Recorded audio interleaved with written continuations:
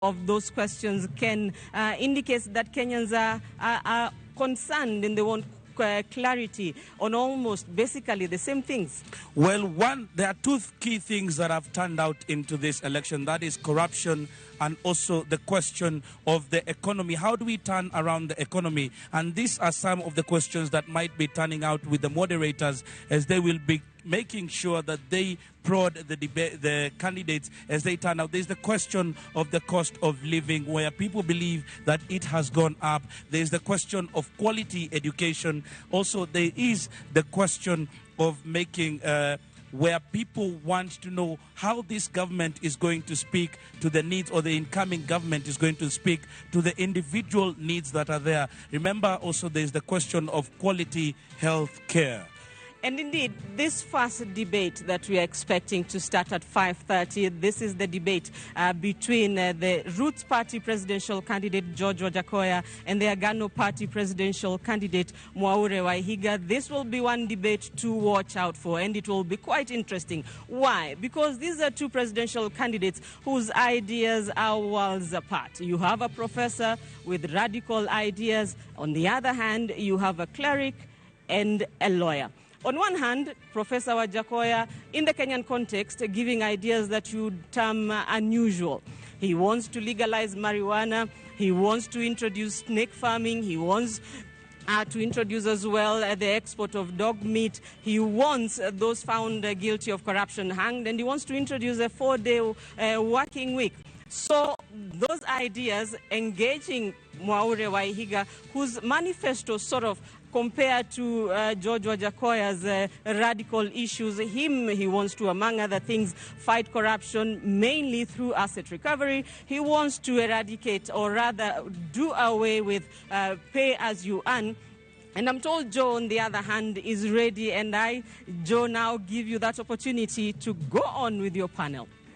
All right, thank you very much, Rita Tinina. As Rashid and Lulu would say, ndio ukoko unalika maua. That is to say, we are here all set, and I'll be having a panel here to look at all those things that these candidates are going to speak about, what they ought to speak about, and later on, we'll actually talk about what they did not speak about. My name is Joe Agayo from NTV, and here in this outdoor studio, we will have pundits here all evening long, and I'll start with introducing them. On the far right, we have Houghton Irungu, who is Executive Director of Amnesty International Kenya. Next to me, Wanjiru Gikonyo, National Coordinator for TISA, the Institute for Social Accountability. On my left, we have Sheila Masinda, who is the Executive Director of Transparency International Kenya. Professor Alex Awiti, who is a researcher in sustainable development and public policy. And last but not least, Dennis Kabara, who is a management and governance analyst and consultant. Ladies and gentlemen, this debate, we will start one in the next 80 minutes, but these debates are coming on the backdrop of controversy. Are some candidates coming? Are they not coming? Perhaps we could just start by establishing just how important these debates are, and I'll start with you, Houghton. Thank you, Joe. I mean, I think you have to look at this presidential debate from both a historical perspective, but also what this means for the future. And I think the historical significance for me has always been that, you know, there was a time that Africans did not vote in this country, that we had no say, there was no public debate about who would be elected. It was in 1921 that the first election took place. Arabs, Europeans and Asians voted. No African person voted. It was really until late 50s, early 60, I think it's 61, when we had the first election where both African men and women voted simultaneously. And this is interesting because in America it took 100 years for American women to basically follow their men and vote. But in the Kenyan context, they voted simultaneously. What happened after that first moment? Multipartyism was disintegrated by the one-party state. The right to free expression was crushed, and the opportunity for people to be able to vote and to stand was destroyed. And it's really until Article 1 that we have seen a legal framework that says that people matter. It is not elites that matter in elections, it's people that matters. And that's why I think it's so important that we cultivate this idea of debate as being the center of our democracy and at the center of constitutionalism. I mean, I could give you five strong arguments for this, Houghton, but- I'll stop you there because Professor Wajakoya, there he is arriving because we hadn't expected him until a few moments ago. And Rashid Abdallah is with them. Rashid, kazi kwako. If we are not for, I'm not attending. Naam, labda kwa dakika moja tu, maanake uko tuona kusubiri na wale ambao wanafuatilia, labda kwa kufika kwako, matarajio yako na msimamo wa mjadala ni upi? I am not attending unless we are for. That's why I've come to confirm, because this thing is too far. Sorry, because they never responded to my letter. And if the media wants to corrupt the intelligence of this society, if the media wants to run corruption in this country, if the media itself can do what they have done, to hell with them. Where's Mr. Omari? Na kwa ufupi ni kwamba utafanya mjadala. I am not going to unless we are for.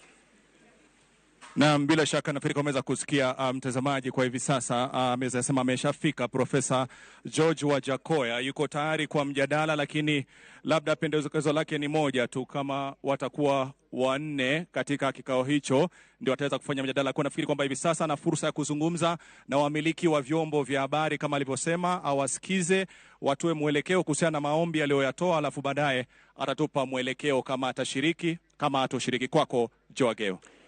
All right, shukran. Rashid Abdallah speaking to George Wajakoya is arrived, and I think we will just continue with what you were saying. Houghton, this is interesting. He's arrived, but he's saying there are still conditions. I think politicians can't give conditions to the media who have no control over the participation of other candidates. I think the responsibility of the media is to provide an equal, fair, open debate for all political candidates to come forward. And I think it's the responsibility of candidates and the humility of candidates to say that they are willing to come before the nation and seek a job that is the highest job in the land. And I think that is where I would start with that. Okay. Let me go to the other flank. Dennis, what do you make of all this? No, I think this is important. Debates are important. Debates are important, as I think Irungu has made very good about, has talked a lot about history. I think one of the things that we have a challenge in Kenya with is actually having discussions, exchanging views. So for me, it makes total sense that we have debates, that we have people exchanging views, agreeing to disagree, and basically telling the Kenyans what they're going to do. So I think this is totally important for us. All right, Sheila? I agree with my co-panelists. This forum is important. I know that politicians are not used to moderated forums. Yeah. We're used to seeing them in public rallies where they're shouting at us and chiming on. But this is a forum where we expect, and what we have seen in the last 2 weeks is a moderated, very, in a sense, controlled discussion, which enables us to be able to get the gist of what their campaigns are about, what their manifestos and plans are about, and what they really are about, looking at even some of the questions that have been asked around their values and issues around integrity. So it's important because we don't get to get a sense of all this when they're out there in public rallies. So this is an important forum. I know that there's been a lot of investment looking at the sheer infrastructure set up for this debate. So I think it's important that politicians honor this. I know that even at the local level, there are various attempts to bring together members of county assembly, members of parliament, and the reaction on the ground is when one misses a debate, that you're really not honoring us. And I think this is the perception that some Kenyans have, although there's also a school of thought that says, by the time people are watching a debate, they've already made up their mind. So it's either to reaffirm their love and, and admiration for you, or to confirm why they are not going to vote for you in the first place. But all in all, it's an important forum to enable Kenyans to see, get to hear from you in more depth what you're planning to do for Kenya. Thank you. Yet, Professor Witi, there are people who say, at least if you go by the polls and all the different conversations we've had about this election, that there seems to be an uncharacteristically high number of undecided voters, even as late as a week or two ago. How does that square with the need thereof of a debate such as this one? I think, thanks, Joe. I think voters are tuning in, and I'm really sympathetic because this, to me, has been a very arid political season. there is a devastating, blistering drought of great ideas that are required in this transformative moment to move the country forward. And that's the reason why voters have checked out. That's why a lot of people don't feel that the politicians, the four running for president, have articulated anything that is remotely adjacent to the critical issues that are needed to move the country forward. Their manifestos... How do you mean? I mean, they all have manifestos. Yeah, the manifestos are a mile wide, but they're not even an inch deep in terms of how they frame the issues. Everybody's got this long list that any Kenyan can spew out. Agriculture, employment, energy, infrastructure, education, but there is nothing substantive that is transformative, which these politicians are saying. Everybody's got a bunch of proposals that are completely unfunded. We have a devastating deficit right now of 862 billion. So what's missing? What's missing is a coherent plan that basically addresses the fundamental issues in a transformative way. We're hungry today. When I worked in agriculture many years ago in Western Kenya, 9 out of 12 months, farmers who tilled the land every single day were hungry. If you look at the Kenya National Bureau of Statistics census on household food security, it's still the same picture. People in rural areas are more food insecure than urban people who are working. Agriculture is not working. Some of the input supply, input subsidy programs are not working, like fertilizer application rates, for instance, are extremely low. Extension services are broken. So you give farmers fertilizer, they're applying it on soils that are not ready to take fertilizer. So these are some of the fundamental things. So to put more money at this bad problem is the problem. And you see the manifesto that has been advanced by Raila Odinga and William Ruto. It's exactly the same, more of the same. It's not going to change the trajectory that the country has taken so far. And that's why voters have checked out. Basically saying, what's the difference? Well, at least Wajakoya has some radical 10 points, and we'll talk about them in a while. But Wanjiru, I wonder what your initial thoughts are about this debate.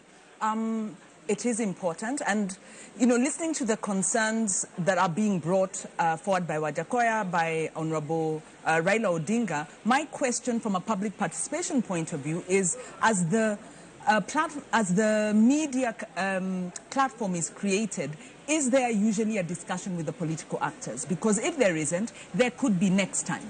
I think there are a lot of Kenyans there that would have loved to see a debate with all the presidential candidates. So public participation and stakeholder engagement, I think, applies across the board.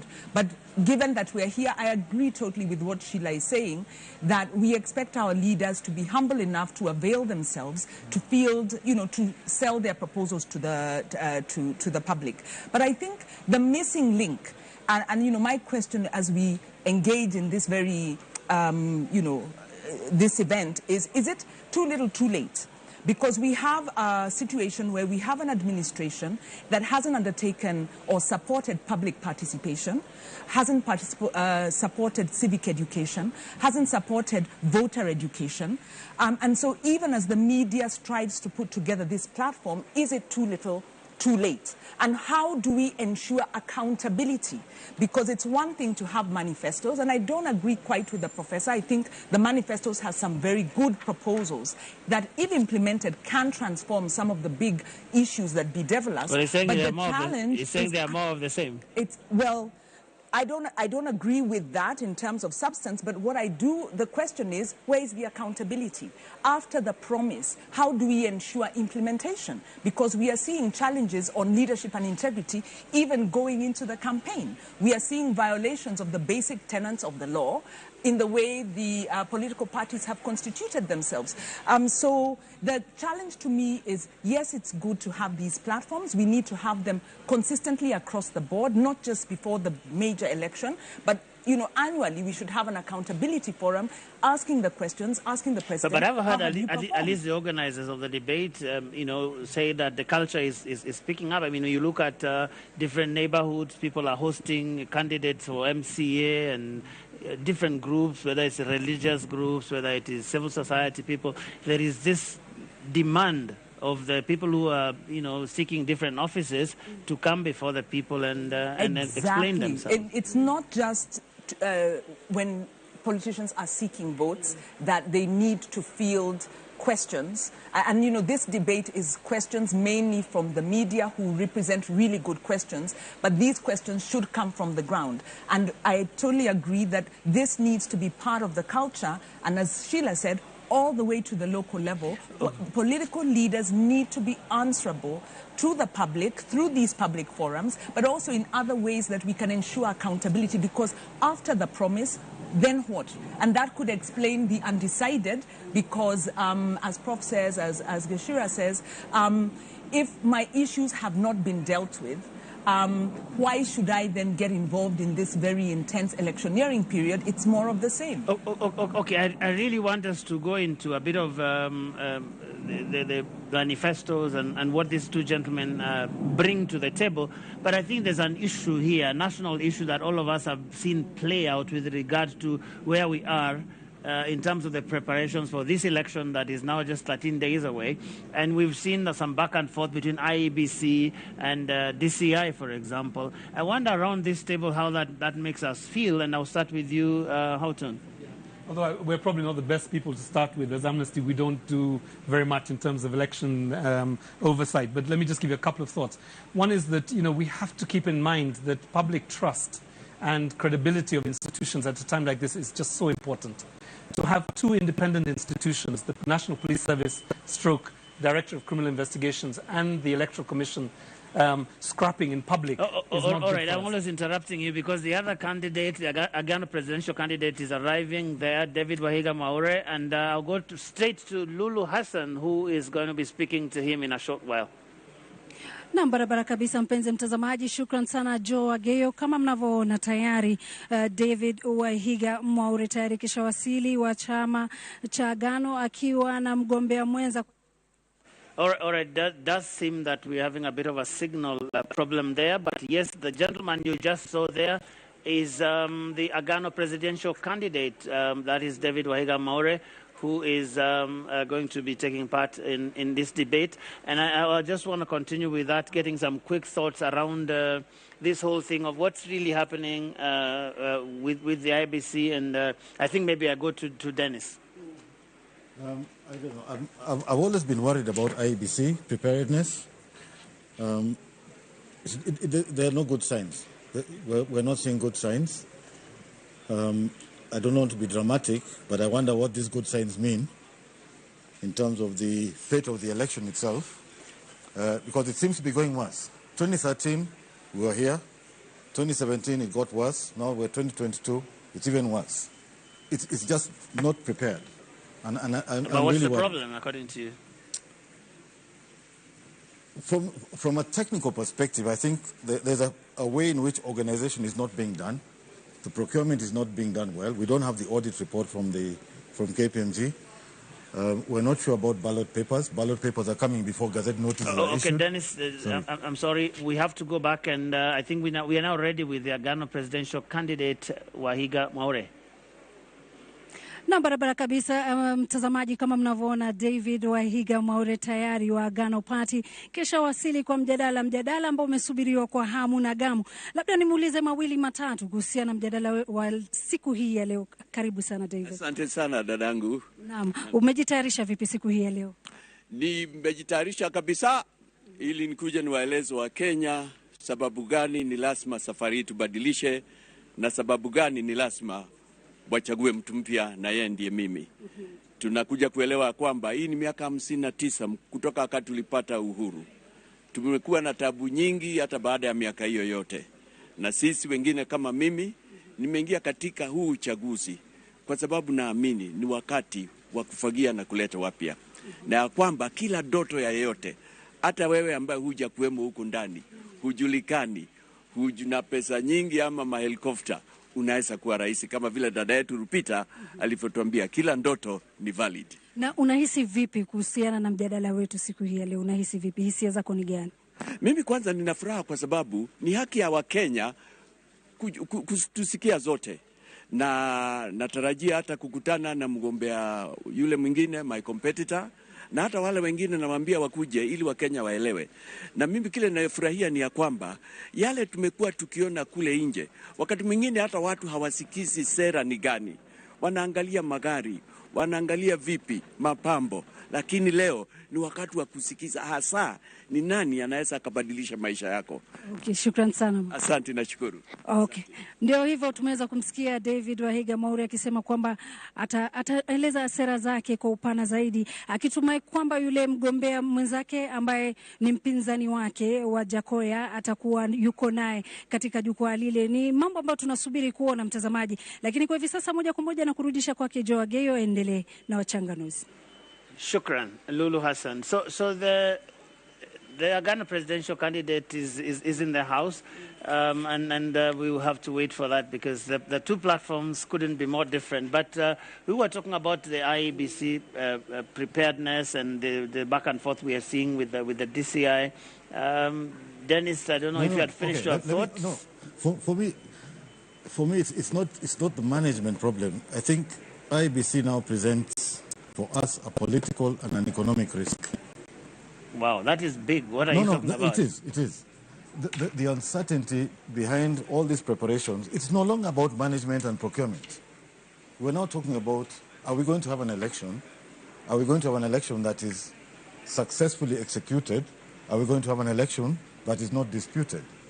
These are now political and economic risks. I think that's where we are. Prof? So, Joe, this is a historical problem. This is not just IEBC. The previous electoral bodies have had these same levels of institutionalized and government engineering competence because of what elections mean to our governance process. We've not had free and fair elections since 1992. This is not a disputable fact. I think the only credible election we had that we believe the outcome was 2002. So what IBC exhibits today is a comedy of errors in many respects and institutional incompetence at a colossal, catastrophic level. One scholar of governance called Land Pritchard talks about governance in capability and talks about isomorphic mimicry, where we've created an institution that mimics that which should be a functional institution that runs election. In every sense it looks like, but it doesn't function like one. So I think that in many respects, if you look at the last 4 elections, we've created a system where IBC is kind of an arm of government that inserts itself in diverting and subverting the will of the people. Now that has created interesting opportunities for perpetrating internal incompetence in the sense that IBC is just not well organized as an institution with all the capabilities that it needs to run an election. Internally, we talk about procurement issues. We talk about just an election, a plan of action that you would execute to the D-Day of an election. If you ask Chebukati what he's been doing for the last 3 years in preparation for this election, the voter register, the cleaning up of all of that, talking about electoral materials, the ballot papers, the security around that. And as Dennis says, this is an existential risk to the democracy. And it's also a threat to the body polity of the country in terms of our sovereignty in many respects. Sheila, how worried are you about this situation? Well, the trust deficit levels have always been low for our election management bodies and largely partly because of how some processes are conducted. Key among them is procurement of key strategic materials. That must be something you follow keenly. Yeah, we follow. Yes, we follow that keenly. And one of the things that we had urged IBC earlier on is in the spirit of open procurement, because we know the problem of procurement in this country. It is actually the center of corruption. Most corruption in this country emanates from public procurement. And so the interest that then the procurement of these strategic materials, so the ballot papers, the technology has, it meant that there needed to be an attempt to ensure that there was open communication throughout. Because when you're looking at some of the claims that were made, was it 3 weeks ago, coming from politicians, it comes from that whole organization of procurement. So my own take is that there should have been an attempt to be a bit more open, not a bit more, but actually very open in terms of communication, communicating with stakeholders, including the political class. But the other concern that I have is just the ability of our agencies to be able to work together. When you see that kind of spat between the police and IBC, and you wonder whether these are not some things that could have been resolved, bilaterally. Yeah, we expect them to work together. An election, it requires that you're working very closely with security agencies. And I would have expected that that kind of, whether it's a misunderstanding or a dispute or whatever contention, should have been sort of, especially because we know how we easily sensationalize things around elections and politics, especially at this time, with just 2 weeks to the elections. I would have expected that as a matter of national security, this is something that should have been handled. Of course, of course, it's good that it's out in the open, so we know what issues are there, but then we also know that this is something that can potentially, spark several disputes, in regard to the election. And of course, I know the politicians are watching. It's probably a matter, if anyone is preparing the petition, it's already something there. They are doing more than they're watching. They're talking a lot as well. Yes. So my concern, Joe, is how our institutions are working, not just the police and IBC, but throughout the planning of this entire election. I have had my concerns in terms of our institutions to be able to work in collaboration. Yeah. Even when you look at how candidates were verified, vetted, and cleared, you could tell that clearly these institutions were not working together, and as a result of that, we now have people who are not credible, who don't meet the qualifications set out in the Constitution, who have been cleared for office. So this problem started earlier on in the election process. Wow. It all sounds familiar, Wanjiru. Deja vu all over again? Unfortunately, yes. This is a political problem because the IBC is really, if you look at our democratic trajectory as Irungu was taking us, from the very start, we are trying to build a constitutional democracy. And we are trying to ensure that our governance is guided by the rule of law. That is where we are heading, and we are coming from a context where we had, an authoritarian, very corrupt regime through the 80s, through the 90s, and we are trying to reform this with the Constitution of Kenya. And the IBC continues to be possibly our weakest link in our democratic process. And I would say this is a political problem because the IBC was not fully constituted until very recently. Last year, yes. Until last year. And that was a failure on the part of, you would say, it's the political leadership. It's the government of the day, you would say, because having the majority of numbers in the House, having even through the handshake, the government, the administration had the wherewithal to be able to constitute IBC adequately. Another factor with IBC we continue to hear is the budget. That they do not get the allocations they need in terms of the budget. We also know there's a lot of horse trading and a lot of efforts to kind of influence. Of course, the way the IBC is designed, political parties have a role in terms of the nominations of the constitution of the commissioners. But we then don't see the independence, and we get a sense there's a lot of interference happening behind the scenes. So the inability of IBC to win the public trust and the fear that it may, not perform to the level that's needed is a political problem. And then we ask ourselves, we've had several by-elections run by the very IBC. We now see as the stakes get very high, this IBC is not able to, the institutions aren't working together. All right, we need to go. I think yes, there is. That is Professor Wajakoya, the Roots presidential candidate. I'm not quite sure what he wants to say, but there he is outside. We'll just take you there and hear what he's talking about. All right, so we will keep that there as we monitor what that is about. But here with my panel, we are monitoring this together. And Prof, I see you are quite perplexed, perhaps amused by what's going on. No, Dennis just remarked that Wajakoya is probably standing next to his lawyer, so I'm wondering whether he's going to sue the organizers of the presidential So we have to be debate. careful what we say here, but we'll have to monitor what that's about as we continue. But I want us to talk a little bit about these two gentlemen and what they have placed on the table. And it is interesting, we're watching Wajakoya just now. And he has this thing that he calls a 10-point manifesto that has all kinds of things there. There is cannabis that has taken the country by storm, the whole conversation, and he has some people call it ganjanomics because he has all these figures around it, and he has things like hanging the corrupt, he has things like shutting down the SGR, suspending the constitution, and selling all manner of body parts of hyenas and related things. I wonder what the thinking is, first overall, what his approach has been, Dennis, to this campaign, Professor Wajakoya.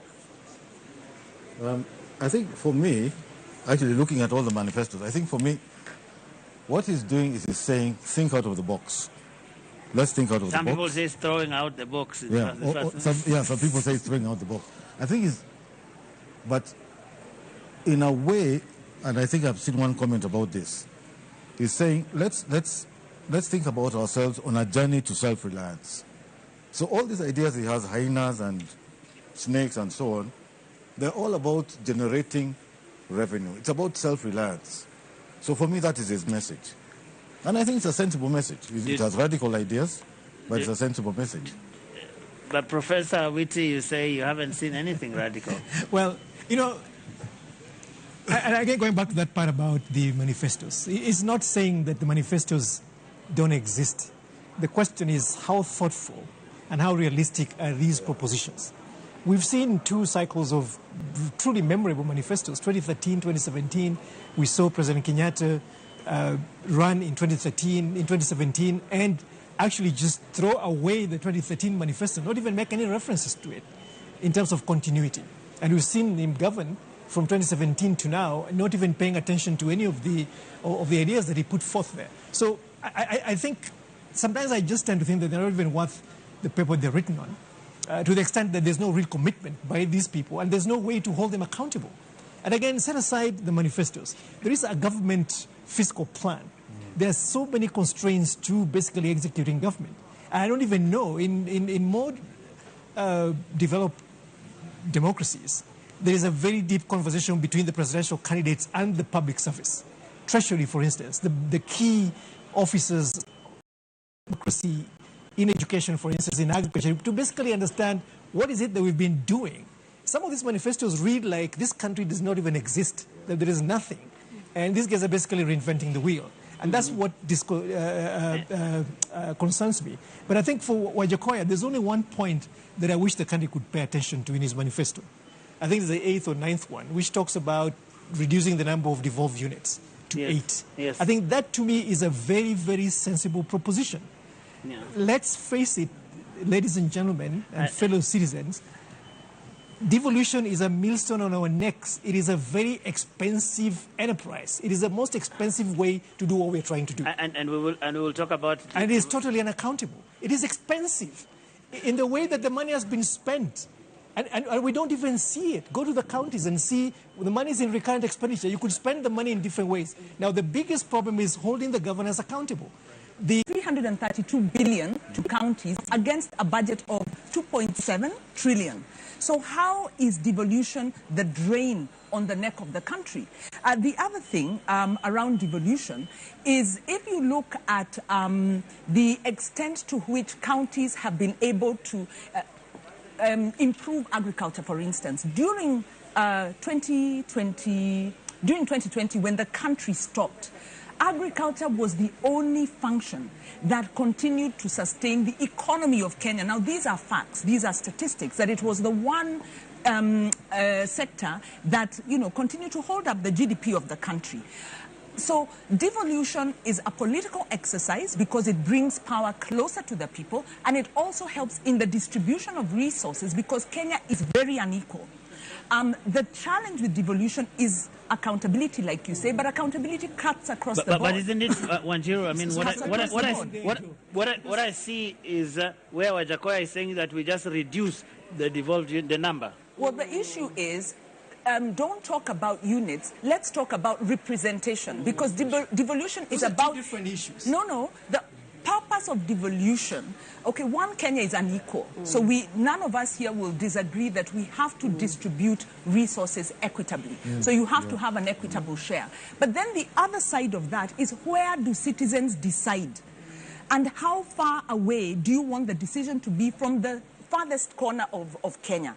So the issue is with whether we have 47 counties. We now have the regional economic blocks that allow these counties to come together and then come up with, you know, the economies of scale and the efficiency. So let us not deny Kenyans the ability to elect their MCA and hold their MCA to account at a level that is close enough, because we've had enough of centralized government. We want more decentralized government, but we want accountable centralized government. So I think on that, devolution is not just about economics. It has assisted economics. If you look at even the increase in property prices, the expansion of services, devolution has assisted that. But there is also a political exercise, and there is Article 1, citizens say, self-governance. You can't have that under centralized government. Joe, let me just jump in, because every time I jump in, It's a debate. All right, just very briefly, yes, yeah. We just want to do a check on what's happening with the registration, but it's fine. You can make that come. Okay, so that was a light touch. I mean, I think the thing that we have seen in both of their manifestos, which I think have been interesting, is the focus on anti-corruption, right? So that's the area that they do agree on, but their prescriptions are very different. So I think with the Agano Party, what I saw was a lot of language around, you know, how painful, how onerous, you know, corruption and impunity is, but very few legislative and policy prescriptions and, I guess, programmatic shifts, right? The one thing that I think is interesting there is this idea of shifting prosecutorial powers to the Ethics and Anti-Corruption Commission. Yeah. So we will come and have a fuller conversation on this. I just want to remind our viewers who are watching this all across the screens in this country. We are live on TV and even online following these historic engagements that we have in this country every election cycle. And right now, many people are already arriving here, the audience being properly vetted. And I want to cross live to Kennedy Mureithi, who is standing at our registration desk just to check what's happening there. Is everybody in now? Because we'll be starting this debate in another 45 minutes or so. Kennedy, what's happening where you are? Well, thank you, Joe, and quite an interesting panel you're having there, discussion. And here on this other side of the registration desk, there is an outpouring of Kenyans who want to watch this live, and they are already being cleared from the registration. There are hundreds of others that are being cleared from the other side where there is the main gate as they come in, and there is also a provision for where they will be sitting as they wait for them to be called on. And there is a serious number of officers who are doing this particular job as they wait to clear everybody that is coming in. But we are having their head, Madam Doris Tanui, on this side, just to give us a glimpse of what is happening and who are you clearing. Are you giving an opportunity for those people who are coming here for the first time, or it is by invite? We are giving those who have been invited. You come here with an invitation card, and once you get here with your invitation card, we'll give you a QR card to scan with your phone, and then immediately it will tell you to register. Once you register, it syncs into our system. From there, we can be able to print these accreditation cards for them.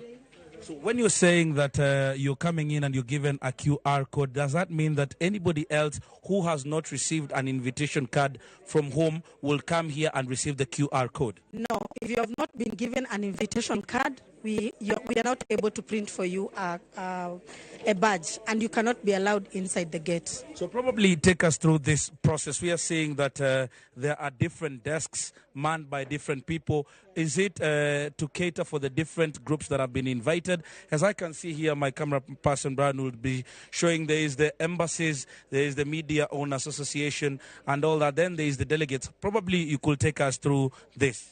Yeah, from that side, we are able to handle the embassies. We are able to handle the diplomats. And then from these desks, we are accrediting everyone. People come, they sit from that side, then they will be called one by one. They go to various desks, and then they are sorted out to make it move faster. Well, that is what we are getting, and everybody has been catered for when they make their way to this particular place. And we will, the digital? This company is called Digital One. We are the one who are doing registration and accreditation.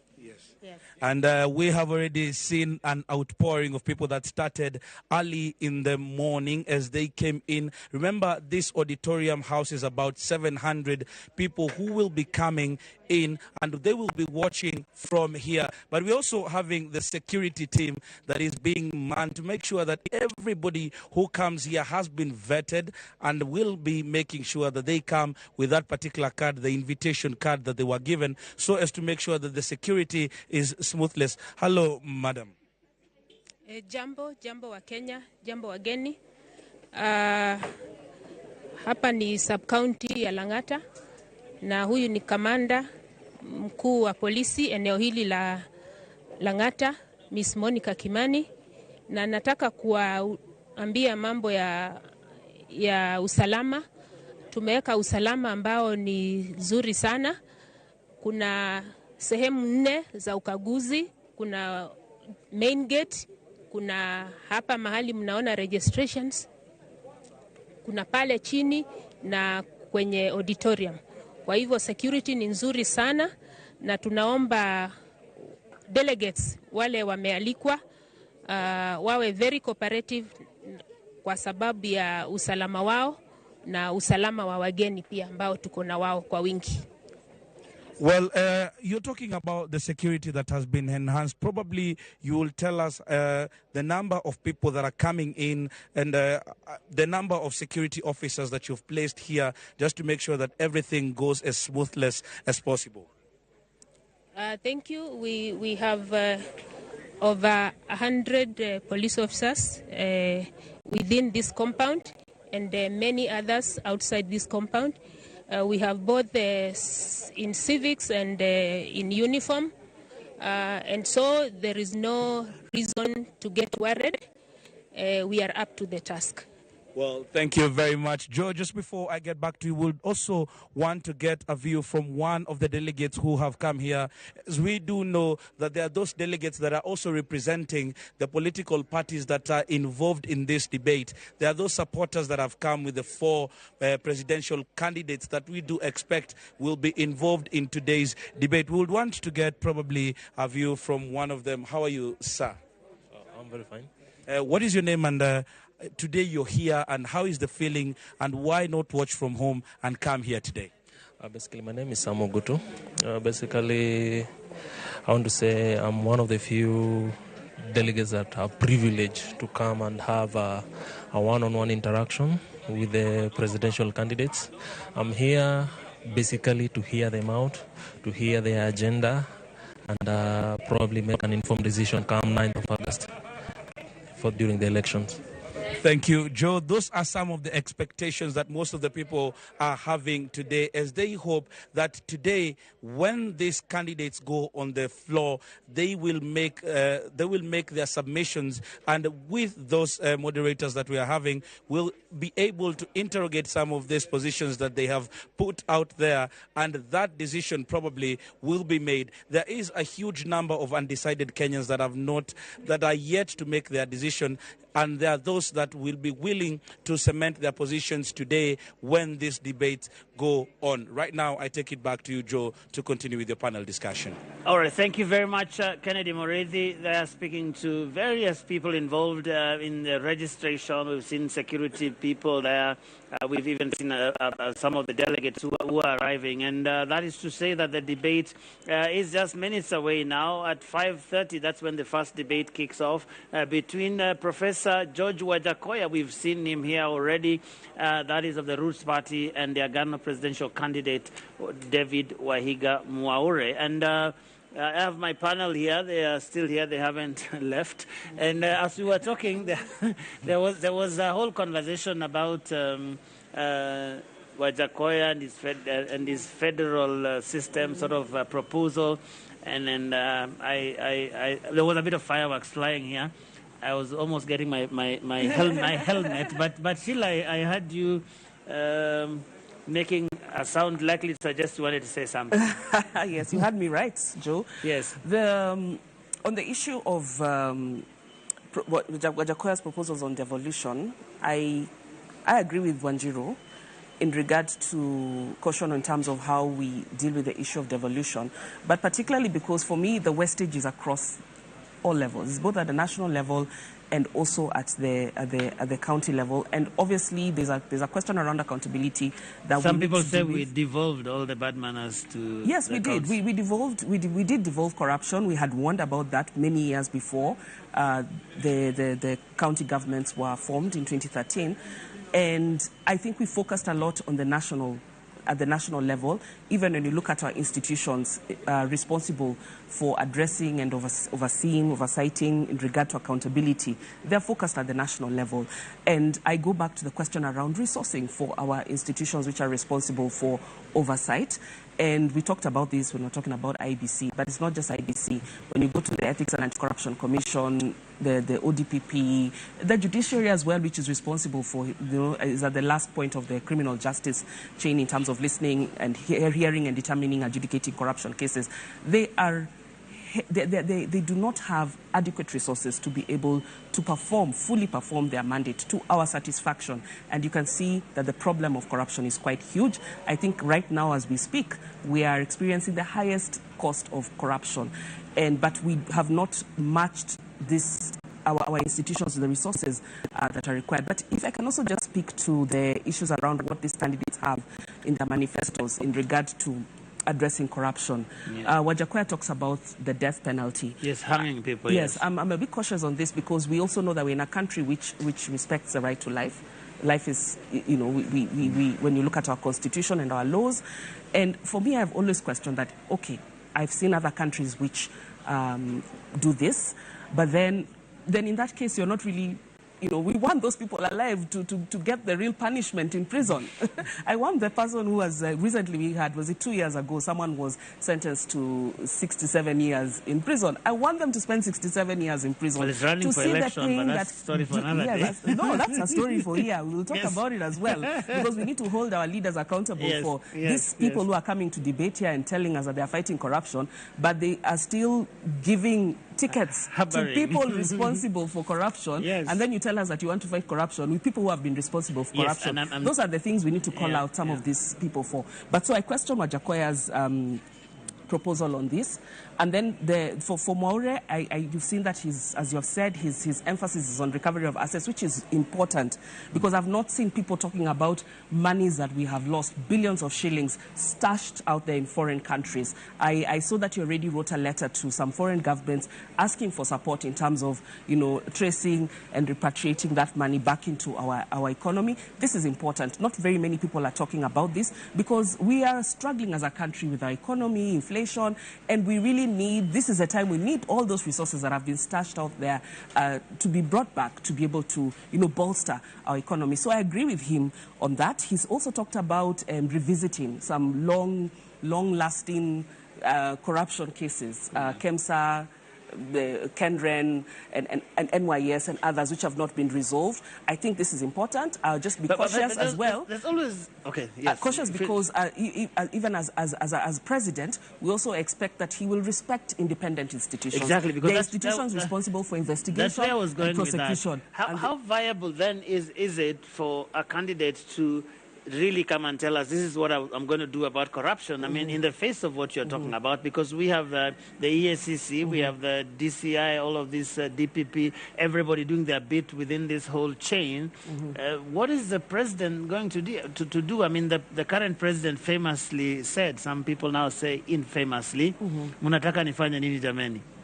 Well, there's a role that the executive also has to play. That is important, even in terms of, because one of the things that we have struggled in this country is political will, and even just, how are you able to call out your people in government, your colleagues in government who are responsible for corruption.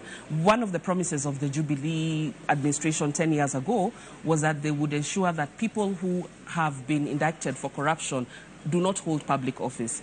But then how many people have we seen continue in public office even after being indicted? Okay, so those are some of the things that we see. So it's a political will that is really critical that we need to see coming from the presidency. And there are many other roles that the presidency plays in terms of fighting corruption without necessarily going into the mandate and influencing independent institutions. Dennis, there are platforms here. So they are gone.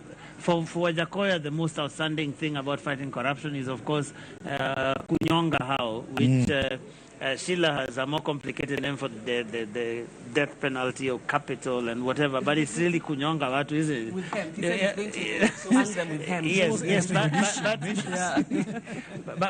but then there are the other things that the Ghana presidential candidate is proposing, such as the whole asset recovery thing. In fact, he's saying that asset recovery thing should be domiciled in the presidency. He's already written some letters to some foreign embassies and that sort of thing. He's talking about devolving budgeting to village councils, which is not just about corruption, but I guess it's also some of the things that Wanjiru was talking about, taking everything closer to the people. And then talking about the big fish going about. Budgeting at the national level or at the county level?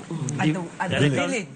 Devolving it beyond the cascading it further to the villages. So that is devolve funds going to the villages to make budget proposals about their priorities. Yeah, like they do in Makueni. Yeah, That's how they do because their his budgeting. proposal on one of the proposals, at least on devolution, is that the allocation to the counties will be 40%. Right now, of course, there's a whole debate whether it is even 15 or 12 or 10.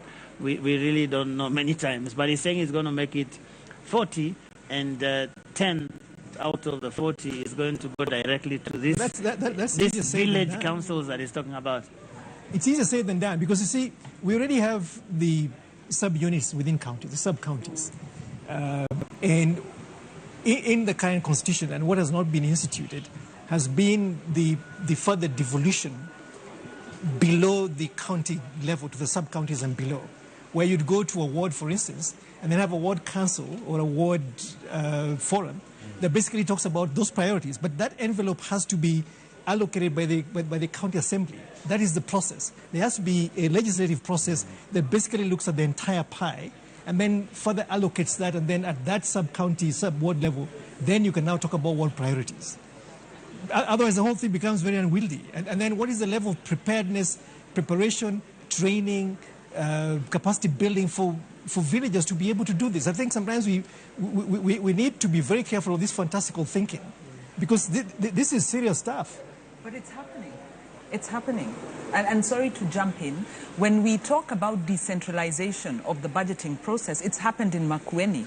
And there are models that we can look at, such as Makueni, where budgeting process starts at the, in fact, sub-village, in terms of prioritization. And they then have a process of, putting together those proposals. And then at the ward level, you have ward kind of budgeting meetings. So if the governor wants to do a county-wide large infrastructure project, like national government did SGR, or they want to build a hospital or something, they have to go to these ward-level meetings and convince villagers, give us this priority because it will help you.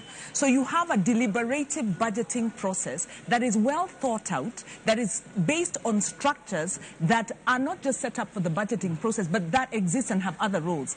Linked to that, before but isn't there a need for that continuous capacity building for them? They have a whole, exactly. It's political will. Not the numbers like how many shillings and cents you're going to spend on a bridge. No. It is, by the way, the budget discussion is based on the proposals, because there is a problem in Kenya's budgeting process, and we've been told this by government, by people in fact in finance, where we do budgeting based on expenditure proposals without the estimates. The estimates are supposed to go together with these proposals, and that's how you wind up then having fantastical projects that then can't be financed. I want Dennis to come in, because he's been waiting to do that for a while.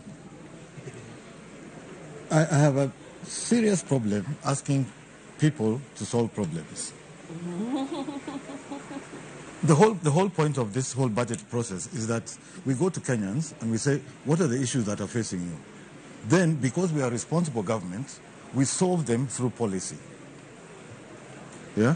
We don't let people design projects. We solve them through policy, which is then translated to programs, which is policy, which I think this is what Alex is saying here. Right? We need to get this understanding of government proper, that people tell us what the issues are, we translate those into policy, then policy goes into programs and projects. Budgets. People and then budgets. That is the correct order of things. We've mixed it up. In a bottom-up, in a top-down, in a top-down. In a holistic. Top-down economics has not worked. No, in a holistic Top-down way. economics has not worked. No. Kenya has very high inequality. No, this is not about bottom-up or top-down. It is not top-down. It's not top-down because the point really is... Let Dennis finish. That in a consultative participatory process, the communities generate the issues, the priorities. Now, those have to be consistent with the plans. We looked at the Bolivia system. They have a two-track system. They have a policy system and they have a project prioritization system. And you set up the process so that you can balance the issue that you're raising. But the point is, you do not have public participation, and then government or politicians come and torpedo the wishes of the public. Houghton had a question. Perhaps we can listen. No, comment. I think, having been in a number of county-level conversations in my own community, one of the things that I really find frustrating is that we are asked, what do you want? And then you get a laundry list, right? Exactly. Now, what people don't tell you is what is available in the budget envelope. Because ultimately, budget making and policy making is trade-offs of choices. If you're not given the information, how do you participate in the trade of those decisions? What ends up happening is a group of policy makers or budget makers sitting somewhere in a very small room, very far from the rest of the public, make the decisions. We are essentially providing just the fodder, but the actual processing is done by somebody else. I think until we get to a point where we actually have people being able to work out what is the budget for the Kilimani ward, what is the budget for the Nairobi County, and actually start there.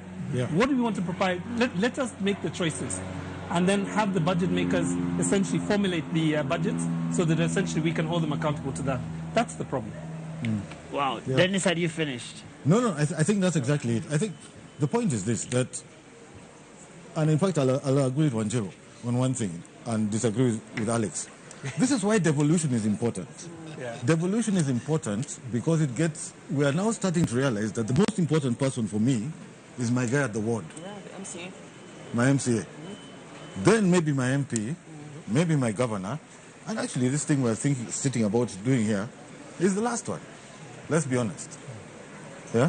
I'm more interested in my But we get it. I mean, many people would say that Dennis, don't get me wrong. the stakes usually appear higher up here. That's where people fight and kill and at a political level, I think devolution is important, and this is why this bottom-up thing works. At a political level. But our devolution is still, I think what Alex is saying, economically inefficient. Yeah, so I'm not against devolution. It's economically inefficient at the moment. What I'm saying is that the architecture of the devolved structures is problematic.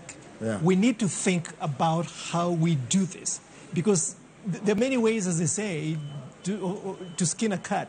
We've chosen the most expensive way to do it, and it is hemorrhaging public resources. A lot of that money is wasted. I have said... Substantiate the hemorrhage. Let me give you a very clear example. I once sat on a plane with a governor to Hong Kong, and he told me that he could run his county with 50% of the resource that he receives. He gave me an example of his MCAs going to Kisumu to write on a 3-day retreat, to write him half a page of a memo.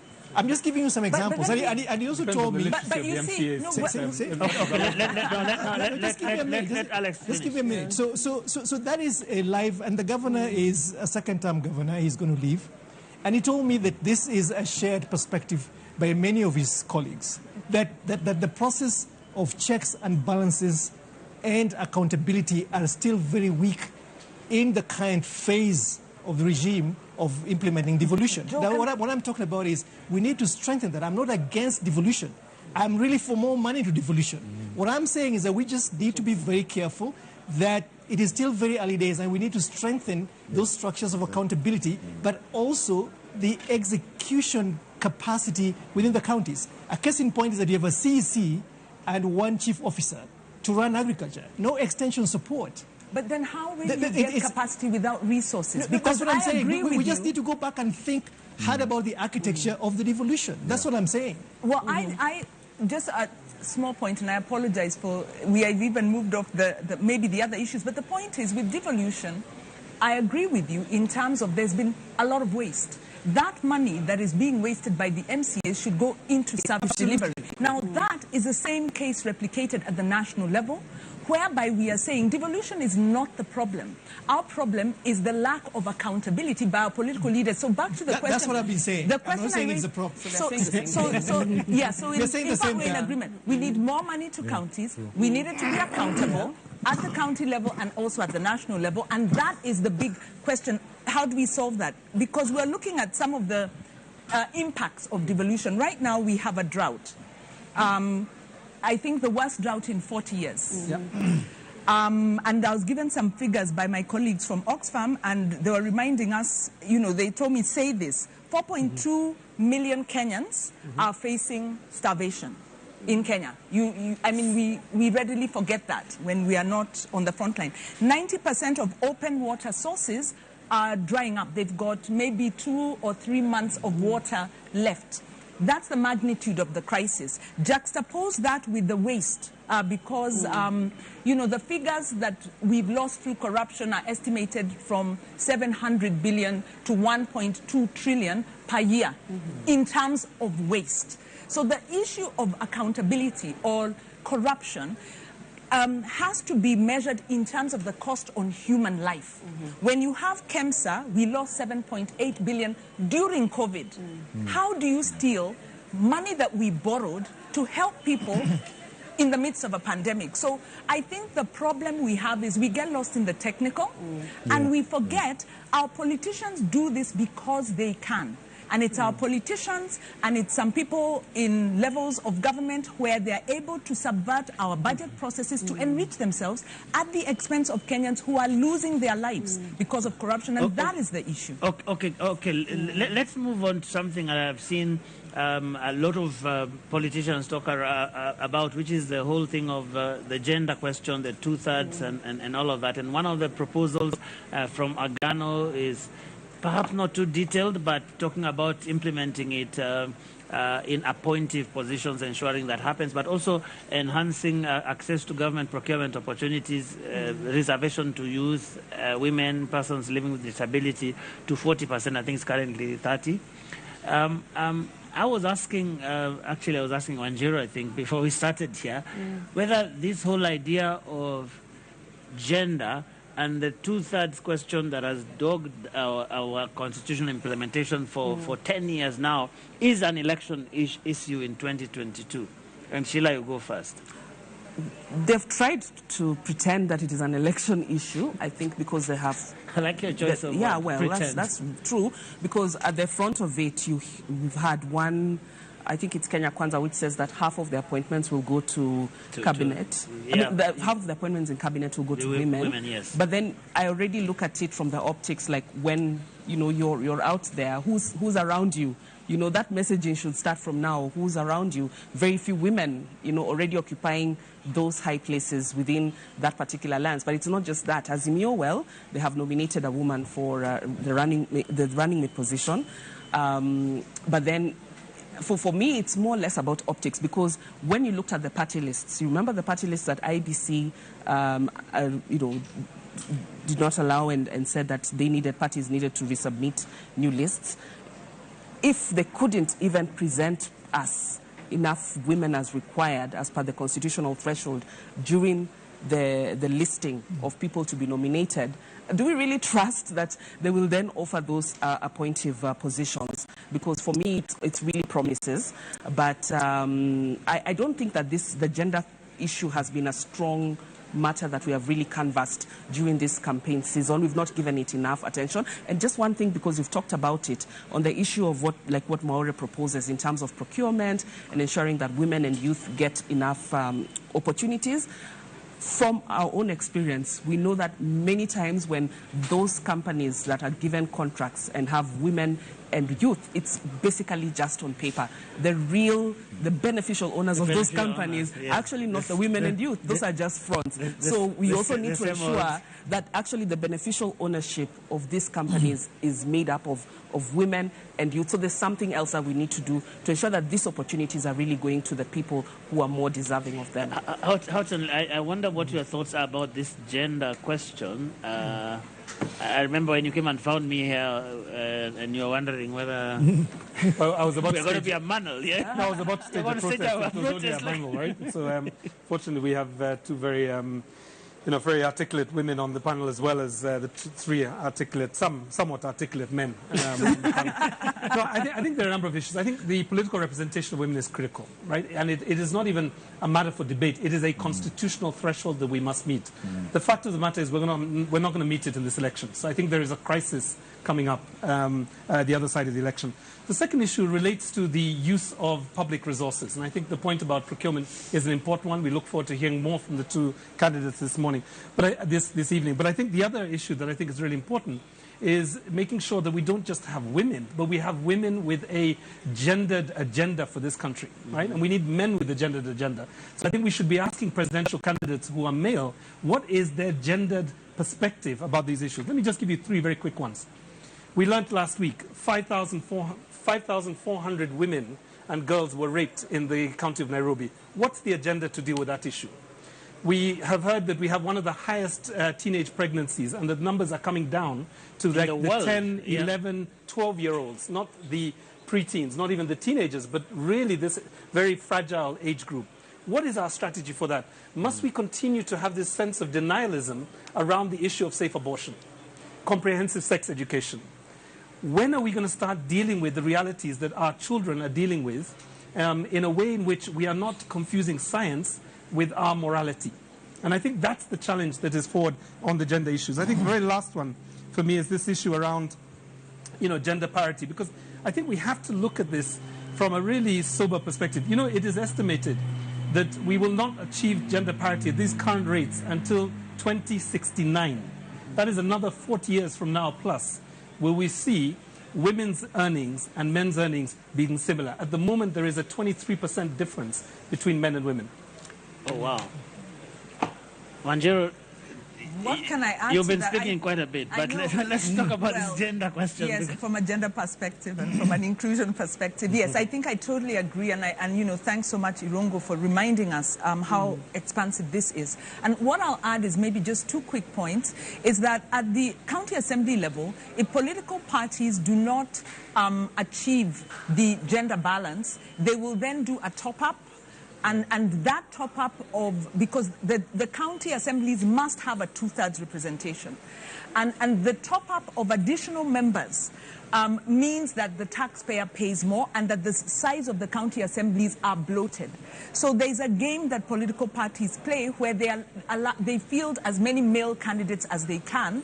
And were it not for the IBC racking their knuckles in terms of the nomination list, it would even be worse. So one, the failure to respect the rule of law and the failure to embrace the gender agenda and paying lip service to it costs us in economic terms. The second is we did a study on AGPO, and we found that much as you have preferential procurement for youth, women, and persons with disabilities, the thresholds, of course, are not being met by any stretch. But we also found numerous cases where women were saying they have to give sexual favors. They're being extorted in terms of sexual favors to be able to get the contracts, to be able to get the credit financing that they need.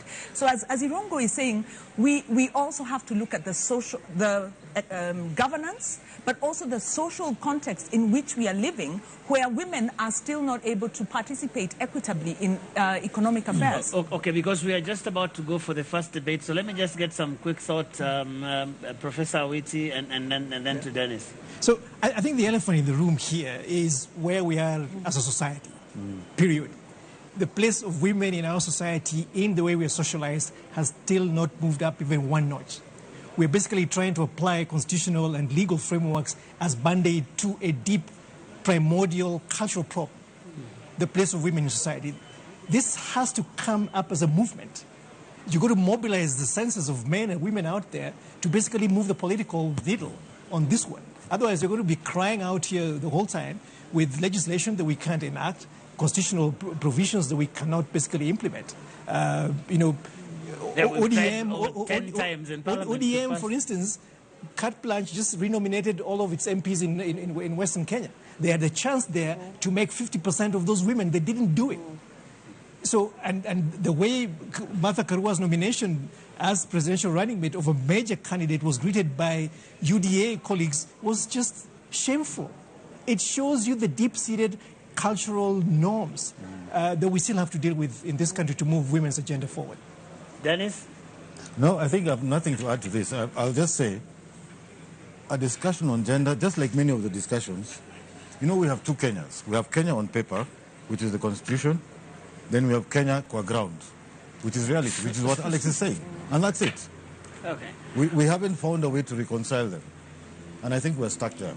Okay, so all the ladies and gentlemen on this table, before we go for the debate, what's the one thing that those two gentlemen must not leave that stage without talking about? Let me start with you, Houghton. No, I would like to address gender. Let's go for that. Gender and women's empowerment. Yeah. Culture. How do we move from a culture, a low trust and a culture of impunity to a culture of trust, especially the political culture? Trust? Yes. What break it down. How do we in the BBI they called it the national ethos. I didn't like that term, but we have a culture where corruption is seen to pay. And a study actually done by Aga Khan University in 2015 is still relevant today because the youth don't mind how, I think Kenyans, by any means necessary, you have to make money. We become consumerist, we don't uphold values. So how do we switch that culture? We have enough laws. Okay, let's go to Sheila. Integrity for me, because if you're not going to be able to meet all your goals and objectives in your manifesto if you don't look at the software.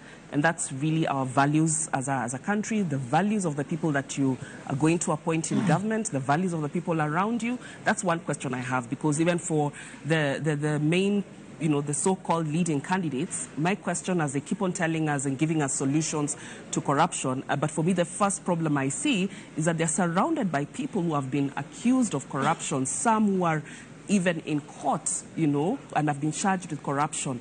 And so my question therein is, how much do you care about integrity and the values that are so well articulated in Article 10 of our Constitution if you're going to not really consider this as you look at, appointing and propping up people who are going to be part of your campaign and possibly part of your government? Professor Awiti? Mine is two issues. One is public institutions. Strengthening accountability of public institutions to the public. They should not leave that stage without talking about how they're going to address that. Because the erosion of the efficacy of public institutions is the reason why we're here today as a country. Where we're now talking about, say, Mwaure should not say that he wants to bring in asset recovery into his office. Let's strengthen public institutions in the places where they are and not reconsolidate power in the office of president. The second one is public debt. But right now we have a lot of independent institutions that are not working. But how are they going to strengthen them? They should focus on strengthening existing public institutions. Public debt now constitutes about 68% of public liability, 68% of GDP. How are they going to deal with that? We need to get Dennis one thing, then we just go. No, mine very quick, since we've all said this. Balancing the budget. Balancing the budget. Okay, let's balance the time here as well, because right now we are taking that break that will lead us into the first debate of the evening. That is a debate between the Agano presidential candidate David Wahiga Mwaure and the Roots presidential candidate Professor George Wajakoya.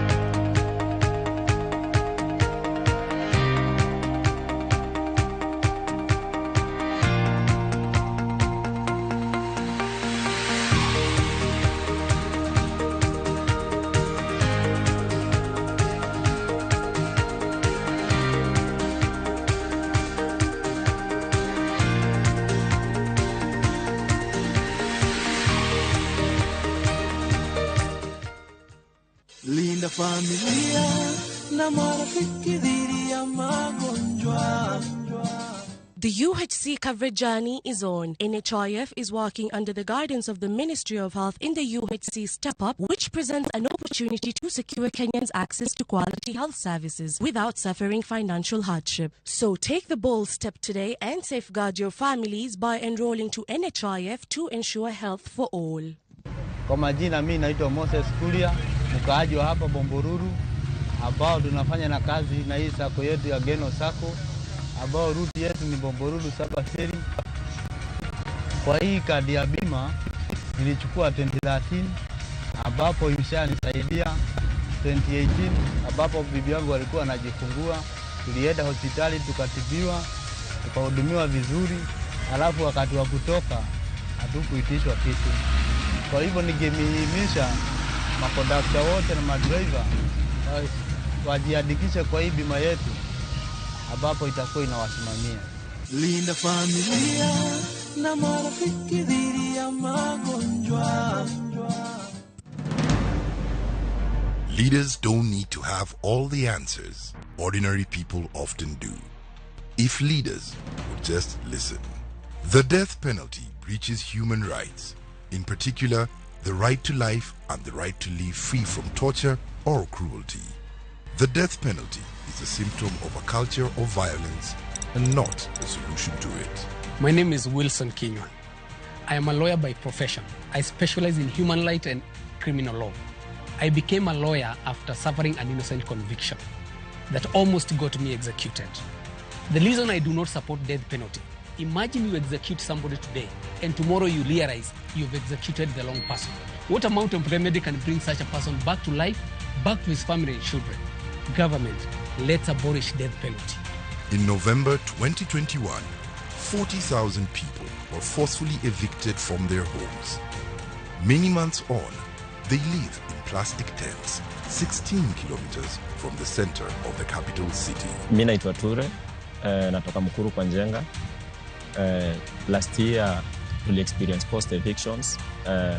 Watu waliweza kuumia, wamama, watoto, walemavu, wazee, community mzima ikakuwa affected.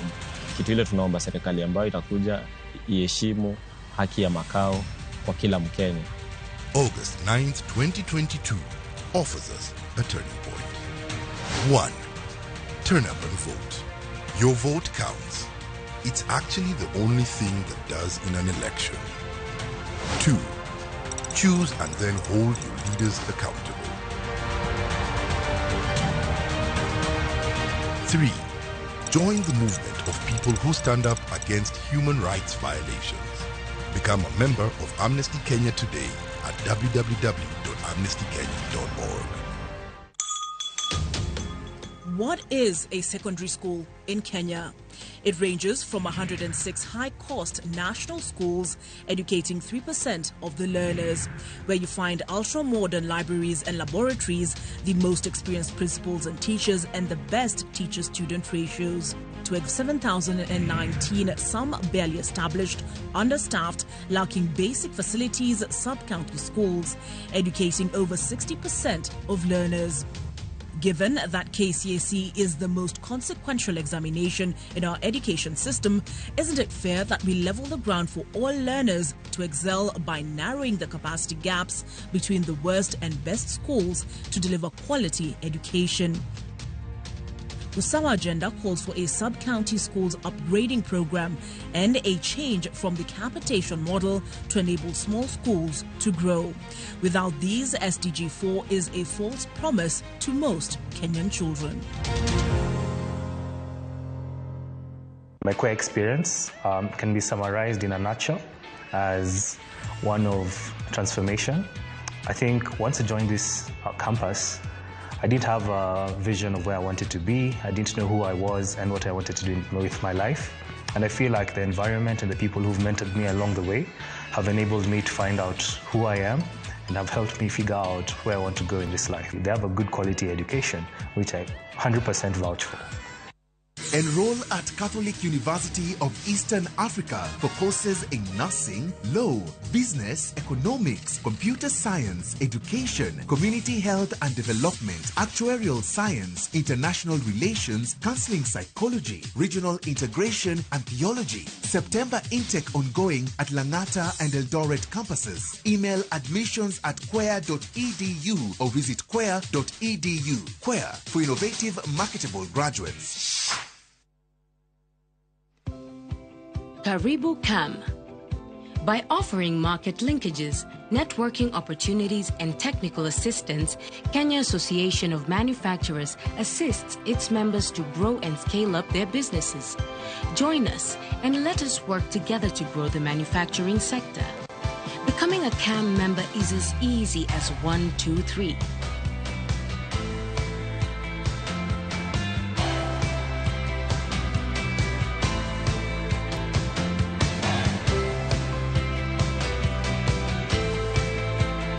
Kenya Association of Manufacturers, driving global competitiveness. Check it. Let's talk about banking. Or let's talk about dreams and goals. Your dreams, your goals. If you're like Louise, you value doing biz with ease. Or maybe you're like Dan, a family man with a plan. At Diamond Trust Bank, it starts with one dream, one goal, one deposit, and one transaction. Pamoja, let's make it happen. So don't just bank with us, bank on us.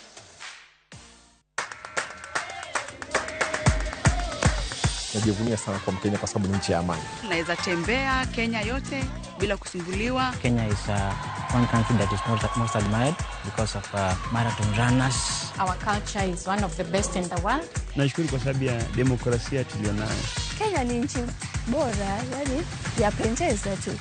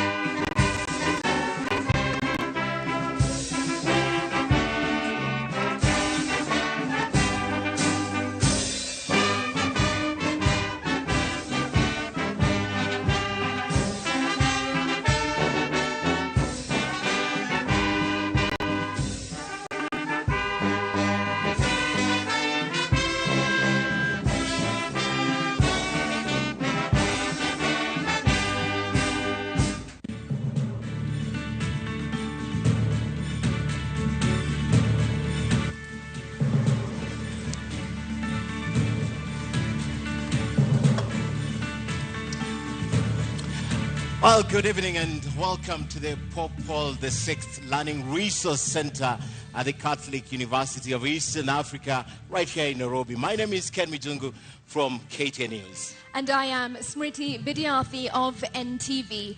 Welcome to the first of 2 presidential debates between the 4 presidential candidates cleared to run for president in the forthcoming election. This is the 5th of 6 national televised debates organized through a joint media presidential debates initiative, bringing together literally the entire Kenyan media fraternity. That's right, and the candidates participating in this debate have agreed to the rules and guidelines requiring them to conduct themselves with utmost decorum, address each other with respect, and extend honor to viewers watching this debate live across all Kenya's broadcast media platforms. The candidates in the debate have also agreed to observe the highest standard of ethics in their conduct on the debate platform. The candidates are not permitted to carry or refer to their mobile phones or to wear any listening devices, including earphones. A medically recommended hearing aid is exempted from this rule, but luckily we have confirmed that none of the candidates is on a hearing aid. And once again, ethics and guidelines also remind the candidates that they shall not carry to the debate platform any written material, whether books or journals, manifestos or articles, including even handwritten notes. Now, each candidate will have 2 minutes to make an opening statement, 2 minutes to answer a question, and 60 seconds for a rebuttal. The topics have carefully been selected after a thorough assessment of the state of our nation and the sentiments of the regular Kenyan voters in various parts of the country. And in line with the debate rules and best practices. Now, the questions we shall be asking tonight have not been shared with any of the campaign teams. Neither were they discussed or even formulated in conjunction with anyone. Now, the questions are entirely our very own. An invited audience seated right here in the auditorium has also agreed to the debate rules. They have been fully briefed that cheers, jeers, or any other form of noise is not permitted during the debate. We, however, make an exception now as we request the audience to help us warmly welcome Professor George Wajakoya and Mr. Wahiga Mware to the stage.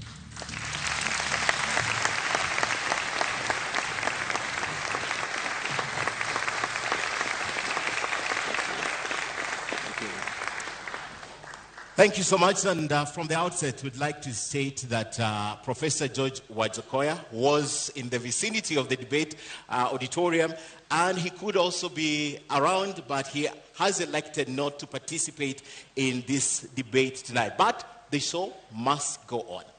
That's right. Welcome, Mr. Wahiga, to this debate. Thank you for honoring your invitation. You have 2 minutes to make your opening statement. Thank you for this invite. Nice meeting you, Simriti. Thank you, Ken.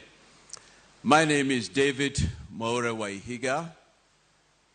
I am a father, I'm a husband, I'm a lawyer by profession, I'm an ordained minister of the gospel. I'm the party leader of Agano Party, and as it's obvious now, I'm one of the four persons who are running for presidency this year. Let me start by recognizing all of you who are present here, Wanjiku and every Kenyan who is listening. Let me also pass greetings of peace to my running mate, to my competitor who is not here, and to the others. I would also like to take the earliest opportunity to pass my condolences to the people who are involved in the Nithi Bridge accident. We have lost a lot of Kenyans as I stand here to talk about the future. But let me end with the few seconds remaining, and because I'm alone, I hope I will be extended a few seconds, to say that I am here as an anti-corruption crusader. I am here as a friend of the people of Kenya and the people of the universe. I am here as a person, a man of peace. We are at a very defining moment in Kenya. For me, the elections of 9th August are very defining. 59 years after independence, we still have to discuss, we still have to find out what we need to do with this nation going into the future. Because the question begs answers. Why is it that 59 years after independence, Kenyans cannot afford not even a single meal per day? Why is it that 59 years after independence, we have such high cost of living than we have had before? Why is it that 59 years after independence, we have such high level of unemployment?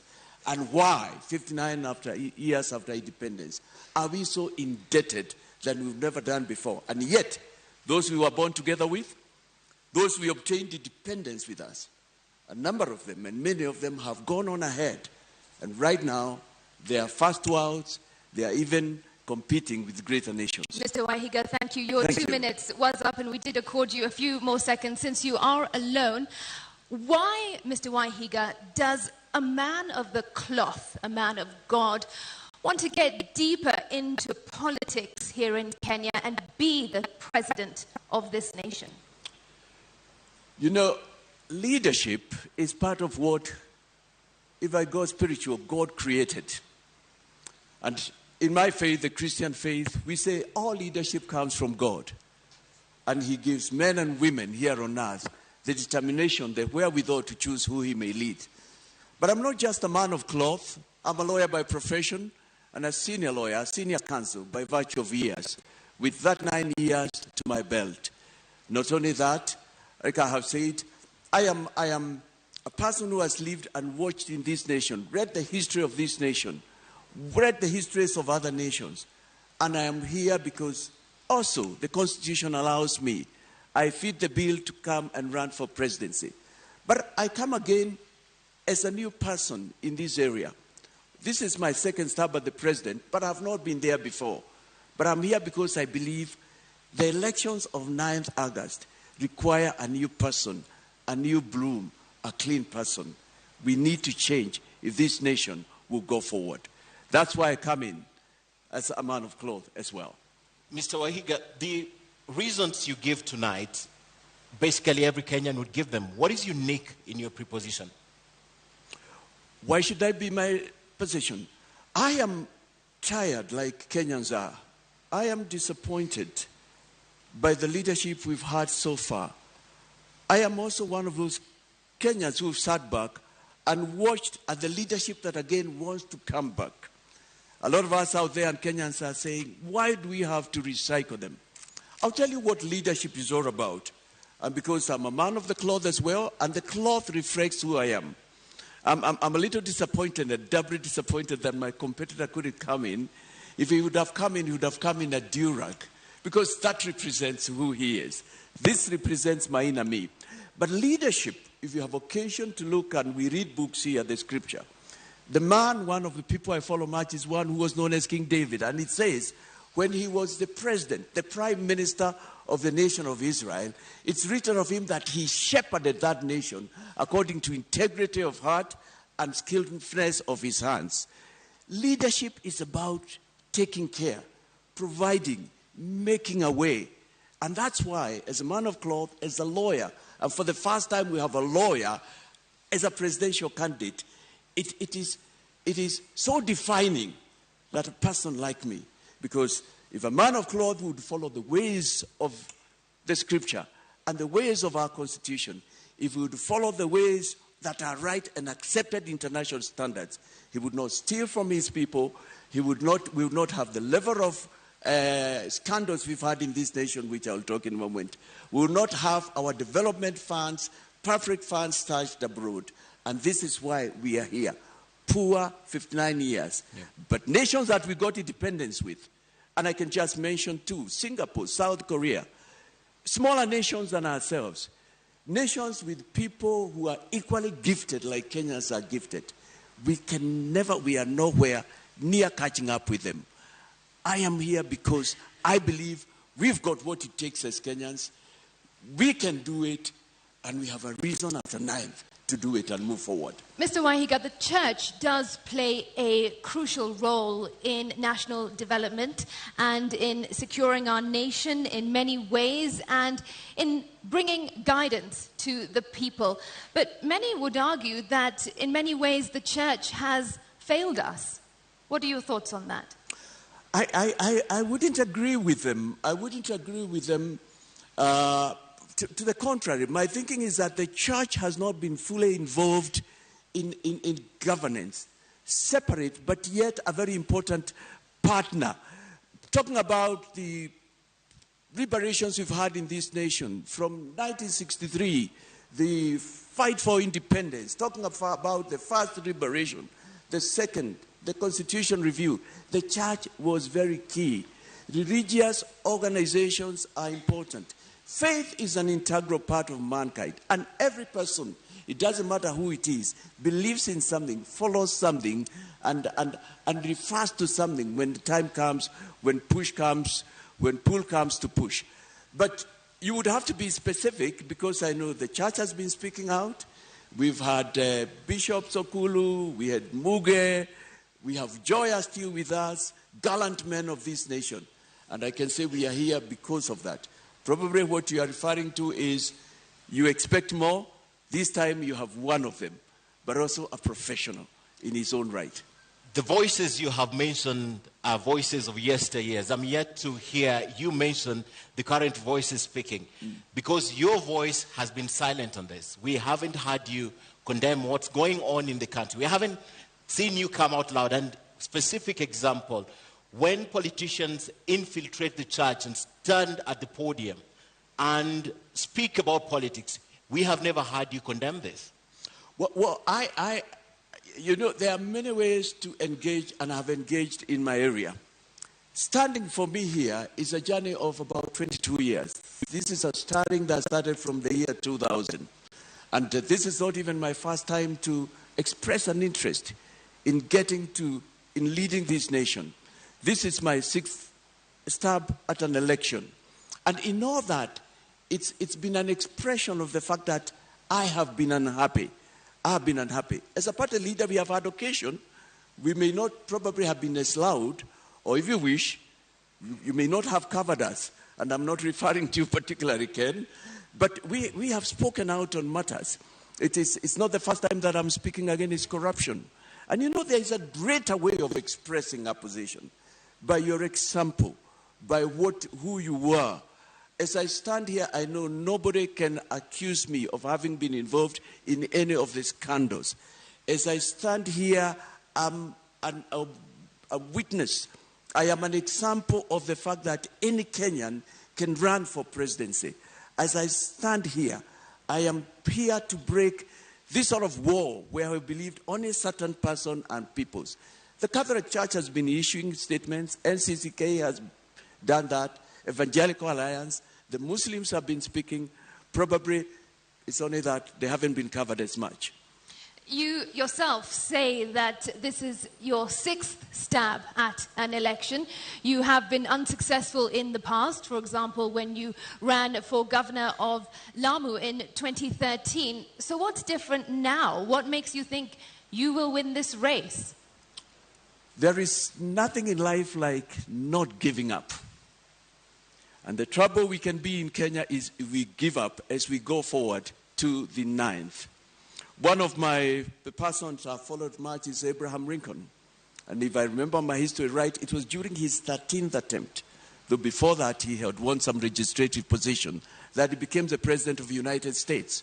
And when he did that, we know that he's the one who brought about the slavery emancipation, something to date that speaks to this world about the fact that all men and women are created equal.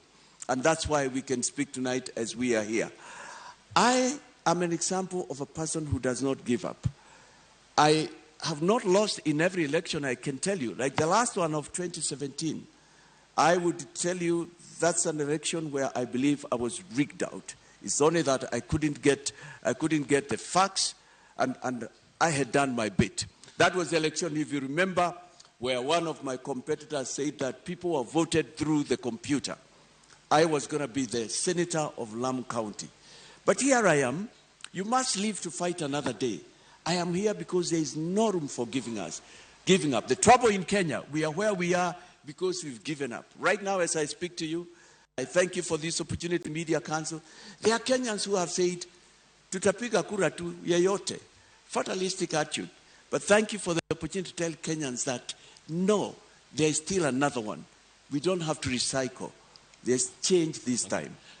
Maybe because you've not gotten the opportunity, that's why you can stand tall and say you have not been involved in any corruption. Perhaps if you had an opportunity. But away from that, as an advocate, would you advocate for the division, complete division between the state and religion? First, on your first question, it's not that I have not had an opportunity, I have not been appointed at the top. No, I have had occasions where I have led, but also in my private life. You see, it fights from the lowest unit as a lawyer. I can stand here and say, I have not been accused. I have not stolen clients' money. It's not just here. I've had these positions of responsibility. I've sat on the Council of the Law Society. I've sat in several corporate and non-government and religious boards. But so it's a lifestyle. It's a lifestyle that I'm in. But coming to your question, would I advocate? I think it's important that state and region be separated. And by that, I think we need to define what that means. Because basically, it's saying that it's like every person in a state should be allowed to exercise their faith without the government imposing on them who it is, what faith they should follow. And that's where the whole principle about state and religion comes from. But also, religious organizations have a very important part to play in the nation. They teach about better ways of living, morals. They bring governments to book. They call out when things are not going right. I do not know of any religion that condones corruption, stealing from the poor, taking money from the sick. I do not know of any religion that talks about fighting, hating your neighbor. I know every religion advocates for the golden rule. Love your neighbor, peace. And they are an important component. And in a Ghana government, in a Maura Wahiga government, religious leaders will play a very pivotal role. To the extent I believe, in my government, they'll even sit in cabinet. In my government, when they perform civic duties, which they do, they should even be remunerated because they are helping the government. They are rendering a service. Mr. Maura, the question is, would you want this taken out of the Constitution completely? 32 guarantees this. You're talking to us what exists in the Constitution. What is your view? Would you want it taken off completely, or you still want it to be under the control of the state? Come again. You need to repeat that question. Let me get you right, Ken. The question is, what you're telling us tonight is what is entrenched in the Constitution. Right. My question is, as an advocate, would you want 32(1) to be expunged completely so that it's not guaranteed in the Constitution? No, not at all, not at all. The freedom of worship and the separateness of the state and government, those are key. Standing here as a man of color, I'm probably speaking to a person who thinks, now my faith has no place in the future. But standing here in who I am inside is a representation of the fact that I'll take care of everybody. Because my faith says, treat all people equal. Become a person of peace. Share equally. Defend the voiceless. Speak up for those who cannot speak for themselves. And exercise not just equality, but equity for all. That is true religion. And for my faith, the Christian faith, that's what it stands for. Mr. Wahiga, more often than not, we see on television the church being used by politicians, the pulpit being used by politicians for them to play politics. What is your view on this? How are you going to ensure that stops? It's not all churches that do that. First of all, a number of churches have different requirements and order of how they do things. And some of them permit, some do not.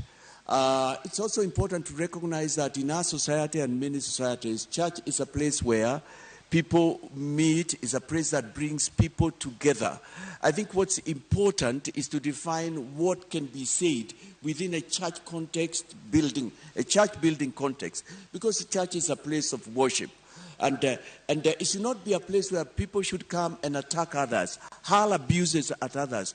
No, that's not true religion. It's not a place where people should come and speak ill of another tribe. It's not a place even where people should come in and condone the sort of things that have made our nation be what it is those many years that I've mentioned. So I would say I don't see a problem either way. The only way, it should be tempered. It should be able to pass the same message for which a church sanctuary or any other faiths exist. But you haven't quite answered the question. What is it that you will do to ensure that those tempers are brought down and dirty politics are not played in church? I think speaking from here, I would only urge fellow spiritual leaders and religious leaders to, right now we are calling for peace, and I've been calling for that in my campaign. I've been speaking out and reminding Kenyans that we have a life after 9th. We have a nation. Our nation is not completely down and under. There is hope for this nation. And I would just urge them, as the CEO of this nation, I don't think I can order them, nor can I register it as to how they should conduct themselves. But I know our religious leaders of all faiths, and even church leaders who I'm closer to, they know what they should do, and they are listening to us. They are listening to us. We'll now move to the topic of leadership and integrity. Apart from the professional, real record in the professional service, that's the Law Society of Kenya, and what you have done to the community, you don't have an apparent record of public service. What do you bring to the table to Kenyans, to table and tell them, because of this and that, I stand here tall and I can ask you to give me your vote? Public service, I don't have a record. I think what you're saying is that I've not been elected or appointed into a position. Yes, there can only probably be one appointment into any given position. I have indicated the number of years that I've been in the legal profession. That's a position of responsibility. I have been involved, I have led a party for the last 16 years. That is a story of success in Kenya. A story of success. A party that has fielded people, a party that has stood up for what it was registered and formed for. Not only that, I have led, as far as I can remember, high school, I was in leadership positions. I have sat in both corporate and other boards where I have given leadership decisions. In all my life, I've found myself being moved to leadership positions, except the one that I'm looking for. But you know what? There is always a time for one to start. There is always an Obama moment and a Madeira moment for a person. I believe this for me is an Obama, is a Madeira, not just for me, but for Kenyans. But if you allow me to turn out your question, Ken. Yes.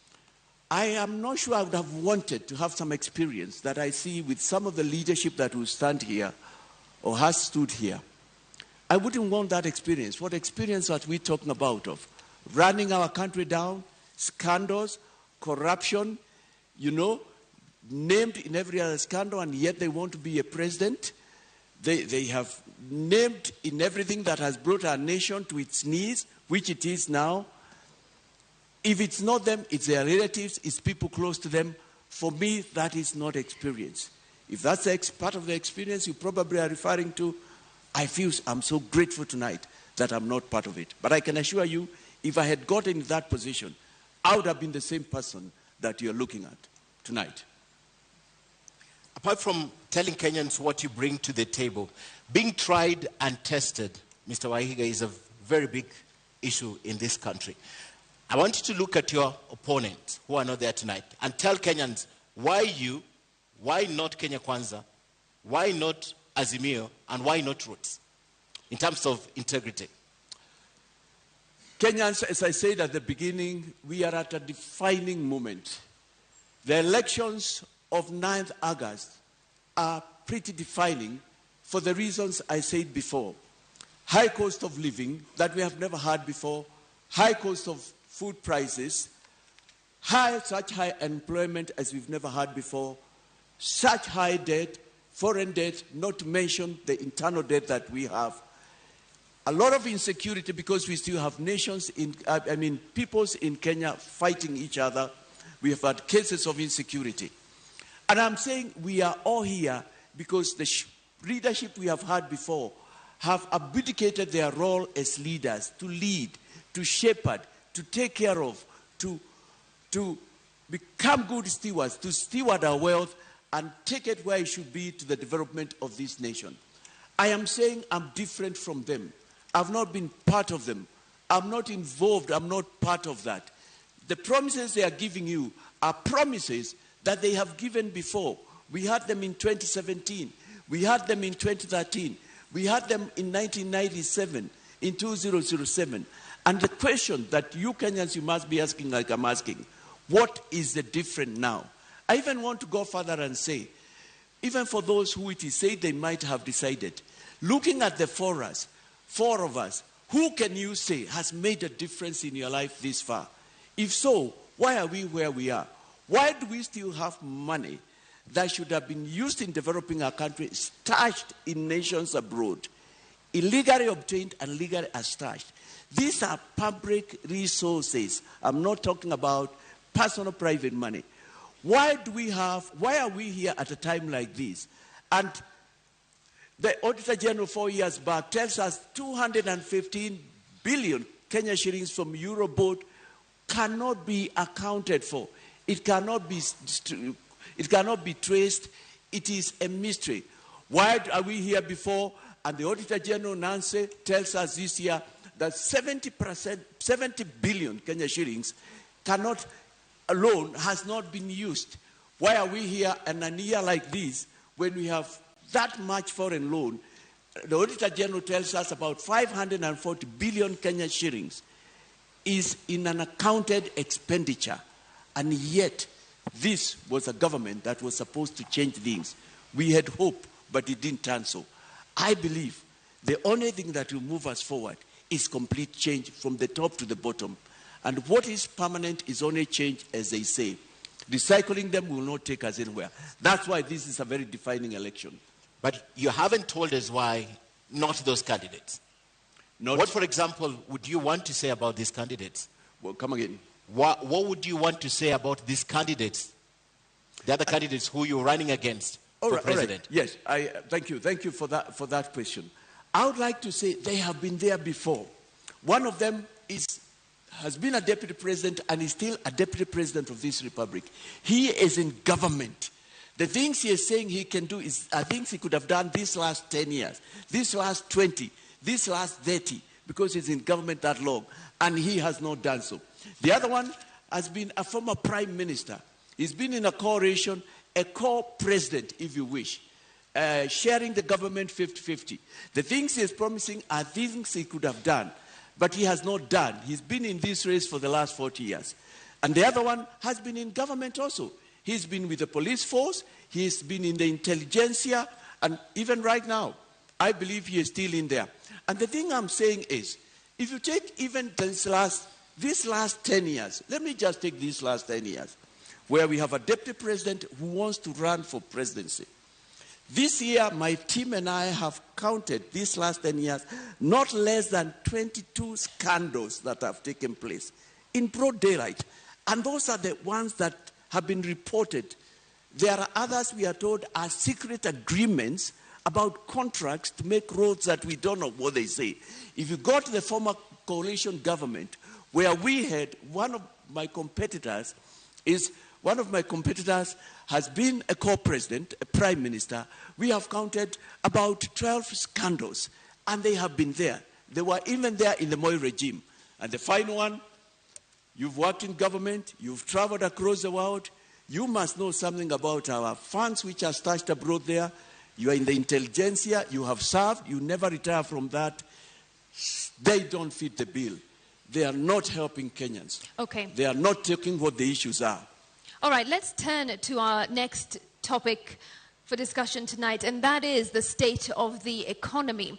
Now, you are on record, Mr. Waihiga, saying that within the first 100 days of assuming office, you will bring down the cost of living for Kenyans. How exactly do you intend to do that, and by how much? You know, this is a serious matter, and I have not just said. In Kenya, we're facing problems at two levels. There's what you refer to Simiriti. There's what I consider as a short term, and there is a long term. Up until we called for the reduction, for the reintroduction of the foods, of the Unga subsidy, Unga was retailing going on to about 250. It was after we had announced in our manifesto that we would bring that. Thankfully, it's been brought down. But that's not all. and I'm glad that we are leading and others are following. We still know that the price of cooking oil is very high. I think now it's about 400. Bread has not come down, retailing 90, 100. Fuel is still at high prices. And those are immediate things. We don't need to wait to restructure our loan, or we don't want to wait, because those are some of the solutions I have had, to plant a kind of plant, probably, and wait for it to be harvested. We don't have to wait, because Kenyans are hungry. They need immediate results. And what I have done, and you'll find that in my manifesto, we sat down with my team of experts and thought, what is the immediate? And our proposals have come in threesome. There was UNGA, which has been done. Thank you very much. We thank His Excellency, the President. But in the same measure, we say also other things could have come down. But we have said we shall introduce subsidies into other food products. That's number one. Number two, we have also said that we are going to reduce pay by 50% so that Kenyans can have money they can take home with. And that is something that will benefit about 16, 17 million Kenya shillings. If you are earning about 25,000, you'll be able to take an extra 1,000. If you are earning about 35, 40, that's another 4,000. We have also come and said to spur growth, throw some money into the economy. We shall waive away tax penalties that are accrued after the day we are sworn. All right, and we are looking for ways to put some money in the pocket of Kenyans, something to spur, something to enable them put food on the table. Because as a country, I'm talking to you while we are broke. We are broke as a country. The most we can do is continue borrowing. I'm looking for solutions from within. All right, what can we do now? And you have said that you would reduce pay by 50%, but pay accounts for 25% of Kenya's tax revenue. How then would you meet revenue targets? That is not. It's not a problem. And I was going to say that's not the only problem there is in Kenya. If I take away 50%, the amount of pay we get is 460 billion. 460 billion. So 50% will be 230. When I take that money and I put into the pockets of working Kenyans, I tell you as I stand here, it will perform wonders. Kenyans are looking for any extra shilling that they can get. But how do I bridge that gap? We have tried to work around and see what can we do. And those are short-term measures because Kenyans have to survive. Otherwise, they will die, We pay the taxes, the foreign loan we pay is at 1.3 billion. And we have sat down and said, if we can persuade our friends, and Kenya has many friends, I'm glad they are represented even here by the foreign embassies and diplomats who are here, and tell them, why don't you just accept a repayment of 1 trillion instead of 1.3? That will bring about 300 billion. We can bring back to bridge in the gap, and we are positive that it will be able to do that. But also the 260 billion, that will put into Kenyans' pockets. Kenyans are industrious. Kenyans have goodwill from within. Kenyans are hardworking. And this is a nation that can get money, has had money, and will get money under a new government. The 260 billion, we see it bringing returns because it will go in people starting small businesses. People will be able to start their kiosks or do something else or start what we call side hustles. What Kenyans need is just a little money and they can be able to move forward. The other thing we have thought about is spread the tax base. That's something we are looking into immediately now in office. But I need to talk to you about corruption and the money that's stashed abroad. We're coming to that. Yeah, we go to that. But before we talk about that, you're running for president, and you understand also as an advocate of the High Court, right, that for you to change some of these regulations, you will need Parliament. You give a time frame of about 100 days. Is it possible that you can get these legislations through Parliament in the period you're giving us? Or they're interim and just campaign rhetorics that you're using? To bring food subsidies to zero rate of foods and all that, I will not need Parliament. No, for example, changing the pay as you earn, cutting it by 50%. I'll let for that. I'll tell you what. Yes. The parliamentarians who are coming in, the MCAs, understand the problems I'm talking about. They too are tired. I see goodwill will come forth. I am talking about something that every Kenyan would want to see happen. 59 years after independence, we can't continue being a nation of begging, family bowls being held up like we have seen this year. We should be self-sufficient in terms of food, water. I mean, people should not go without medicine. That's what I'm talking about. So, I mean, you know what, Ken? There is no shortcut. There is no shortcut. Because I've looked at the manifestos of my other friends, my other competitors, I'm even the one coming with something close to realism, something close to practical. And I believe we'll find ways where I have to use executive orders which exist, which are there in our constitution. I will apply them. We are in an emergency. We are in a time of war. This time calls for leadership. In your view, what is the biggest challenge to our economy?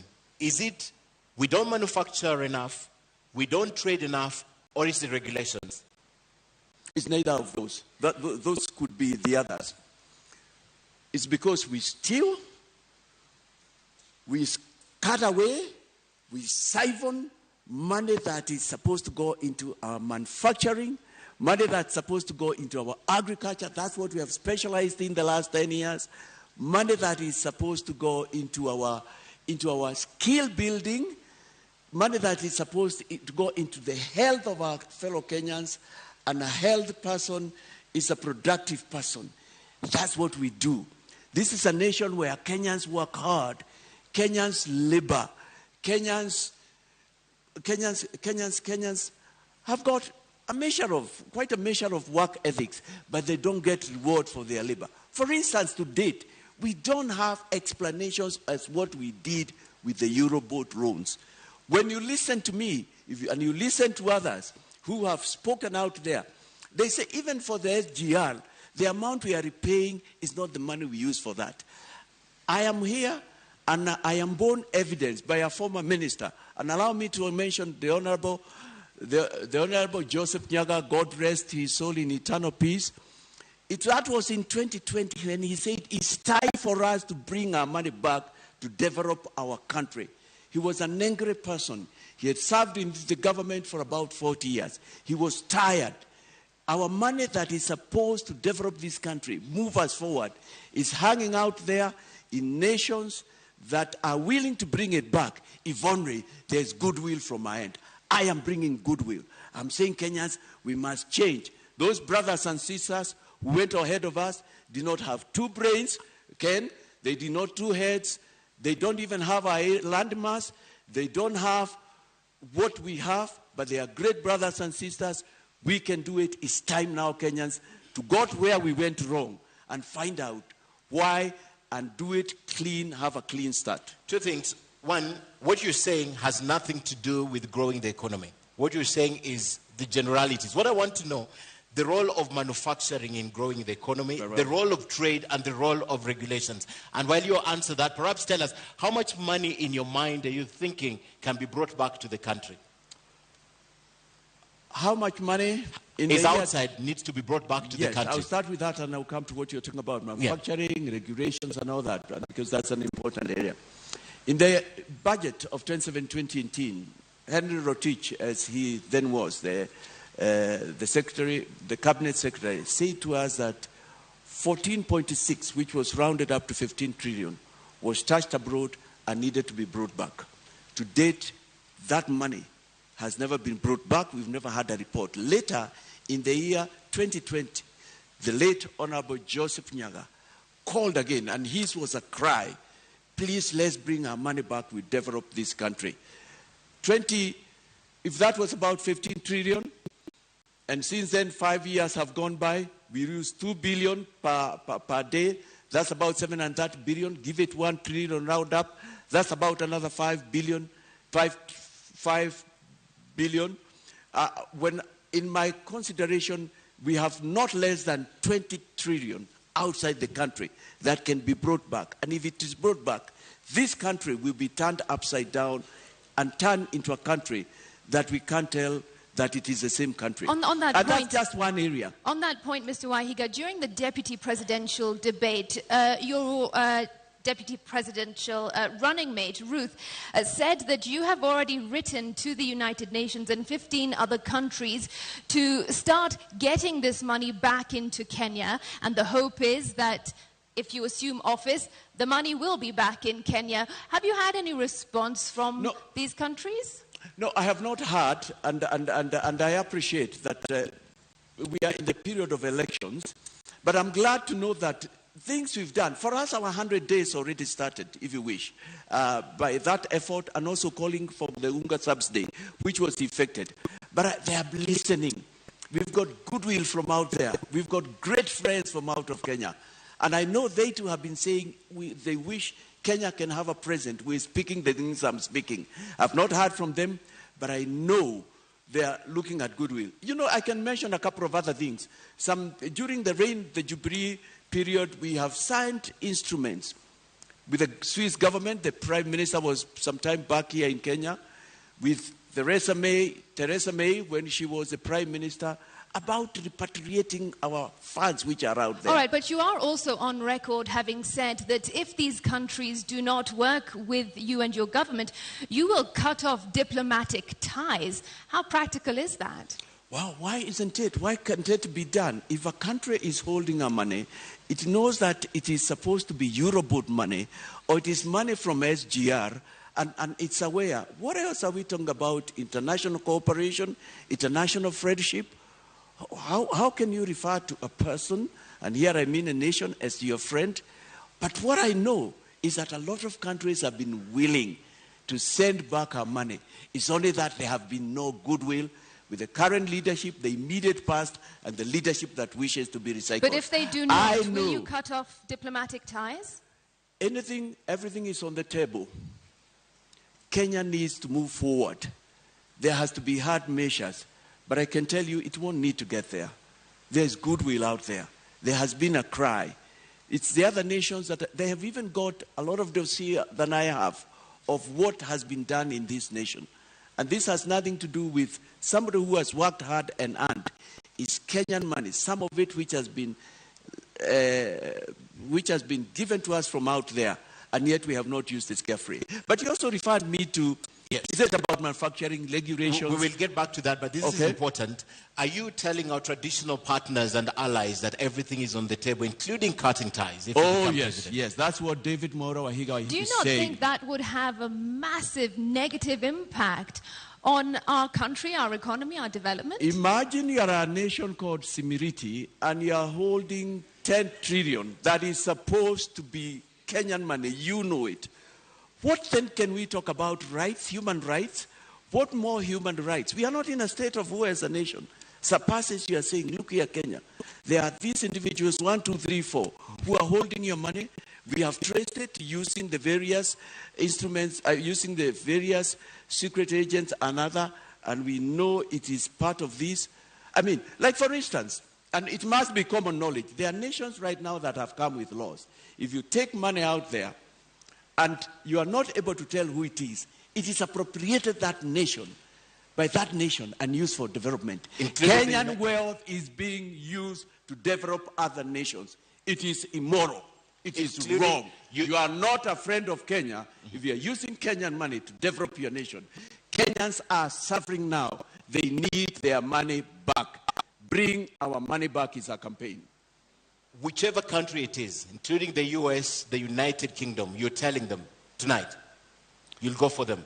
Oh yes, yes. Everybody. You are holding our money. The nations you have mentioned have brought democracy to us. They have done a lot of good things to us. But you know what? I am telling you, 99% of them have wanted to. What we have missed in this nation is a leadership, is goodwill. It's a leadership says, let's do it. This country will not be the same 5 years down the line. This nation will be a nation where you will want to invest in. This nation has that potential. It's our time. It's our season. That's what I'm saying. I am actually passing a message to them. Take us back to the economy now. Manufacturing, regulations, and trade. Take us back there. Yes. The biggest You challenge asked me, to our economy right now. Could those also be problems? We have to change also in a number of things in the way we do business. Granted, one could argue and say 65, maybe 70 of our regulations are good, but we can improve on them. Corruption has been a big problem. Bureaucracy has been the other problem. Very high taxation, particularly the corporate tax, has been a problem in Kenya. We've got to think twice. Yes, of course, I mentioned the key one has been corruption. I was there and I was grown up. I was working in the year 2002 when we got in the Kibaki regime. And I am aware, and I got it from people who knew, how nations come to Kenya. Because within the first 4 months, there was such active effort to get corruption out of our streets and what we were doing. And they wanted to invest. I actually came to learn they were being told, no, we've had enough. We don't need you. We can't do that. But I've also heard of instances, and I'm speaking to somebody who is listening here in Kenya or out there. They have to come to Kenya, applied for tenders, won tenders on all fours, and then when they went to get their tender acceptance letter, they were told, before you get this tender, you have one more step to step. You need to pass. You need to go and see Mr. XYZ. Apparently, the information I have is that some of the people who needed to be seen, if the four of us were here, are my competitors. Though you have passed all the steps for the tender, it cannot be approved until a final step, which is not in the official list, is approved. These are facts that are known, and people have said, how can we do this? You told us that it's above board. People know of offices in this country where people went to pay 10%, 20% after they had passed all the tenders. And some of those men and women are going to line up here in coming days, maybe after this or in other platforms, and say we'll fight corruption. Our problem has been corruption, almost in our veins. But I know Kenyans are not corrupt. Kenyans don't like corruption. We showed it in the year 2000. So we need to improve on that. We have had problems with power, infrastructure, both energy and infrastructure on the ground. Those are the issues that we need to discuss and we need to look into. We have had Kenyans who've gone out there or gained a lot of knowledge. They have wanted to come to Kenya and they have wanted to set up industries, manufacturing entities, to get things going. But bureaucracy, corruption, red tape has been our undoing. Is this the reason why you are advocating for making public all the contracts, starting with SGR, the Expressway, the Lamu Port, Naivasha Dry Port, Kisumu Port? Is this part of the reason why? Part of the reason, but the other reason, Ken, is that there's no way we can fight future corruption unless we do with the current and the past. We must have a discussion among Kenyans. And I know what you are referring to. You are referring to the fact that we have said we'll also establish a Truth and Recovery Commission. We must have a conversation and ask, why have we been this corrupt? Why have we allowed this much corruption? It's got to start there. For South Africa, it had to start there. Truth. The Truth Commission that was set up, it was a starting point and it was key. We must discuss and talk about that. But that's not all that we'll be doing in that. Actually, that will be part of it. We must still ask how much money went into the SGR. We need to know who are the KEMSA billionaires and why have their names not been read out and the money that they took away brought back into the country. The Honorable Deputy President of this Republic knows who they are. The former Prime Minister know what they are. Professor Wajakoya know who they are, being a person in the intelligentsia. And yet, they are not ready or willing to tell it. How can they fight corruption? How can they lead? How can you also lead when you are not ready to come on a podium like this and tell Kenyans what you want to do for them? As we end the topic on economy, you mentioned earlier 15 trillion shillings that is stashed outside. You mentioned earlier 15 trillion shillings that is stashed outside. Yes. However, this could be the whole amount of money from Kenya that is outside, because the Brookings Institution says that about $12.5 billion. That's the only money that perhaps is illicit trade or illicit flow from Kenya to the other countries that is stashed outside. Why would you be going for even the investments that have been made by Kenyans outside and not specifically this illicit financial money that has been flowing to other countries? Why would you go for everything? No, we go for everything, Ken. For me, that was read by the Minister of the 14.6, 15 trillion. It was the Minister for Finance. It was the Treasury Cabinet Secretary who said that. He had the facts, he had the intelligence, he must have spoken with State House and they knew about it. His speech, some executive summary had been sent round, so it was known. He had contacted foreign governments and known there is probably as much as that. So I find no reason why. I've seen other records that talk about 6 trillion, but you know, we've never had evidence that has been brought back. But let's even come back to Kenya. You and I have not even discussed the 2 billion. The 2 billion, which adds to 730 billion per year. I'll round it up to call it 1 trillion. That's what we lose per year. So if that is what we have lost per year, these last 5 years, that is 5 trillion. During the last 5 years, if everything worked that way, that was another 5 trillion, if my maths work right. What we are saying, even with the 2 billion, we could have paid the 8.2 trillion Kenya shillings. We could have done that from the 2 billion without going for anything out there, and yet we still need to go out there. I mean, this matter of corruption, siphoning public money, and what we've been doing has been our undoing. No country can develop with corruption. And with the level of corruption that we have had in this nation, no wonder we are still begging and our people are going hungry. I've just given the 2 billion. And for us, within Agano Party and with our experts, the 2 billion for us, we say is not even, can't even be a correct figure. The 2 billion, Mr. Maura, the 2 billion from the Institute of Economic Affairs is not necessarily lost. It's been diverted to other uses. So if education was allocated 600 billion, perhaps they took a portion of it to another use, not necessarily lost. So when you do that sum totality, could you just be misleading us? Because this money was allocated to something and probably just diverted to another use and not the intended purpose. That's why we lack classrooms, for example. The president of our nation did not lie. He said 2 billion is lost. 2 billion. 2 Do you billion believe does the president not, now? 2 billion does not get into the economy.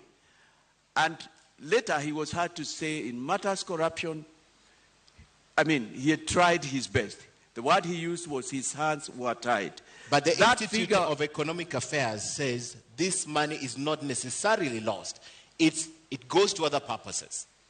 I mean, but why can't we see the effect? Why do we have such high cost of living? Why have Kenyans been going hungry? What are these other things? What has the Institute said?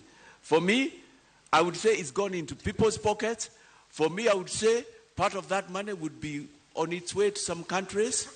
I mean, the whole area of our financial fidelity, our being the shepherd I referred to, our doing what our brothers did. You see, from the word go, Singapore took such a firm and a stern position, the President Lee Kuan-yew, concerning matters corruption. And I submit to us that that nation would not have been where it is if he had done so.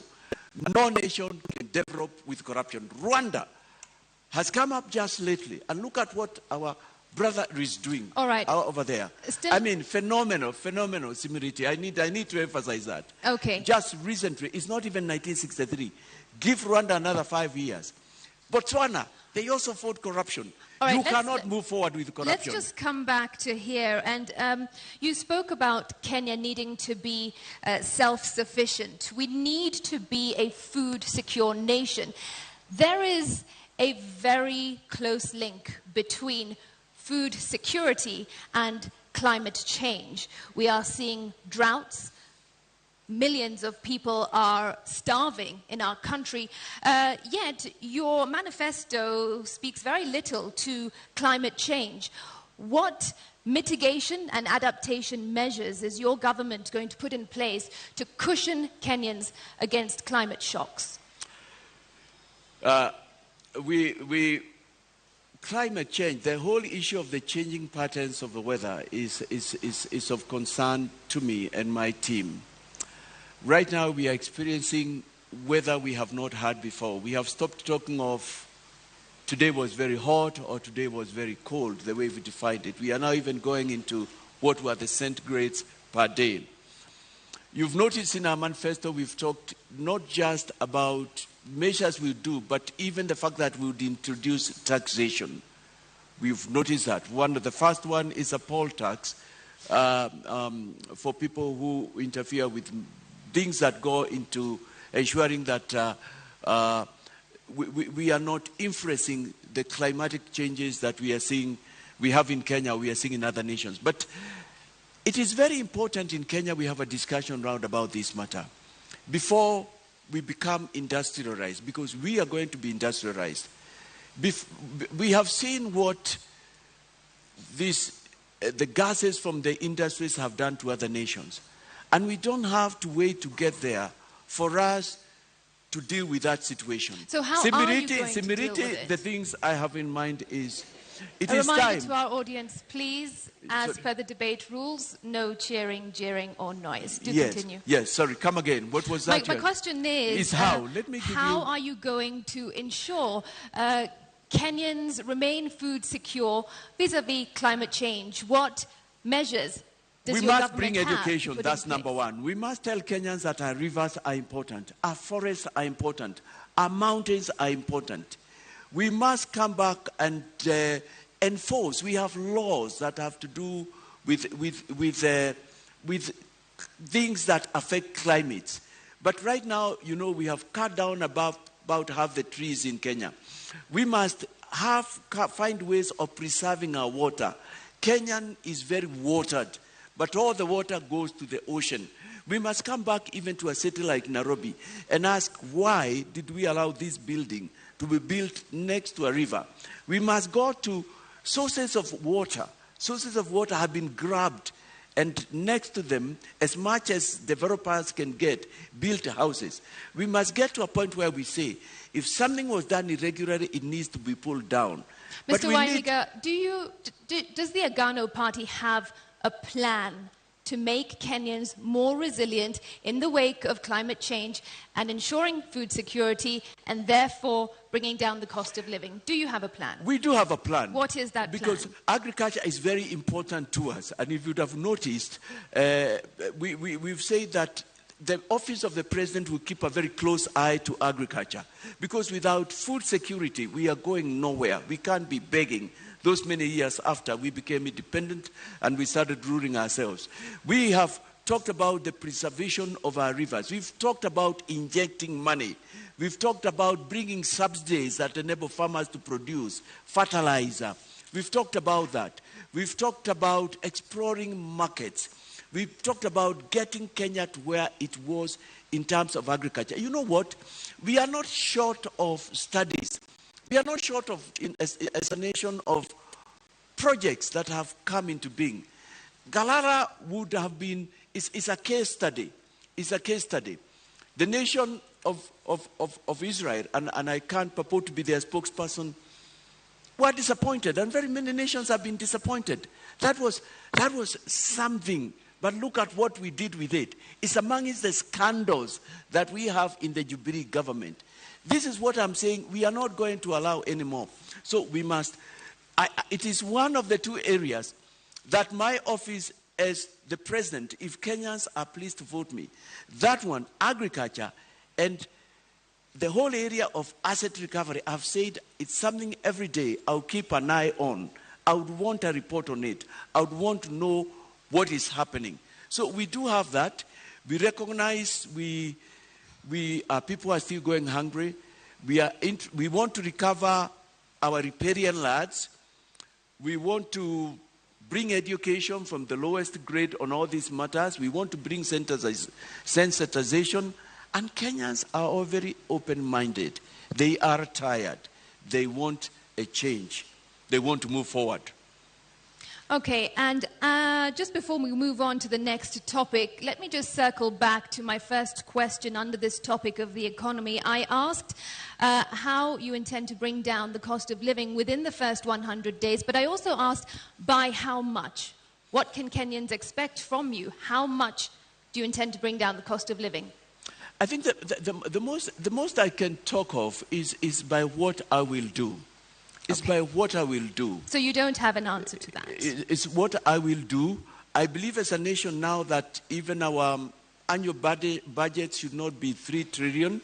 If we did things right, if we preserved our public funds, if we put them to the use they should, our annual budget should be going up to 10, 20 trillions instead of 3 trillion.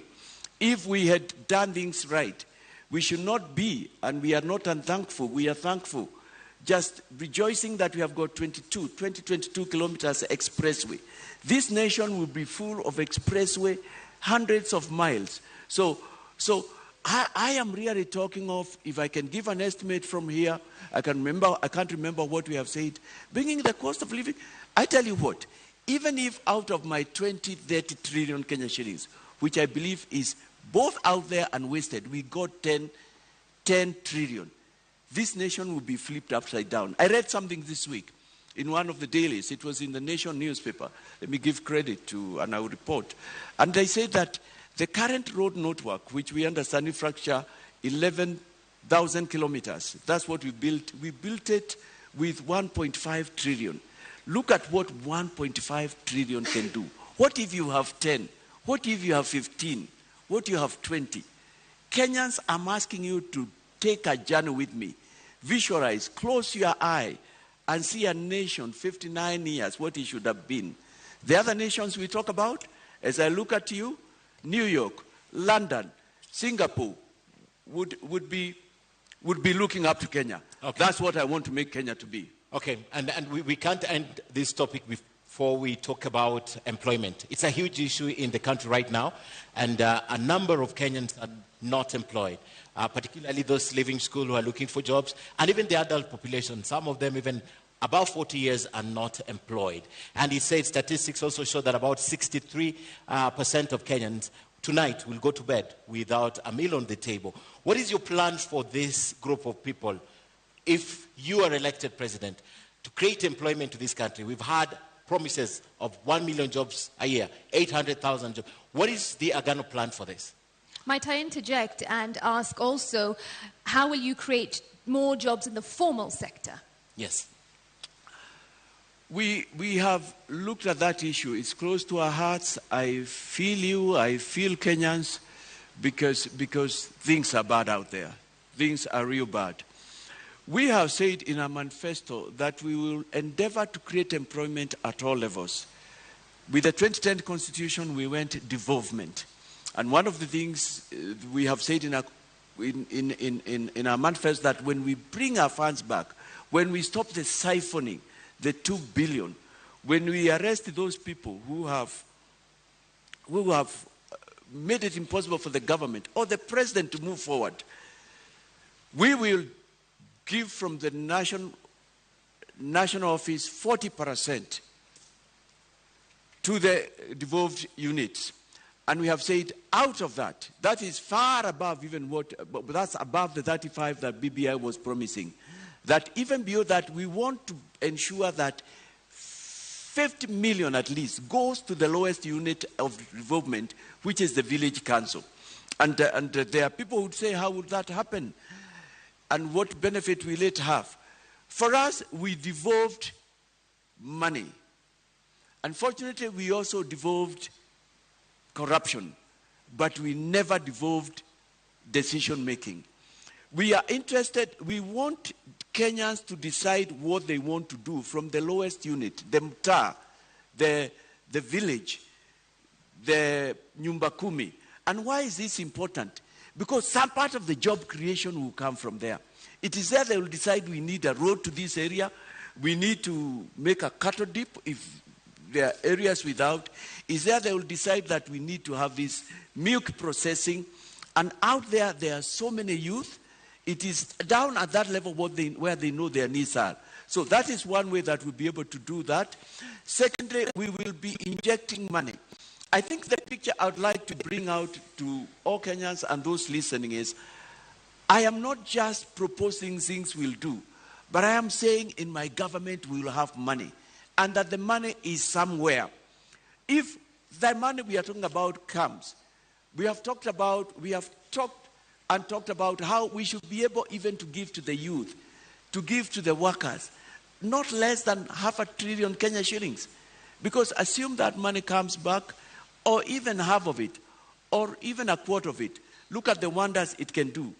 We've also talked about skills as being important. People need skills. We've talked about giving money to young people so that they can do startups. We've talked about getting rid of certain taxations so that Kenyans can be able to move forward. So we've talked again at bringing back cottage industries. And there's a sense in which they are coming back. Because like when I was growing up in my home area, I was born and grew up in Nakuru County, and in a small town known as Turi. I remember when I was very young, and that's many years, in the early 70s, and there was this small place where they were building hooks, and they were exporting them. And I know the young people from the area. Okay. Then I was in primary school. I could see them proudly, because there was something in the neighborhood that they were doing. In my hometown also of Molo, we had things and concerns that were going on. We had, these last 20 years, we have had a potato industry. The last I heard about it, it hadn't started off. And I'm saying taking industries. So we have had what we are calling pesa mashinani, madaraka mashinani. Let decisions be made there. So we will inject money. Okay. We will inject goodwill. A potential voter for you has a question for you. Let's take the question.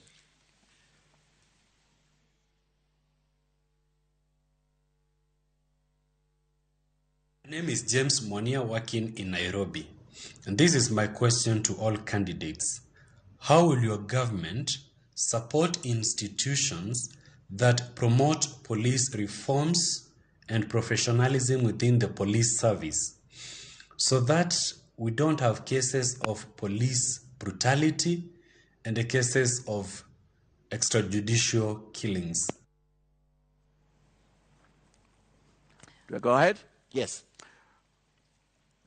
We will be a government of the rule of law.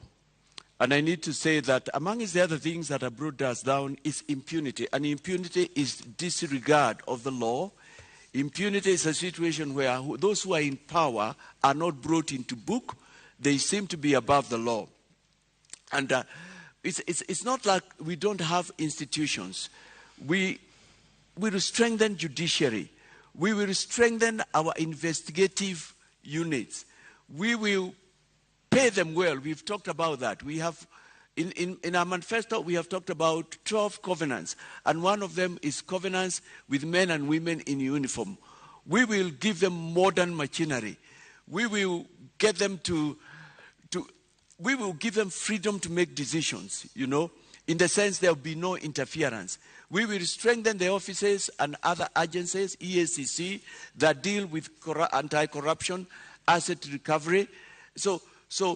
And in matters extrajudicial killing, we'll bring back the rule of law. It's because of impunity. You know, corruption comes with a lot of things. It comes with all those evils and ills.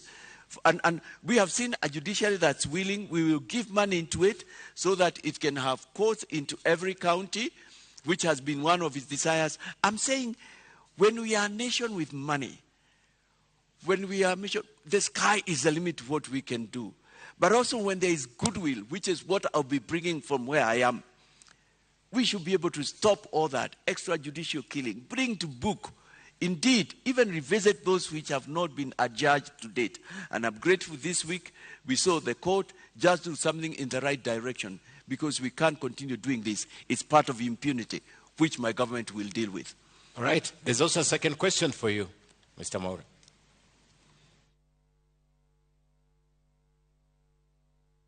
My name is Jacqueline Kagu, a mental health advocate in Kenya. And I want both parties to explain what they have in store for mental health in this country, given that in mental health, Ministry of Health has allocated 0.3% to mental health, which is very little compared to what is in store for in matters mental health. And given that Mental Health Amendment Act 2022 is almost being signed by the president of this country. Sorry, Ken, I missed a little bit of what she said. Issues of mental health. Mental health, yes. Yes.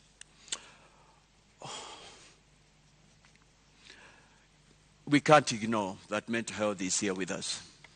It's with our brothers, it's with our sisters. It's with people very close to us. And that's why I think the suggestion, one of the reasons, the suggestion to introduce, to regularize the growing of bang in our nation, that's why I'm opposed to that. And I know you'll be asking more about that question.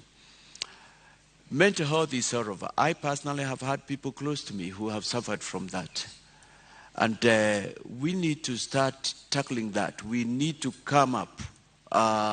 We have said a lot about in our covenant, Agano na Kenya kuhusu afya, concerning health. In our hospitals, this is something we will want to give a lot of attention to. Number one, we need to start tracing it from as early as primary school, if not high school, because one of the problems we've had is ignoring that mental health is real and it exists. Number two, we need to come up with what other countries have done. And other countries have come with means and ways and means, where there are even lines where you can call because you feel like taking your life the next 1 minute, and you get a counselor ready waiting for you. We need to come up with places that the government has oversight over. Right now, I'm not sure, I can't say 100% that the government has oversight over rehabilitation. I was checking the other day and it was not clear to me who licenses or how they should be licensed. I mean, and right now it's at very high level with the problems that we have to come. We will give enough money to our health sector. We've talked about at least a 5-level hospital in every county. And in it, we will demand that there be established a Department of Mental Health. How much is enough money? You know what we've been saying? We have 12 covenants with Kenyans. And we are saying to them, you know what? Before the end of our first year, we see ourselves getting not less than 12 trillion back into this nation, more. And we have gone as much as saying, we are saying no to corruption, bring our money back, and we have even been had to say 1 trillion for every economic sector in Kenya. If we are not able to give 1 trillion, we are talking about half trillion. We have money in this nation. This is a wealthy nation. Okay. That's why we're able to lose 2 billion and we can't notice it. That's why 215 billion euro board is unaccounted for. It's nowhere.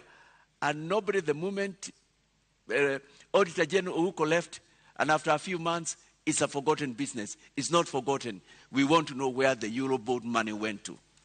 All right, at this point, I would like to shift focus to our next topic, and that is on the issue of education.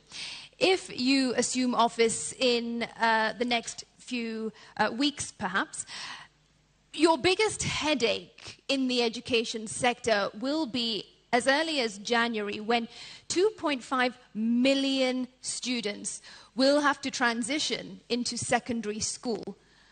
How are you going to address this crisis of congestion? Because already secondary schools are congested. I know I will not be the first one to address it. I know there are studies, there are recommendations which have not been able to go into them. But first of all, we have talked about the fact that we introduce free education from Kenyans from the lowest unit to the highest unit. And remember, my government is different from the other. we are saying we will have the money because Let we me are going for the interject money there. where it is. Free education, basic education is in the Constitution. It's enshrined. Yes, but primary it's not and there. secondary. Are you saying that you are also going to give university students free education? We are talking also of university students. It's from the lowest to the highest. And that's something apparently I have found almost every. How are you going to fund that if already our education I am sector is the in a only crisis? candidate who has a solution to where we'll get money to find our economic. I am the only one. Look at my proposals. I'm the other one who is going for the juggler. And I'm not just that, I am saying we'll go even for the big fish. It doesn't matter who you are. If we have an abacha in this nation, we'll get money from that abacha. That's what we are saying. We are so serious on this matter. But to come back to your question, education is a problem at many levels. We've talked of free education. We've talked about consultation. Right now we have the CBC, and we know what a problem it is. And we will sit down with the stakeholders. We will consult. We will have to find ways, but I think we are going through the first period of the problem is the CBC. Like they're overlapping. My question is not about CBC. It is about the immediate problem that you're going to face, which is to find space for 2.5 million students in secondary school. You wouldn't have much time. Because we have money, we'll find a way out. So if we'll have money by January? Makeshift shelters, we'll have to do that. But I'll tell you what, I'll be taking a corrupt country, but I'll be coming in, both a corrupt and a broke country, but I'll be coming in with money. But I think there are no easy solutions, and I hear your concern. These are matters that we will have to see what we can do. And some of the possible solutions will be to look for ways, makeshift. We probably might have to go virtual in some form of education. At the moment, you don't have a plan. Not for that specific number, but we have a covenant with Kenyans on education. We will put money into it. We will discuss and improve the CBC, not doing away with it altogether. We have that. We have said we'll give free education.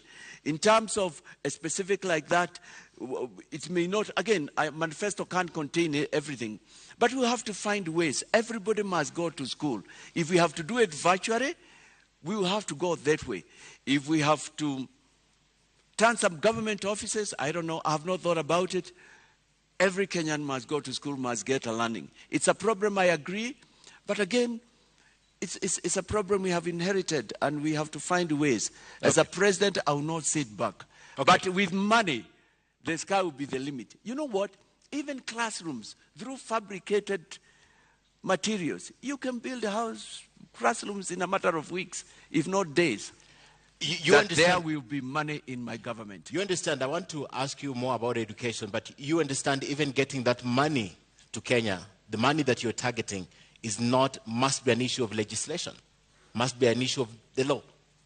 You know, it's at two levels, Ken. I'm talking, first of all, of our money out there. But I'm also talking of wastage from here. Okay. Kenyans showed us in the year 2002 that we can stop corruption. And there was goodwill. Unfortunately, we did not move on and build on that. And when we came back in the current government, we have even gone back to way before the coalition government. Okay. I mean, I know because of the steps we are taking, even by waiving away 50% of pay, Kenyans will sit back. Kenyans love their nation. Kenyans know they have a great nation and say, why are we doing this? It's not right. Okay, let me take you back. The Nagano government of Maura Wahiga is seeking to improve our lives. He wants to make us a first world. What we are doing is not right. And not only that, we will defend whistleblowers. Kenyans will talk. Kenyans will talk, come to the truth, and the Recovery Commission and tell what is happening. I'd like to take you back now to CBC because you mentioned it in your statement. Most parents are crying out and saying it's not working, it's very expensive for them. Some teachers also, including the Teachers Union, NAT and Coupe, took a stand on CBC earlier on. The only institution that took charge is the government, the national government, through the Ministry of Education, and the president, the outgoing president, has mentioned this. From where you stand, my first question is, would you continue with CBC? Would you rethink CBC if you were elected president, and why? I would rethink CBC in the sense with a view to improving it. I have met parents as well, and I have family members who've got children who are in primary school. And admittedly, CBC has been very costly. Not only that, it's been very involving. But I've met parents from across both ends of the coin, some who have said, there is something good. And I agree, because I passed through a bit of CBC. I went to school when we had subjects known as hard work, technical subjects, subjects known as agriculture, where we carried the hoe into school. And by the time I was grown up, there are things I could do for myself because I've been exposed to them. We will sit down with stakeholders and seek to improve it. It can be good for the future, but right now it's expensive, it's demanding. Kenyans don't have money. We can't continue like this. But again, we have said, this is one sector. Education is key. Kenya is where it is because Kenya values education. Kenyans are educated. We can't go back on this. Right now, we are into ICT, and we would like Kenya to be the country that's leading in those areas like other countries. Okay. So I have answered your question. We will think with a view to improving. One of the biggest voting bloc that perhaps you're looking at as a presidential candidate is the teachers of this country. And the teachers of this country have had a very bad run, according to them, with the government, the outgoing government. And they're wondering today, would you guarantee their interests if you were elected president? And would you put NAT back, for example, to where it was probably 10 years ago? Oh yeah. We have spoken about education. We've talked about increasing salaries to the men and women in uniform. We've talked about the welfare of the men and women in healthcare. I mean, part of the money that should have gone to meet the needs of these people, and they are very critical. I would want Kenyans to be proud to be teachers, to be educators like in other nations. I feel proud when I go home and I meet Mr. Opondo, who is now going to almost 100 years. I haven't seen him in quite a while, who was my primary school teacher, and he is still there. He made me who I am.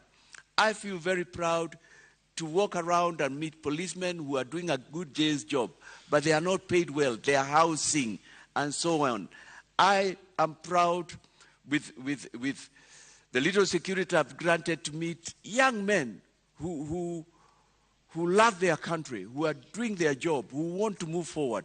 I'll take care of their welfare because I will have the money. All right, we are almost out of time, but I want to bring a question to you about an issue related to health. If you assumed office in August and a few weeks later it was declared that monkeypox was in Kenya, monkeypox has been declared a global health emergency. What plans would you have in place to address this health crisis? And bear in mind, monkeypox would have come just a few days or weeks after you came into this office. Therefore, you wouldn't have had time to get that money from abroad that you keep referring to. I think the first thing I would like to say with pleasure is that there will be no monkeypox billionaires in my government. And secondly, I'm waiting if the president doesn't do it before I come into power, just like he did with Unga, and I'm thankful. I have to be the president who will announce, and not just announce who the KEMSA billionaires are, but get the money back from them. I appreciate it will not be easy, and it has been said it will not be easy. I will seek to work with everybody. I will seek to work with our friends in Kenya and outside, with the various agencies. We've got trained doctors. We have got we have Kenyans who listen and want to do what is right, so that I believe there are measures we'll be able to take that can prevent it escalating. But When it comes as an emergency, we have no choice. We have to get to the consolidated fund and elsewhere in the exchequer where we can get money and put it into that, because lives of Kenyans matter. We'll also be careful about who does what, who sources what drugs, who brings what drugs, because that's where we got the cancer billionaires. To date, none of my competitors, while they know, wish to tell us who they are. So does your party have a plan to address a health crisis? We have talked about increasing our hospitals. We've talked about taking care of the welfare of the doctors and the health workers.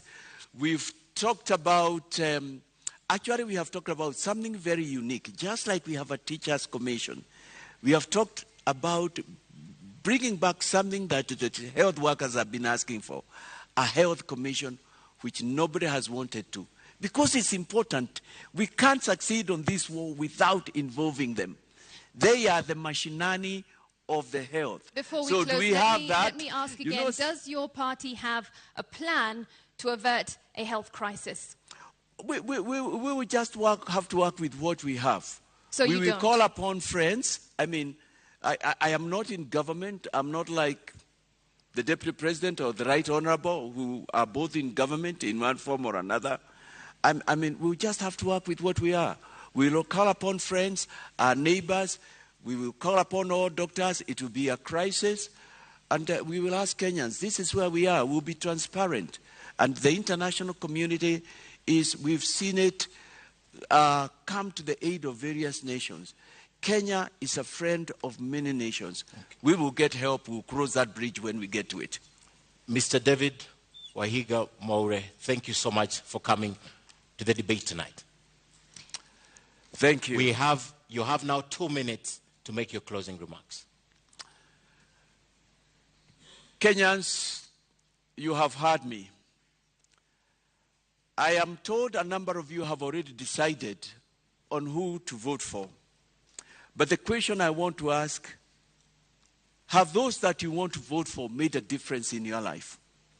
I have told you the reasons why we are where we are.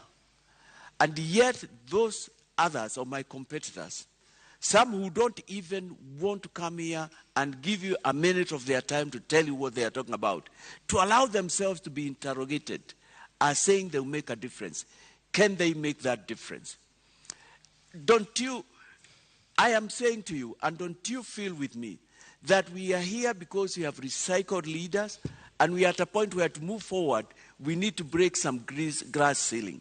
I am telling you, I'm the real deal. There comes a time when hard decisions have to be made. Yes, I'm not part of them, and I've not been part of them. I'll come like the biblical David, of whom, as I said earlier, it's written, he shepherded Israel by the integrity of his heart and the skillfulness of his hands. I want to be that leader. I'm the real deal. Mimi ndiye nitabadilisha Kenya kabisa. Naomba kura zenyu. Thank you very much, Mr. Wahiga.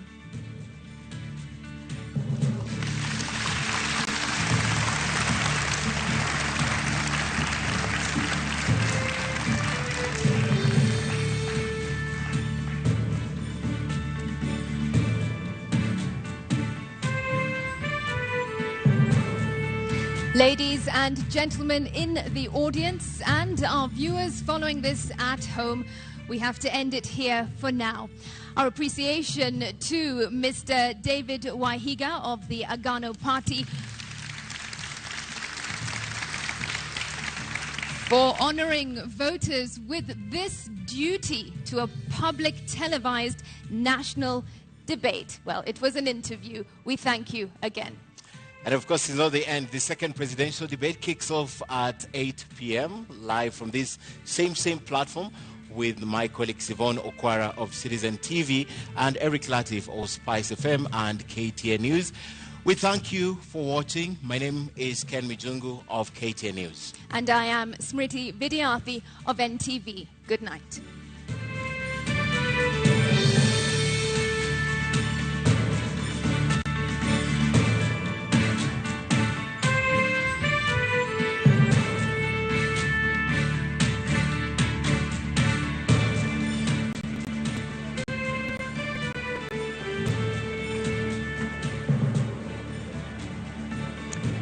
All right, so the 90 minutes are done. David Wahiga Maure making his case in front of the Kenyan people. Of course, his opponent, Professor George Wajakoya, who was expected to take that podium, the empty podium that you saw there, did not come for the debate. He sort of came and left. But here we are. We have listened to the Agano Party presidential candidate for the last 1.5 hours. And here with me, I still have my panel here. None of them has walked out. I need to emphasize because it looks like we've had a dramatic evening here. Dennis Kabara is still with us here. Professor Alex Awiti, Sheila Masinde, Wanjiro Gikonyo, and of course Houghton Irungu. Houghton, I'm a bit scared to give you the platform because the moment you start speaking, someone will arrive. But let's see. Maybe that's a good thing, huh? Just give me 2 chances. We'll give you 2 chances and we'll be set for the evening. But I wonder what you picked out from Maure's 90-minute in the limelight, as it were. So I picked up 2 issues. I think the first issue I picked up was really this idea of a redemptive leadership, a leadership that is grounded in faith, not necessarily Christian faith, but values and ethical values of that. And that was something that was really important.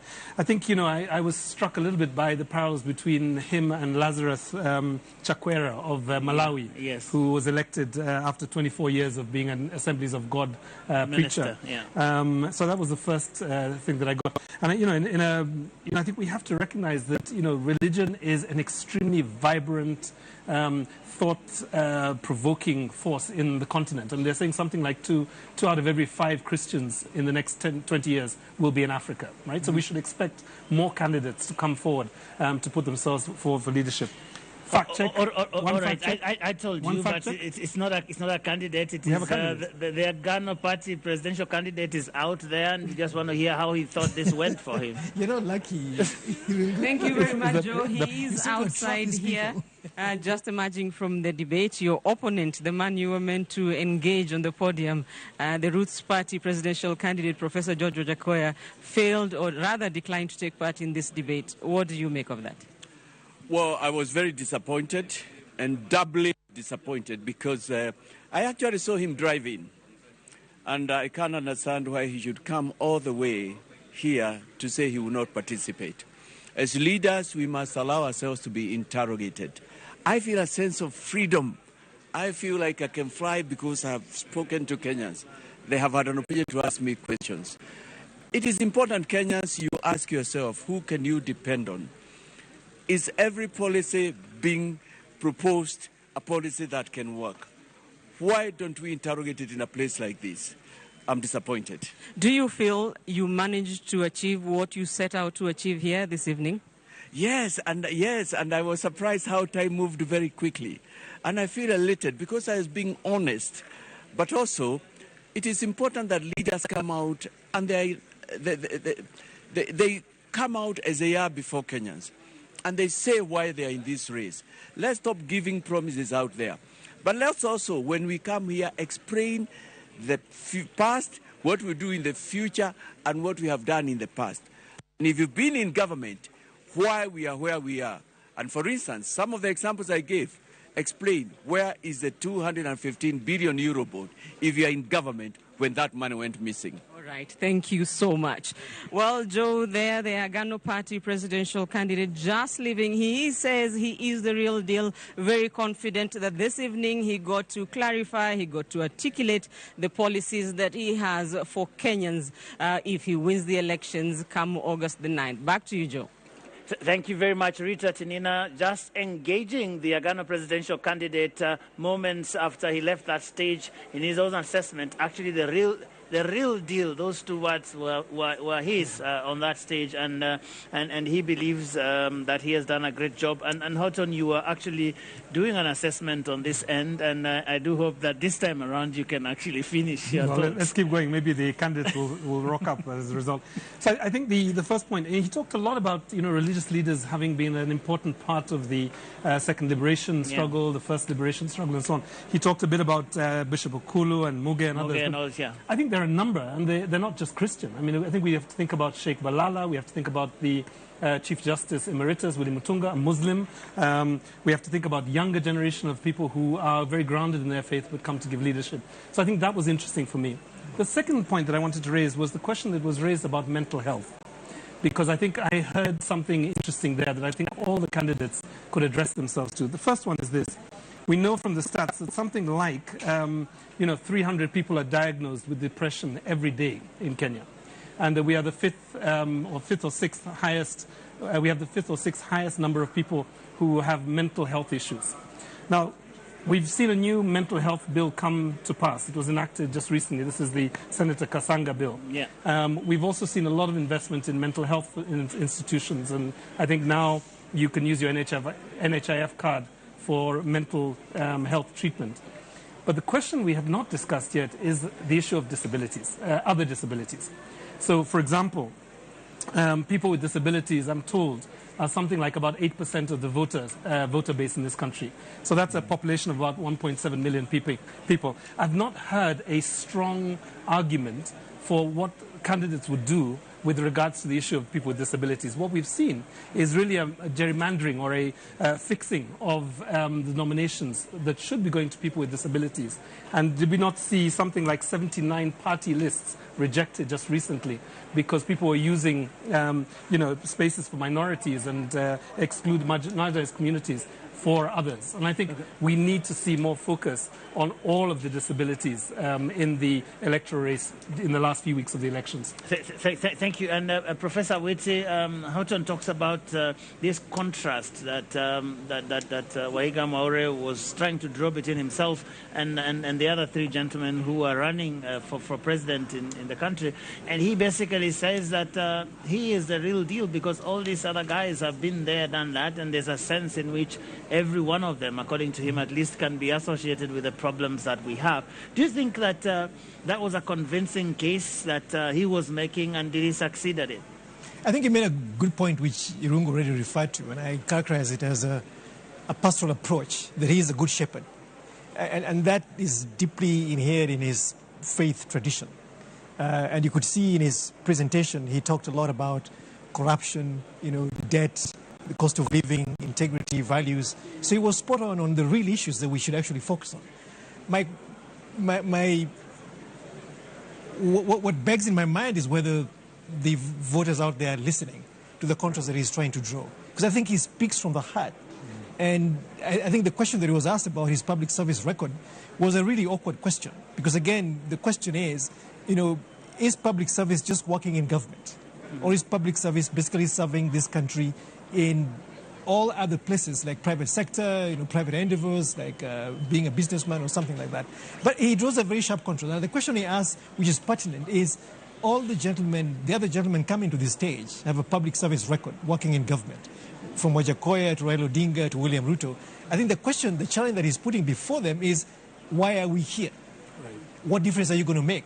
You've been you've participated in government that has basically brought us to this mess. The debt crisis, runaway corruption, a country that is devoid of integrity and a sense of values. I think he raises the right questions.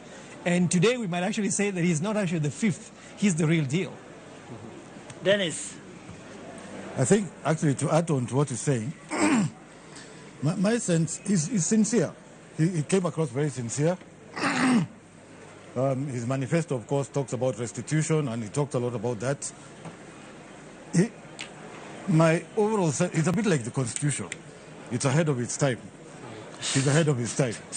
If you see what I mean? He talks about things that I'm our curious politics about that. is not... What do you mean he's ahead of time? Where is he and where are we? The things he stands for are ahead of where we are.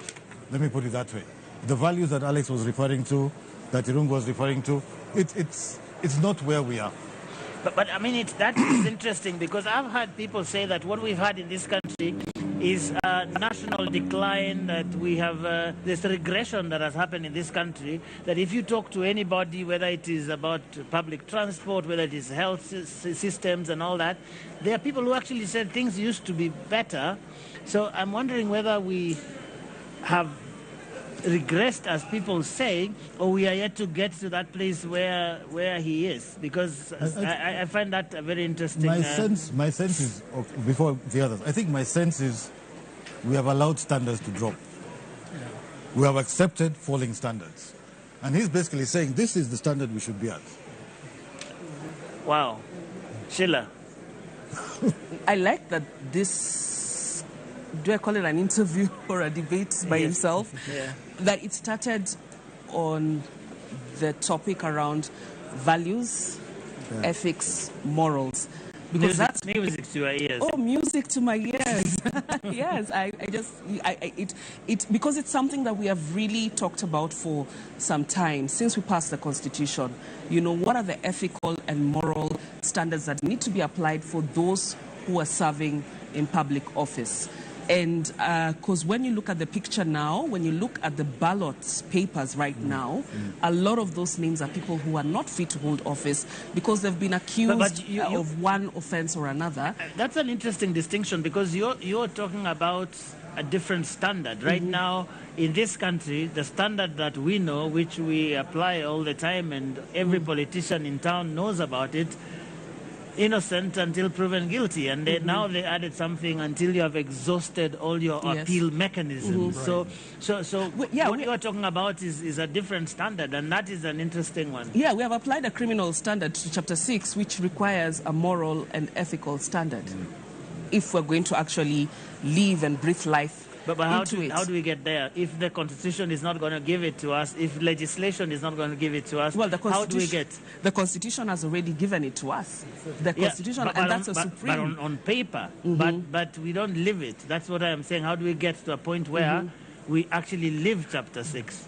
I think, well, for now, in the next 2 weeks, because this is what we are looking forward to, August 9th, is about Kenyans applying those standards as they make decisions on the ballot. And as Maure spoke, that is what struck my mind, because we need people who are bringing respect and honor to public office. When you get into public office, it is not your personal property.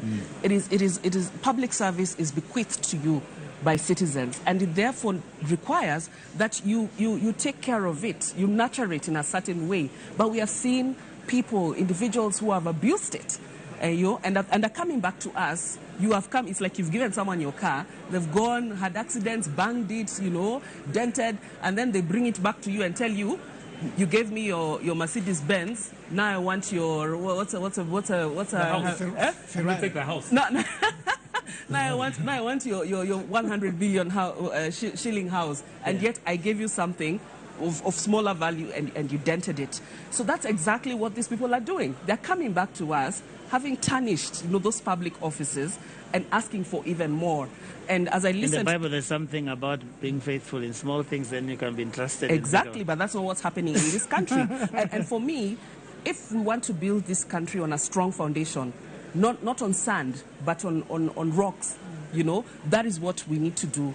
And then we can then be able to relieve all these plans, that they have. If it's about gender representation, it's about the economy, it's about food security. That can't happen without talking about values, integrity, morals, and so on. But let me just talk about some of his comments that he made on issues around corruption, because he kept on coming back to it, the cost of corruption, and so on. I saw him talk about a lot of figures. I would have wanted to hear more about the qualitative cost of corruption. But then the other one is, I would have wanted him to just address some of the issues that he has raised and has proposed in his manifesto. For instance, and here he talked about strengthening institutions, particularly, governance institutions. In his manifesto, he talks about, for instance, strengthening the Asset Recovery Agency, because his manifesto is founded a lot on, returning stolen assets, and he's talked about it. But then he talks about putting the Asset Recovery Agency under the presidency. And for me, I have questions around that. I would have wanted him to speak a little bit about that, because for me, that's not strengthening institutions. We've seen what has happened when the presidency has gotten involved in governance, certain governance processes. How do you square that with this idea that you need something to be led, that you need leadership that is provided at the very top to get certain things to move? Maybe it's coming from that, because from around this table I can hear comments everywhere about the place of strong leadership, value-based leadership that is going to drive this anti-corruption war. Yeah, but that's why we have independent institutions. And the reason why we have independent institutions is so that they're able to run without political or executive influence or manipulation. Because we've seen that happen. And that is why, for instance, we will fault some of them for not performing to what is expected. Because there's been a bit of interference, even in terms of how some of those individuals are selected and appointed. But here we actually need to let these institutions work independently, ensure that their leadership is competent, and how you ensure that is by ensuring that you're not meddling. Because right now we have what we call political appointees in some of these institutions. And that's why I got worried when I hear that he wants to put some institutions under the presidency so that he can be able to drive the fight against corruption. I think the fight against corruption is best done under independent institutions. We have the Constitution, the legislative and policy frameworks that guide how they should work, and we should let that be. And I'll revisit that, but I would like to hear what Wanjiru would say about David Wahiga Maure's 90 minutes out there. Well, I think there's a role for the smaller parties, the fringe parties, and this is something we discussed. Well, they don't like being called that, but I give it to right. you. Right. I'm not sure what the politically correct term is. I'm sure Jacoya wouldn't want to hear. Professor Jacoya is very... Yeah. And you know, part of their role is agenda setting, and it's to highlight and bring out with a lot of emphasis important issues that the larger parties have ignored. And I think in the case of Agano, they're looking at, you know, it's an anti-corruption, governance, good leadership agenda. And I think this is the key, this is the main thing that's bedeviling Kenyans, because we've got good plans. We've got countries that come and borrow our plans, go and implement them a lot more successfully. We've got good policy documents that don't get implemented. We've got very smart leaders. We've got a good constitution. So what's missing is the good governance, is in the leadership, integrity, accountability agenda. And I think as a Gano party, that is a very big contribution to the debate. Is it enough to, you know, kind of push up the numbers and get a wide kind of appeal? It might not be, but if you look at what's happening, I mean, first of all, right now we are working under two coalition parties. So there's a role for parties that are issue-based. And as long as we are doing coalition building, as long as the party then is also serious in terms of not just showing up around elections, but staying in between, there is a role for parties that are issues-led. And this, I think, is the central party, central issue bedeviling us. It's interesting that you're saying this is the central issue, and it is being championed perhaps more than anyone else by a party that you call fringe, because it is a small party. It's not as big as the behemoths that the coalitions are.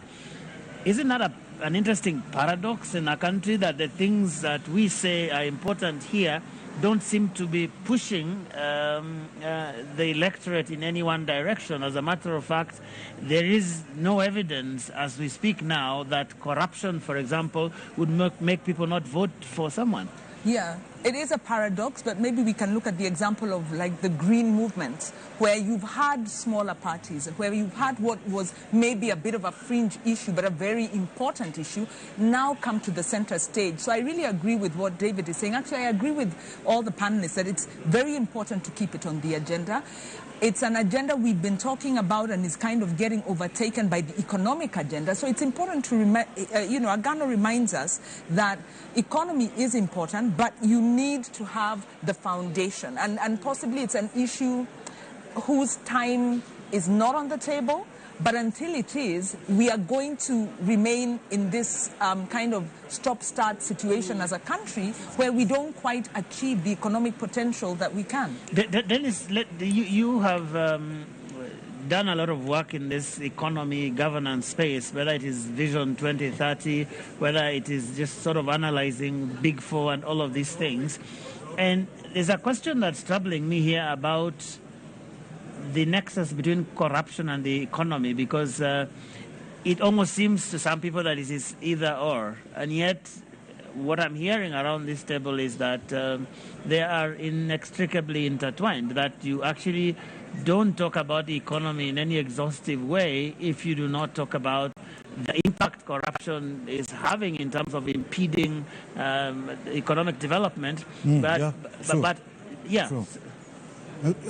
You can't talk about the economy without talking about corruption. I think the arguments that are being made now, from what I'm seeing from the other parties, is that corruption is not does not have such an effect as it should.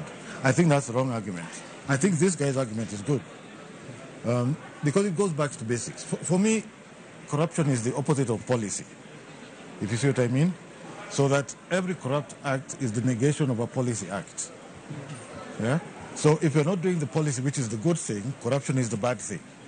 So you can't fix, and that's how you fix the economy. You fix the economy through policy. So for me, these things are completely related. They are related. I think the only point I'll make is, I don't know where his numbers are coming from. The 12 trillion, 15 trillion, I'm not sure about that. Yeah, even how to wanted to fact check him, but let's hear. He makes a good point.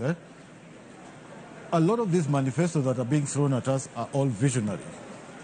But there's no one telling us about legacy. And by talking about these things of 12 trillion or 1 trillion or whatever outside, he's telling us fix the legacy thing. But that's one number I want to hear from you. We've been told every day that because the president said there is some 2 billion that is lost every day. I don't know whether you share the view that that is possible, whether that is... Because I've had certain parties, and he also referred to him quite a bit, to that question of 2 billion quite a bit, and it's almost as if all these parties are beginning to even make policy proposals with that as a key assumption. I think that's exaggerated. I think 2 billion is probably the total of misaccounted and unaccounted for money. I don't think it's all theft. I don't think so. Okay. I think 700 billion is high. 700 billion, a third of the budget. 2 billion a day. 2 billion a day is how much annually? It's 700 billion. That's a third of the budget. Right, yes, but in terms of the minister... But didn't the Auditor General talk about a third of the budget not being accounted? The Minister of Finance has said that we lose in terms of tax expenditures, taxes, revenue unaccounted, between 600 billion to 700 billion a year. It's now 300.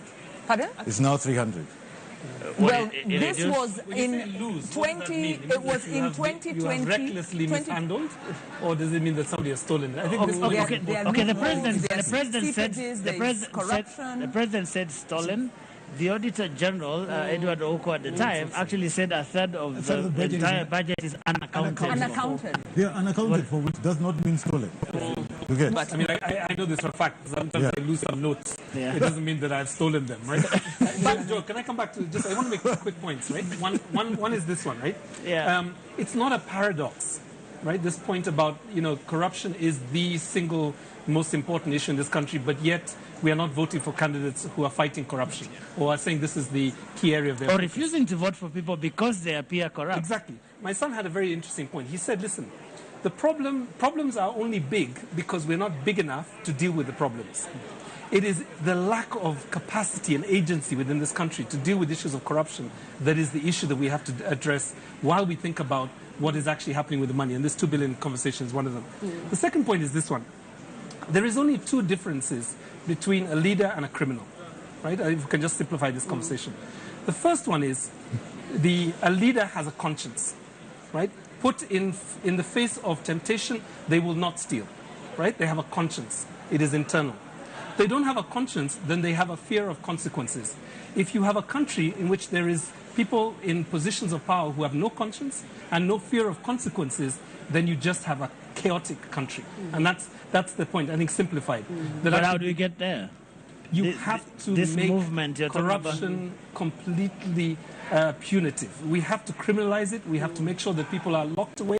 And secondly, that they're not put in positions. I mean, with a light touch with the Agano leader, I do hope that if Mwara is not the 5th president, that he uses his connections to get in touch with St. Peter so that at the heavens gates, at the pearly gates, there will be a metal detector, there will be lifestyle audit documents, and there will be warrants of arrest for those people who have disgraced their office on this kingdom. I think that's just another opportunity for Mwara. You see why I was raising this thing. Look, you were talking about corruption, making it difficult, making it costly and punitive and all of these things. But we saw, like, I think it's Sheila who mentioned someone, the former MP for Sirisia. He was jailed. Now the case is going through some process and whatever, but the guy is on the ballot, and who knows, he might get elected. So how do we get to that point where people actually have it in themselves that if you stink of corruption, look like corruption, walk like it, I won't touch you until you sort out your issues? I mean, how does it become a question for me is an electoral issue? Transparency International have been doing, really, which is that the ethics, the Electoral Commission should not have allowed them to come before us. Yeah. Because that is my simple because response. When they go to the people, I mean, we've had in this country somebody says, "Come on, Nimwizi wetu." Yes, it's a thief maybe, but our thief. Just leave him or her alone. Yeah, because Joe, as they're going back to the people, they're also going back with proceeds of crime and corruption.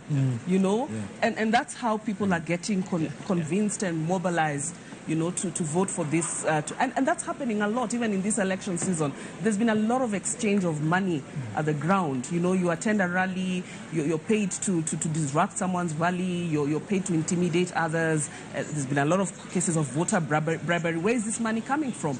Those are proceeds of corruption. And that's how these people continue to get a lifeline, because they continue to convince Kenyans with money that is stolen. But what we need to do, in addition, and I agree with Irungu, in terms of ensuring that we kill impunity, the only way is by punishment, yeah? But one of the other ways, other than, you know, using the law and enforcement and so on, there's a question we're not really looking at, is the whole question around culture change. Whatever we see, how Kenyans react, you know, when you're given an option between heaven and hell, heaven being the good guys, hell being, you know, people who have been tainted, we go for the people who are tainted, meaning that you'd rather go to hell. That's how I see it. That means that we need to see some kind of all right, Sheila, I have to stop you. This time it is Sheila. Yes. So there we have it. You the presidential candidate and Deputy President William Ruto arriving there, and Rashid Abdallah is on standby. Rashid, kazi kwako. Bila shaka Joageo, ni kwamba ule muda ambao tulikuwa tunausubiri wa wale waniaji urais umefika kwa hivi sasa. Akiwa wa kwanza kufika ni mwaniaji urais kwa tiketi ya UDA chini ya mwamvuli wa Kenya Kwanza, ambaye si mwingine bali naibu rais William Samoei Ruto, ukipenda daktari, ambaye amefika katika muda huu angalau kuja kuzungumza na wananchi ili aweze kuweka ajenda zake paruanja, manifesto zake zieleweke katika mjadala katika siku hii ya leo. Kwa hiyo kwa hivi sasa tutakuwa tunamsubiri. Ni mjadala wa pili. Wa kwanza umeweza kukamilika, ambapo David Waiga Mwaure ameweza kueleza ajenda zake baada ya Profesa George Wajakoya kufika na baadaye kughairi kutoshiriki mjadala kwa sababu ambazo ziko nje ya uwezo wetu. Katika awamu hii ya pili itakuwa ni zamu ya naibu wa rais William Samoei Ruto akiingia katika mjadala na aliyekuwa waziri mkuu Raila Amolo Odinga. Lakini kwa hivi sasa Joageo, ni fursa ya kipekee kuweza kuzungumza naye, maana kumbuka ameweza kuandamana na watu wawili muhimu sana katika chama cha UDA wakati ule kule Kasarani, wakileta ajenda ya kwamba kama wanaafiki William Samoei Ruto kuwa mgombeaji wa urais kwa tiketi ya UDA. Yupo mama mboga mmoja aliweza kutoa swali hilo na mtu mmoja wa bodaboda akaweza kuidhinisha na kukubaliana hilo. Hivyo basi watu wao wawili ndio wale ambao wameandamana nao katika siku leo, pamoja na mkewe na familia yake. Kwa hiyo utanipa nafasi kwa hivi sasa kwa dakika moja tuweze kuzungumza wajue ni kwa nini wanapiga kura, ni upande gani watapiga kura na ni kwa sababu gani. Na ndio leo ni siku ya muhimu kwa sababu tutapata nafasi na wenzangu kujieleza, kueleza manifesto yetu, kueleza misimamo yetu kuhusu mambo ya muhimu yanayowahusu wa Kenya na taifa letu kwa ujumla. Tutazungumzia mambo ya uchumi hasa, tutazungumzia mambo ya vile tunaweza kuondoa njaa katika taifa letu la Kenya, vile tunaweza kupunguza gharama ya maisha, vile tutaweza kuzalisha nafasi za ajira za vijana wetu, vile tunaweza kuhakikisha kwamba wakulima wetu wanaweza kuendelea na majukumu yao, na mambo yale mengi muhimu ya matibabu, masomo ya watoto wetu, mambo ya afya. Haya ndio mambo ya muhimu, na naamini ya kwamba Wakenya wanangojea kujua ni yapi tulio nayo. Tumewazungumzia pale nyanjani, lakini leo tutapata nafasi mwafaka ya kueleza kinagaubaga yale mambo ambayo tumepanga kwa ajili ya uongozi wa taifa letu. Labda pende kwa utofauti, naibu wa rais, ni kwamba umeandamana na naibu mgombea mwenza wa chama, lakini hapa kuna watu wawili ambao walikuwa muhimu katika ule mkutano wa wajumbe wa chama cha UDA. Huyu mama ambaye aliweza kuleta swali na yule mtu wa bodaboda aweza kuidhinisha. Mbona ukawapa kipaumbele katika siku ya leo ya mjadala? Kwa sababu nimeambatana na wao tangu tuanze hii safari. Huyu mama nilimpata kule Kiambu wakati tulienda kule kwa Economic Forum, na niliona ni mama mwenye ako na maono. Alitoa mchango wake kama vile wamama wengi na Wakenya wengi wa tabaka mbalimbali. Karibu Wakenya 90,000 walihusika katika kutengeneza manifesto yetu ya Kenya Kwanza, na ni baadhi ya wananchi kama mama huyu na huyu mungwana ambaye pia ni mshirika wetu mkubwa katika chama cha UDA katika muungano wa Kenya Kwanza.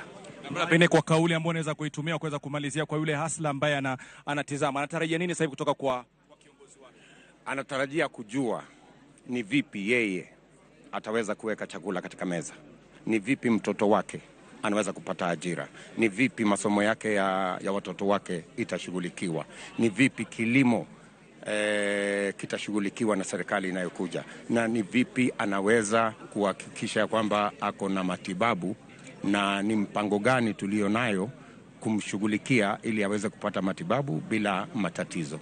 Naamini kwamba haya ni baadhi ya mambo Wakenya wanangojea. Naam, kila laheri katika mjadala. Na naibu wa rais William Samoei Ruto, daktari, akisema kwamba katika siku ya leo ashazungumza mengi katika kampeni Joageo, lakini ana fursa ya kipekee kuweza kuyachanganua kwa utaratibu katika mjadala. Hivyo basi ameandamana na watu wawili ambao ni muhimu sana katika safari yake yeye kuchaguliwa na kupewa tiketi ya uwaniaji wa rais. Narudi kwako ili Wakenya wapate fursa baadaye ya kujua mengi na wachanganuzi matarajio yao na hoja ambazo ni muhimu kujadiliwa katika siku hii ya leo. Joageo. Shukran. Rashid Abdallah there speaking to the Deputy President who is the UDA presidential candidate in the Kenya Kwanza coalition in this election that is now just 13 days away.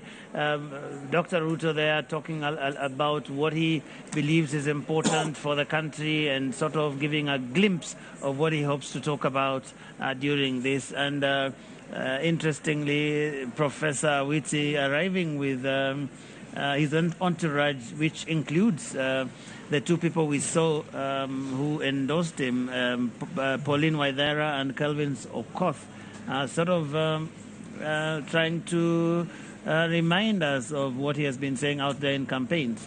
Well, the DP is master of optics, and I think this is just basically one of those instances where he uses to full effect essential imagery just to construct a narrative that endears him more to the ordinary Kenyans, because those two people are very unlikely participants at this level in this country. We don't see ordinary Kenyans flank presidential candidates. But I was just about to say one thing. The reason why ethics, integrity, and values are subordinate in our political discourse and in political organizing is because the basis for political mobilization is still ethnic.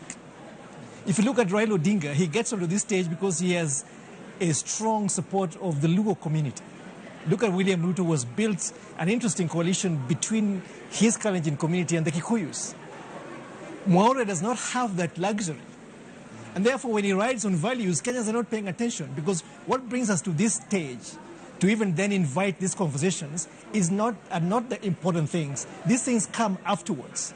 And this ethnic political mobilization is a huge problem that we have to deal with. But Ruto has been saying this many times that this election is about the economy and all of these things. And some people say that the ethnic question is not as pronounced in this election as it has been previously. Do you agree? it is still a very strong undertone.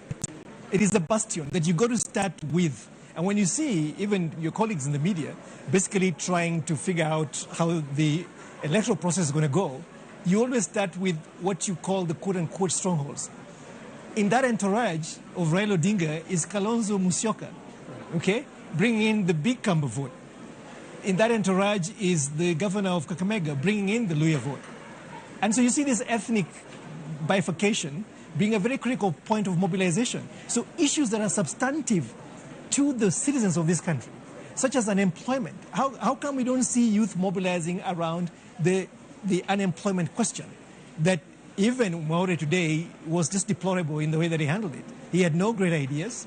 And even Deputy President William Ruto and even Raila Odinga, nobody has any clue about how to mobilize the economic resources of this country to then create the traction that leads to jobs. We still imagine that if you're going to give us handouts in terms of grants and loans, that every young people can start a business. They don't want a business. They want jobs like you and I. They want jobs like the one that Ruto is seeking, not the jobs like their MPs. This economy of bringing your own job is not working. It never builds economies. And that's a good place, Wanjiru, to kind of segue into this next debate that we are going to have in about 20 minutes' time, where we actually have two campaigns, markedly different in the platforms on which they are running. Both of them saying that it is the economy is stupid, as one American president said, but approaching this economy from very different directions. I wonder what you have heard and what contrasts or similarities you see in the overall platforms of the two main formations that we are about to receive. Hopefully we get both of them. Right. So from my point of view, I think in terms of economy, there's been, and the manifestos, there's a win for Kenyans because there's a recognition of the importance of economy. Both manifestos bring out, of course, the economic issue as the primary one.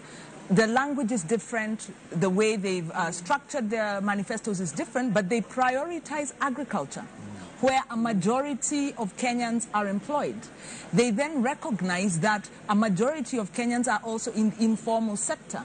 And with Azimio, they try and link agriculture to manufacturing, to the informal sector, trying to really take a holistic look at saying if that's where people are employed, that's where we need to put money, we then need to add value, we then need to do marketing and therefore create jobs. So there's a very intentional effort to go back to what the economy needs. On the UDA side, KK side, they've also done the same. They've also prioritized agriculture. They've also prioritized MSMEs, looking at the informal sector. They've linked that to manufacturing. They also prioritize ICT. So in terms of the priority sectors, you can say they have prioritized both of them and recognize using different language that trickle-down economics is not working, that you really need to engage the majority and be meaningful in that way. So one, in terms of the broad economic priorities, I think they're on the same page. A slight difference because Kenya Kwanza takes more of an enterprise, social enterprise approach, whereas the Azimio takes more of a social democratic development approach, more welfare approach. But in principle, they have a good sell. And as manifestos go, much as we have, we're very cynical about them, we must remember that Jubilee Manifesto was a kind of a jumble of projects that they tried to implement and essentially broke the economy. So we must hold these, whichever side gets in, and even the side that's in the opposition to their promise. But the big difference for me is in terms of the values foundation. Azimio makes is very explicit actually in terms of democracy, social justice, citizen engagement, putting public participation, civic engagement, as part of as part of their approach. So you see their democratic, human rights-based approach. They have a section on governance. Their proposals are not as replete, but they do touch on leadership and integrity, ethics, anti-corruption. They go the whole gambit. But when you look at Kenya Kwanza, it's missing in terms of the values foundation. And their approach to governance is to strengthen institutions, which is good in itself, but really that's a basic, public, one, it's based in the constitution, strengthens those institutions because they're focusing a lot on the oversight institutions, giving them enough money, giving them independence. That's the constitutional position.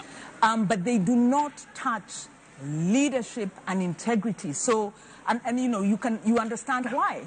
And I want us to discuss that emerging dichotomy, whether that's something that we can look forward to in the coming elections. But Dennis, I wonder what fundamental differences, briefly, do you see between the two platforms that have been presented to us by Azimio and Kenya Kwanza? Do you want us to close the Maure debate? Because I think there's still some issues that we didn't cover. Well, we could go that all night long, but we have only 20 minutes. Oh, okay. Debate, so in fact, it is less now. To say something quickly? Yeah, I wanted to say something very quickly. I think either. Dennis, is that you donating your time to him? I'm donating 1 minute to him. 1 minute to me. So 1 minute to him. It's about Wajakoya and facts. He has a very, very strange relationship with facts. And I feel really uncomfortable trusting him at the helm of government. He does not understand. He calls us a wealthy nation. Our revenue yield in 2020-2021 was just 1.6 trillion. In 2021-2022, by June, July to June this year, we're at 2.03. Our budget estimates at 3 trillion. I don't understand where he gets this notion that we're a very wealthy nation. We're really struggling with a huge debt overhang. His proposals about agriculture are really fantastic in an imaginary way. He has got a very agrarian fixation with agriculture. He has no idea about how pastoralism works. His whole fixation about agriculture is throw fertilizer in the soil. So I think this very flippant relationship with facts really undermines the credibility of his candidacy, especially when you want to trust him at an executive level to actually run a state bureaucracy. And probably that would have been great to ask him had he showed up or had he stayed back and you make a great point. But Dennis, you were talking about Thanks, Dennis, for the these two formations, and I don't know how many of your minutes are left. But just in general terms, I think I get the sense Azimio comes across as more looking at the production side, whereas Kenya Kwanza is looking at the market side. They talk about value chains. I think they built their whole manifesto around value chains. Kenya Kwanza.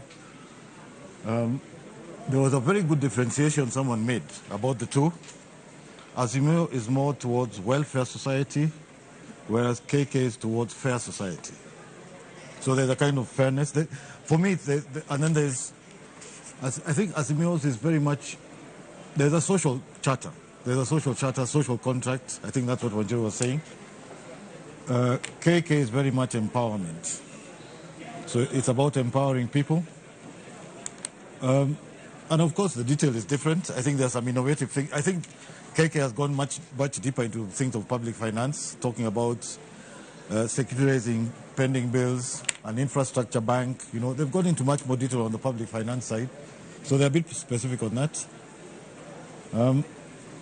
But I take Wanjiru's point, by the way. I think there's an important point on the governance. They've instrumentalized it. So there's no underpinning philosophy. Yeah. It's about instruments. Governance is an instrument, right? There are no underpinning values. I think that's a very important point, especially since, in fact, I wanted to make this point. In the foreword to the manifesto, the Deputy President says he wants to do three things. Defend the Constitution, institutionalize our politics, and create jobs. It would be very interesting to see what that means. Okay, Sheila, you haven't said anything. I don't know what you see in front of us if any of these two people were to to get to power, what distinctions do you see, especially from where you sit?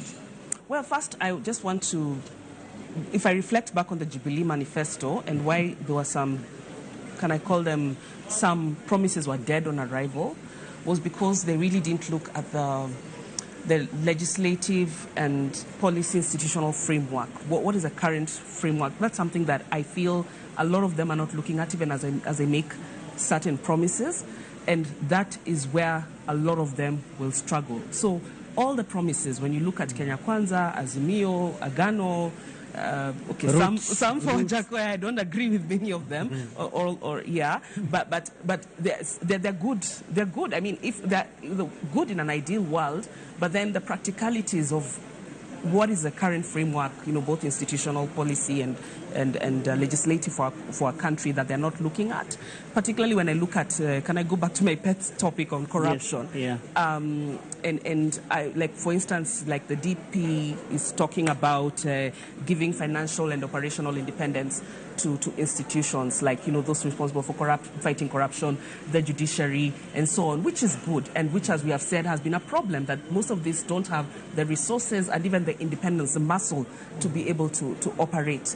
But then there are certain challenges that we've seen, and I've not heard them talk about how they will address some of these challenges to their institutional, functional, financial independence of these institutions. Yeah. But for me, primarily as well, I think that when it comes to the issues around corruption, I still feel like they've looked so much on the issues around enforcement, but we're not looking at prevention.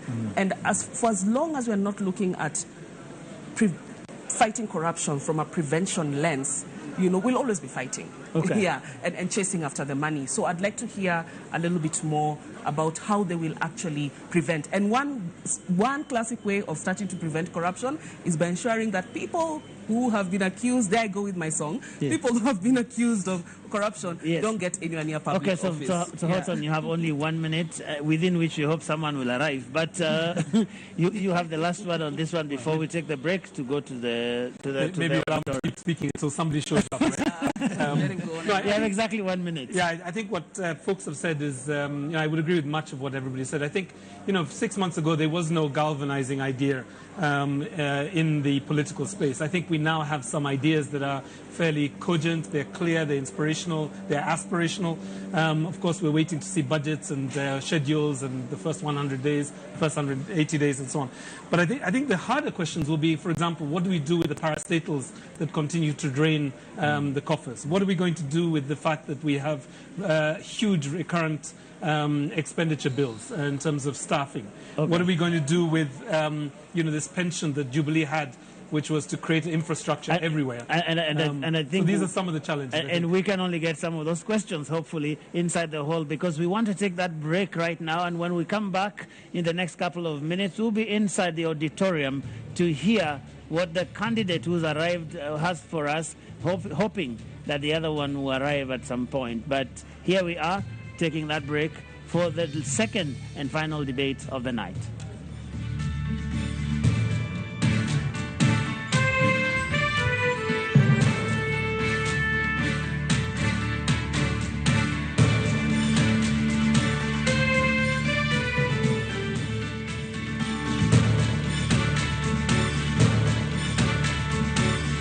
Linda familia na marafiki dhidi ya magonjwa. The UHC coverage journey is on. NHIF is working under the guidance of the Ministry of Health in the UHC Step Up, which presents an opportunity to secure Kenyans access to quality health services without suffering financial hardship. So take the bold step today and safeguard your families by enrolling to NHIF to ensure health for all. Kwa majina mimi naitwa Moses Kulia, mkaaji wa hapa Bomboruru, ambao tunafanya na kazi na hii sako yetu ya Geno Sako, ambao ruti yetu ni Bomboruru Saba Seri. Kwa hii kadi ya bima nilichukua 2013, ambapo imeshanisaidia 2018, ambapo bibi yangu alikuwa anajifungua, tulienda hospitali tukatibiwa, tukahudumiwa vizuri, alafu wakati wa kutoka hatukuitishwa kitu. Kwa hivyo ningemhimiza makondakta wote na madriver wajiandikishe kwa hii bima yetu, ambapo itakuwa inawasimamia. linda familia na marafiki dhidi ya magonjwa. What is a secondary school in Kenya? It ranges from 106 high-cost national schools educating 3% of the learners, where you find ultra-modern libraries and laboratories, the most experienced principals and teachers, and the best teacher-student ratios. With 7,019, some barely established, understaffed, lacking basic facilities, sub-county schools, educating over 60% of learners.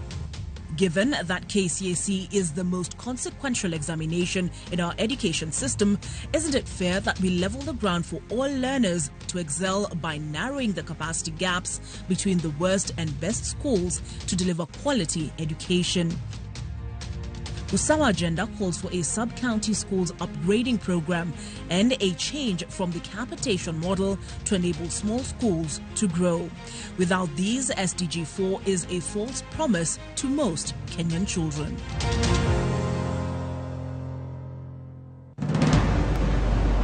Leaders don't need to have all the answers. Ordinary people often do. If leaders would just listen. Each year, patients who can't pay hospital bills are detained in hospitals against their will. Kwa majina naitwa Maimuna Auru. Nilienda hospitali kujifungua, nikakuwa sina pesa, nikakuwa niko detained for 24 days. Niliacha watoto wangu nyumbani wakiteseka, na ile kitu naambia serikali kuwa kila Mkenya yuko na haki ya afya. Ule awe ako na pesa, awe hana pesa, ana haki ya kudumisha afya na kuwa na afya njema.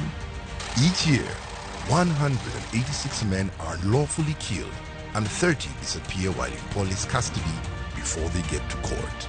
Kwa jina naitwa Hussein Moyo Molte. Mimi ndo baba wa marehemu Yasin Hussein Moyo, ule aliyepigwa risasi na polisi wakati wa corona akiwa kwa balkoni yao.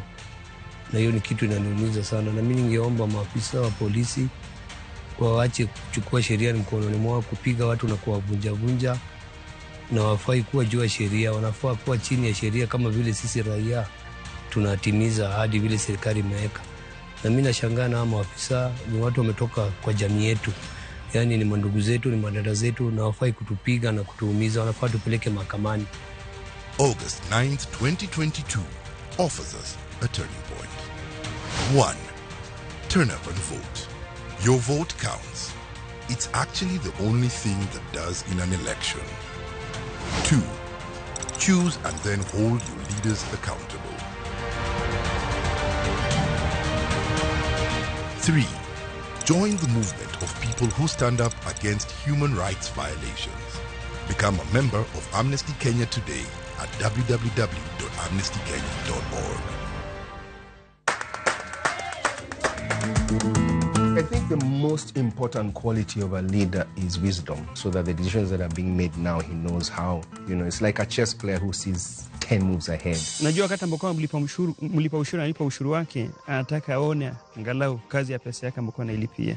Pesa tunaamini kwa zinaishia kwa mifuko za watu binafsi. I think it's important that wealth is declared frequently, and if people have found ways to accumulate wealth very quickly, absolutely good for them, as long as, of course, that is done honestly and ethically. We need leaders who are well educated to understand the challenges that we face in the modern world. Kwa mfano, mtu mwenye amesomea ukandarasi wa barabara, mkiwa na kiongozi ambaye amesomea hiyo taaluma, una uhakika kwamba barabara za eneo lako zitakuwa zina usimamizi mzuri.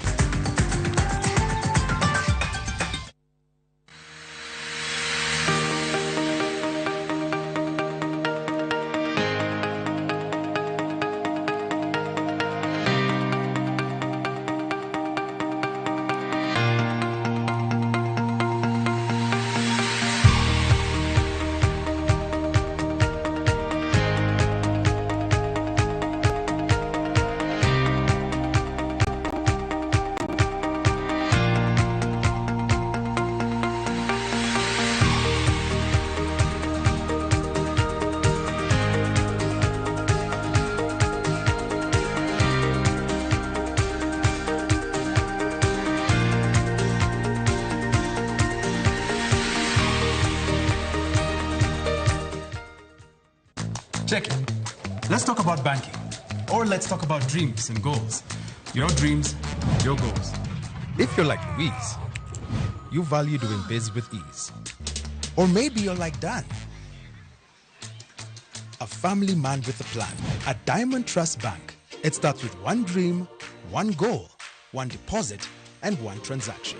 Pamoja, let's make it happen. So don't just bank with us, bank on us. My core experience can be summarized in a nutshell as one of transformation. I think once I joined this campus, I didn't have a vision of where I wanted to be. I didn't know who I was and what I wanted to do with my life. And I feel like the environment and the people who've mentored me along the way have enabled me to find out who I am and have helped me figure out where I want to go in this life. They have a good quality education, which I 100% vouch for. Enroll at Catholic University of Eastern Africa for courses in nursing, law, business, economics, computer science, education, community health and development, actuarial science, international relations, counseling psychology, regional integration and theology. September intake ongoing at Langata and Eldoret campuses. Email admissions@quer.edu or visit quer.edu. Quer for innovative, marketable graduates. Karibu Cam. By offering market linkages, networking opportunities, and technical assistance, Kenya Association of Manufacturers assists its members to grow and scale up their businesses. Join us and let us work together to grow the manufacturing sector. Becoming a CAM member is as easy as 1, 2, 3.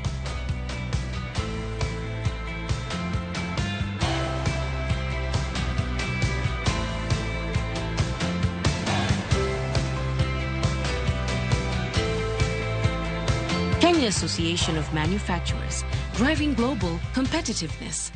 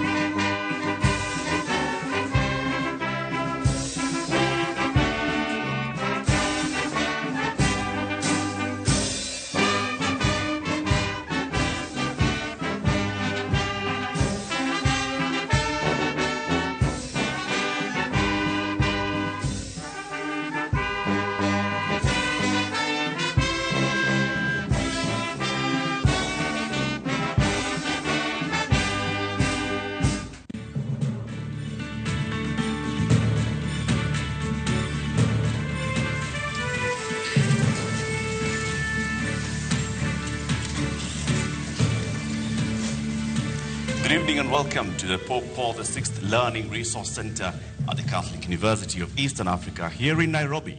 My name is Eric Lati of Spice FM and KTN News. And I'm Yvonne Okwara of Citizen Television. Welcome to the second of 2 presidential debates between the 4 presidential candidates cleared to run for president in the forthcoming election. This is the last of 6 national televised debates organized through a joint media presidential debates initiative, bringing together literally the entire Kenyan media fraternity.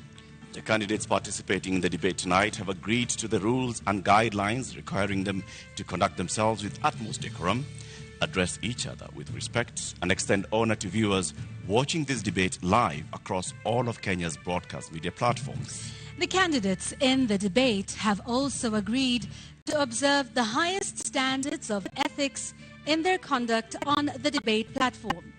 The candidates are not permitted to carry or refer to their mobile phones or to wear any listening devices, including earphones. Medically recommended hearing aids are exempt from this rule. But luckily, we have confirmed that none of the candidates is on a hearing aid. Ethics and guidelines also remind the candidates that they shall not carry to the debate platform any written material, whether books or journals, manifestos, or any articles, including even handwritten notes. Each candidate will have 2 minutes to make an opening statement, 2 minutes to answer a question, and 60 seconds for a rebuttal. The topics have been carefully selected after a thorough assessment of the state of our nation and the sentiments of the Kenyan voters in various parts of the country. In line with the debate rules and best practice, the questions we shall be asking tonight have not been shared with any of the campaign teams, neither were they discussed or formulated in conjunction with anyone. The questions we shall be asking tonight are entirely our own. An invited audience seated here in the auditorium has also agreed to the debate rules. They have been fully briefed that cheers, jeers, or any other form of noise is not permitted during the debate. The audience has also agreed to the request and requirement to maintain order and civility right through this debate. This debate was to feature two leading presidential candidates, Raila Odinga of the Azimio la Umoja One Kenya Party and William Ruto of the United Democratic Alliance, UDA. We have, however, received written notification from the Raila Odinga campaign that he shall not be taking part in this debate. Indeed, but in keeping with the traditions of the Joint Media Presidential Debates Initiative since 2013, the debate is on. And we now make one exception to permit the audience here in the auditorium to help us welcome Dr. William Ruto, the UDA presidential candidate, to the stage.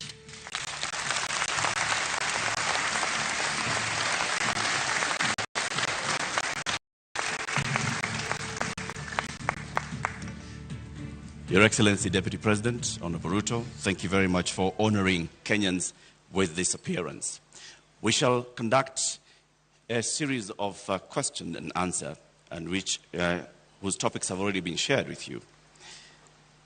We'll give you 2 minutes to begin with your opening statement before we go to the main thrust of the questions tonight. Thank you very much. William Ruto, a husband, to my dear wife Rachel, who is in this audience, a father, to my children who are also joining me this evening in this debate, the sitting Deputy President of Kenya, a presidential candidate in this election, and I have come here to participate in this debate because I have presented myself as a presidential candidate, knowing very well where our country is. We are a country that is faced with mounting challenges. We have a huge track record of what we have achieved, but there is tremendous opportunity out there for more to be achieved. I believe that this is a Mama Mboga moment. We have 5 million young people who are not working. We have 15 million Kenyans who today are blacklisted in CRB. We have 10 million citizens who have no access to credit in the micro and small enterprise sector. And I believe I am the candidate with a plan to be able to get Kenya to the next level. Thank you, Honorable Ruto, for your opening statement. Let's get right into the first topic of discussion here tonight, and that is the cost of living, something that many Kenyans are concerned about tonight. At the moment, Honorable Ruto, we currently have 3 subsidies in place on fuel, on unga, on fertilizer, all aimed at dealing with the cost of living. Do you believe that subsidies are the way to go and are the right approach at this moment to deal with this issue? I believe that subsidies can alleviate the problem to an extent, especially when we find ourselves in the situation where we are. My position is that we find ourselves at this port because there are certain things we didn't do right. We had a Big Four plan because we foresaw this situation. We were here in 2017. We decided then that it is proper to formulate a plan that included matters food security. If you look at the 4 pillars of the Big Four plan, one of them was agriculture and food security and nutrition. Unfortunately, that plan fell apart. It was actually sabotaged. So we find ourselves in this space because, one, we didn't capitalize our agricultural sector. We actually removed the fertilizer subsidy program that existed, which we just reinstated, I think, 3 months ago. Why did we withdraw it in the first place? Because to deal with the cost of living, you just have to increase agricultural productivity. And to increase agricultural productivity, you need to do 3 things. Number 1, make sure farmers have access to inputs, fertilizer, seeds, pesticides. Make sure the farmers have the necessary capital to be able to do the farming. And 3, make sure they have access to markets that are not rigged. Unfortunately, we didn't do that. And that's why we find ourselves in the situation we're in. So that's why in our plan, as Kenya Kwanza, we have set out with clarity what we need to do.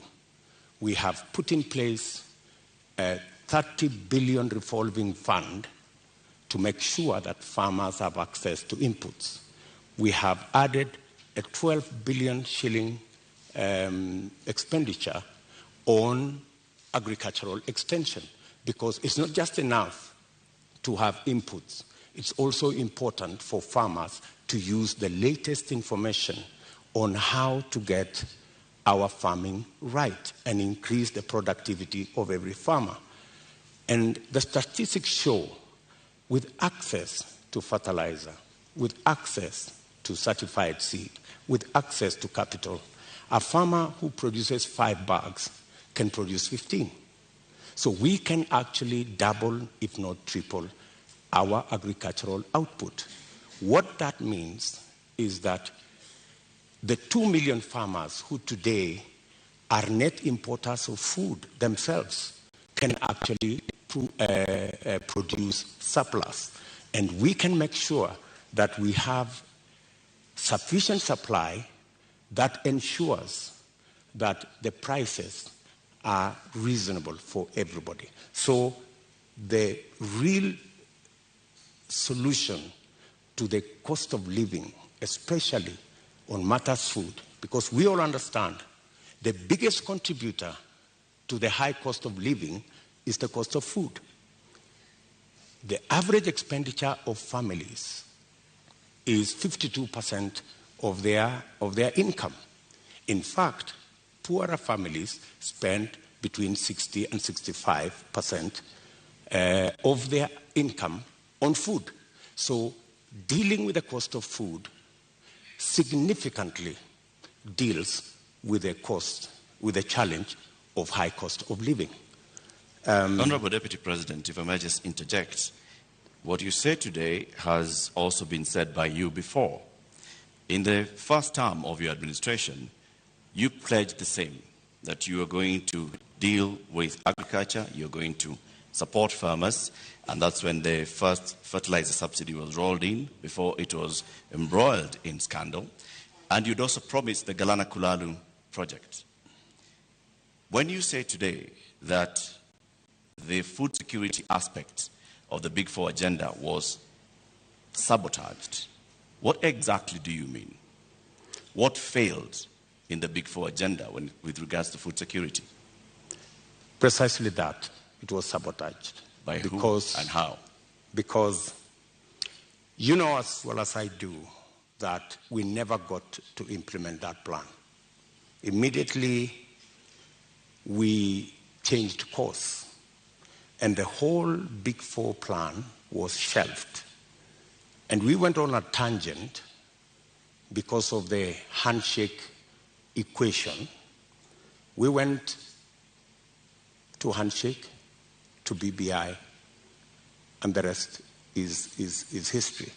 We didn't get the time to do what we had promised the people of Kenya to do.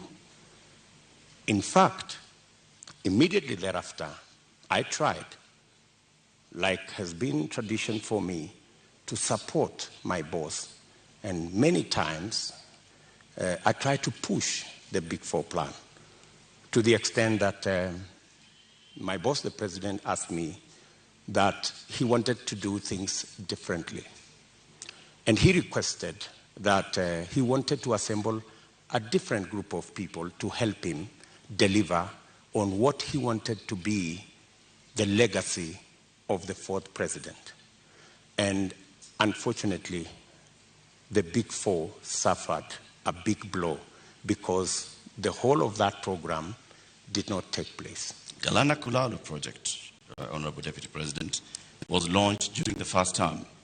What happened? What went wrong? Why did it fail?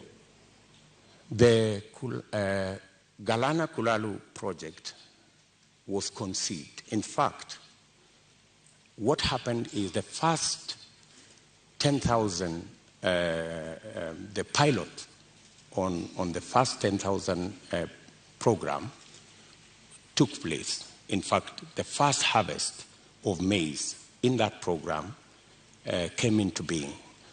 And the recommendations from the trial on that project was we needed to build a dam because the water from the river was not sufficient to do the Galana Kulalu project.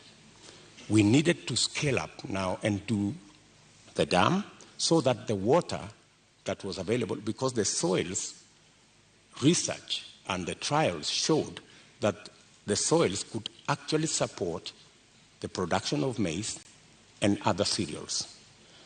Unfortunately, it didn't move from there because we didn't get the dam sorted.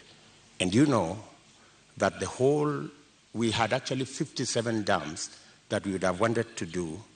Unfortunately, they didn't happen. They suffered. So why didn't you do the dams, Honorable Deputy President? And the former ambassador of Israel to Kenya also said that they were facing frustration in supporting the Kenyan government on this. Why did you not do the dams? Why did you not go ahead with the implementation of the Galana Kulalu project? The Galana Kulalu project, as I have told you, was part of a wider plan to make sure that we move our agricultural productivity from rain-fed to irrigation. And it was not just about Galana Kulalu. It was a series of other dams, including what we call the High Grand Fall dams that was supposed to feed into the lower part of the Tana. It was Lowat Dam in Turkana. It was Radat Dam in Baringo. There was a big plan around that was now supposed to roll into place with now our targeted, because our second term was targeted at agricultural productivity and food security. And we have now made it the deliverable for our second term. And as I have told you, our second term program ran into headwinds. Honorable Ruto, just to continue to understand Galana Kulalu, because that was a big project that, had it have succeeded, might have solved quite a few of the issues we have with respect to food security. The Auditor General conducted a report and cited weaknesses in the contracting of it. First, that there was single sourcing, and that even the manner in which the contract itself was done, in terms of payments that were tied to the contractor. And so raising a number of issues around the manner in which the contract itself was put together, that then states that this was something that was going to fail anyway. And so what's your response to that with respect to the manner in which contracting is done in this country, particularly with Galana Kulalu, which was a big project under the first term of the Jubilee administration, of which you are a part? I quite agree that issues were raised around the contract, and that is why the contract actually was shelved with a balance. It didn't go the full hog, because when those issues were identified, it led to the contract being stopped so that those issues could be addressed. But by the time it was getting there, already the trials had been done. The pivots had been set up. The first crop had been harvested. And we already had the template on what actually needed to be done, because the contract, the initial contract, was for the first 10,000 acres. The real contract was for the 1 million acres, which was really the target for food production.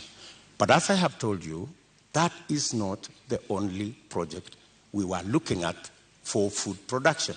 And let me also say that even without the implementation of the Galana Kulalu, supporting the farmers as they are today would still guarantee us a situation where we would not be in the situation we are in. Today, for the first time in Kenya, the price of unga has gone to 230 in some cases. It's never been that bad. I must say, as a former Minister for Agriculture, serving under President Kibaki, I am the minister who assembled the infrastructure that provide subsidy on fertilizer. And we saw an increase of 5 million bags of maize when we rolled that plan. When that plan was, when the fertilizer subsidy was cancelled 2 years ago, that is why we are where we are. We are not here because Galana failed. We are here because we didn't do what we needed to do with our farmers the way they are today. What Galana Kulalu was supposed to give us is actually that extra production that would even make it possible for Kenya to export. There is absolutely no reason why Kenya today is spending 12 billion shillings to import maize from Uganda or from Tanzania. We should be net exporters of maize, for example, but we are not. And the reason why we are not is because our agricultural sector is undercapitalized. We have removed the support that farmers always had. And that is why, for the first time, because of the things we didn't do, because of the removal of the fertilizer subsidy, for the first time, the price of unga has gone to 230. Honorable Deputy President, you say that a lot was done in the first term, and that is why we got to a point where in 2017 we still had a rise in food prices.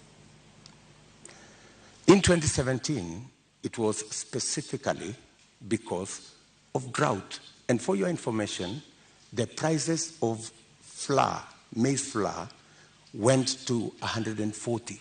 It didn't go to 230. That's the whole difference. However, then, even Ruto, in the situation of drought in 2017, what the debate then was 2 kilogram packet of maize was retailing at 140. Today, it is retailing at 230 because compounded with the drought, we just did not produce as we should have produced because we didn't support the farmers the way we have always supported the farmers. Honourable Ruto, I'd like to speak about another issue that is a contributing factor to the cost of living, and that is the high cost of fuel in the country. What do you propose to do with that? Because there's also a current subsidy in place for that. What do you think is the solution to the rise in cost of fuel, which, as you know, drives the cost of a number of other products? I think the first thing that we need to do is to look at the taxes, because 50% almost of the cost of fuel in Kenya is taxes. I think it's time, as a country, we looked at, I think there are 15 different taxes on fuel. And I think it's time we relooked at how else do we raise revenue. Which taxes would you be proposing to remove from fuel, the cost of fuel? I think majority of the taxes that are in that bracket, I think there are almost 15 different taxes that are there. I do not have the specifics, but those 15, I think we need to interrogate these 15 different taxes. Which ones can we put aside so that, like other countries, we can limit the taxation on fuel? Take, for example, let me VAT. ask, yeah. Yes, okay, take, carry for on. example, VAT. Correct. I think we need to rethink taxation, VAT taxation on fuel. That was the latest inclusion of taxes on fuel. And I think it was very controversial. Yeah, Honourable Ruto, VAT on petroleum products was indeed controversial. Let me take you back to 2013 when VAT was imposed on this as a condition by IMF. At the time, then Majority Leader Aden Duale said, and I quote, "The 181 members have been convinced by our party leader and our deputy party leader on the rationale of 8% VAT on petroleum products." He went on to say, 181 is a very big number and we will convince our members from the NASA side. So you, at this point in the year 2015, I believe, when this was passed, were pushing for 8% to be added on VAT. Today, you are saying you want to abolish VAT on petroleum products. Why should Kenyans believe you today? Why wouldn't they? I mean, we live in a dynamic country, and it's only fools who don't change their mind. If you are in a situation where the price of fuel has gone to 160, I mean, it's time to think. I mean, when this VAT was imposed, then the price of fuel was under 100. Honourable Ruto, when the VAT was imposed, it was at the time a condition by IMF when we were seeking a precautionary facility. Today we find ourselves in the exact same position with a third tranche of an IMF facility, and once again they are calling for the same issue that we are facing with VAT then is the same one we are facing now. And at the point, IMF has in fact said that we do not need to be removing taxes on petroleum products. So with an IMF facility already in place, are you then saying you are going to go back to the IMF and renegotiate the terms of that loan that is already in place regarding IMF VAT on fuel products? What's wrong with negotiating with IMF? I think any reasonable government, looking at the situation where we are, looking at the cost of living and how many Kenyans are every day sinking below the poverty line, I think it takes a courageous government to sit down with our development partners, and they are fairly reasonable people, and have a discussion. And I think they are, if not 8%, we need to renegotiate on some of the items that are outstanding. And apart from looking at that, there are other instruments that we can deploy. For example, we have the fuel subsidy fund. We need to think about how that fund is being used, how we are deploying it. Are we deploying it correctly? Is it giving us value? And what changes can be made? We need an open and frank conversation with our development partners who support us.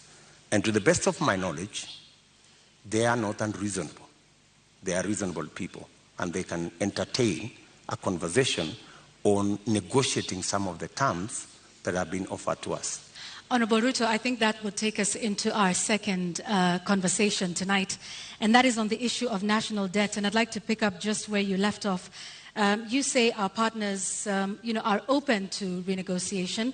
However, on the matter of renegotiating our debt, Honorable Ruto, you just last week in an interview with the international press said you will not be entertaining discussions around renegotiating our debt. In fact, with respect to your competitor who is not here with us today, when he brought up the issue, you in fact called his statement on that condescending and reckless. Mr. Deputy President, are you tonight changing your position and saying you will renegotiate and seek to restructure our debt? Not at all. I still believe, as I stand here, that it is reckless for anybody to say we cannot pay our debts. I believe that we have what it takes to pay our debts. And mark you, what we were discussing about VAT is very different from negotiating our debts. But it is tied to the IMF facility, which is a loan. It's completely different. How so? What we cannot entertain as a country is a position that we cannot pay. We are in a position that we can't service our debt. We cannot. We need to go out there and renegotiate our debt. I think that would send the wrong signal. What I would do on matters to do with the debt, we have a plan as Kenya Kwanza on how to manage debt. Number one, we have said we will first slow down, put the brakes on borrowing. Number two, we will put brakes on unbudgeted projects. In fact, that is the biggest source of our problem. Projects that are not within the budget, so that we cannot keep our fiscal deficit at what we have committed, 5% or 5.9%. Number three, we need to raise our revenues. And I have said openly that we have areas that we believe that we can raise our revenue. For example, we collect 52% of all collectible VAT. Just by automation and computerization, we can actually raise 95% of all collectible VAT. That would give us an extra 450 billion Kenya shillings.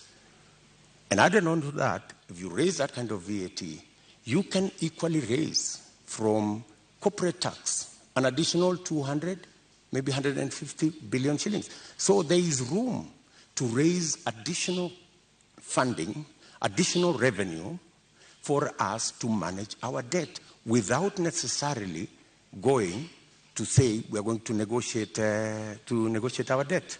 So I hear you saying that our national debt as it stands today is manageable. Our debt today is a challenge. We need to deal with it. We are not sitting pretty. We are living, if I may say, we are living beyond our means.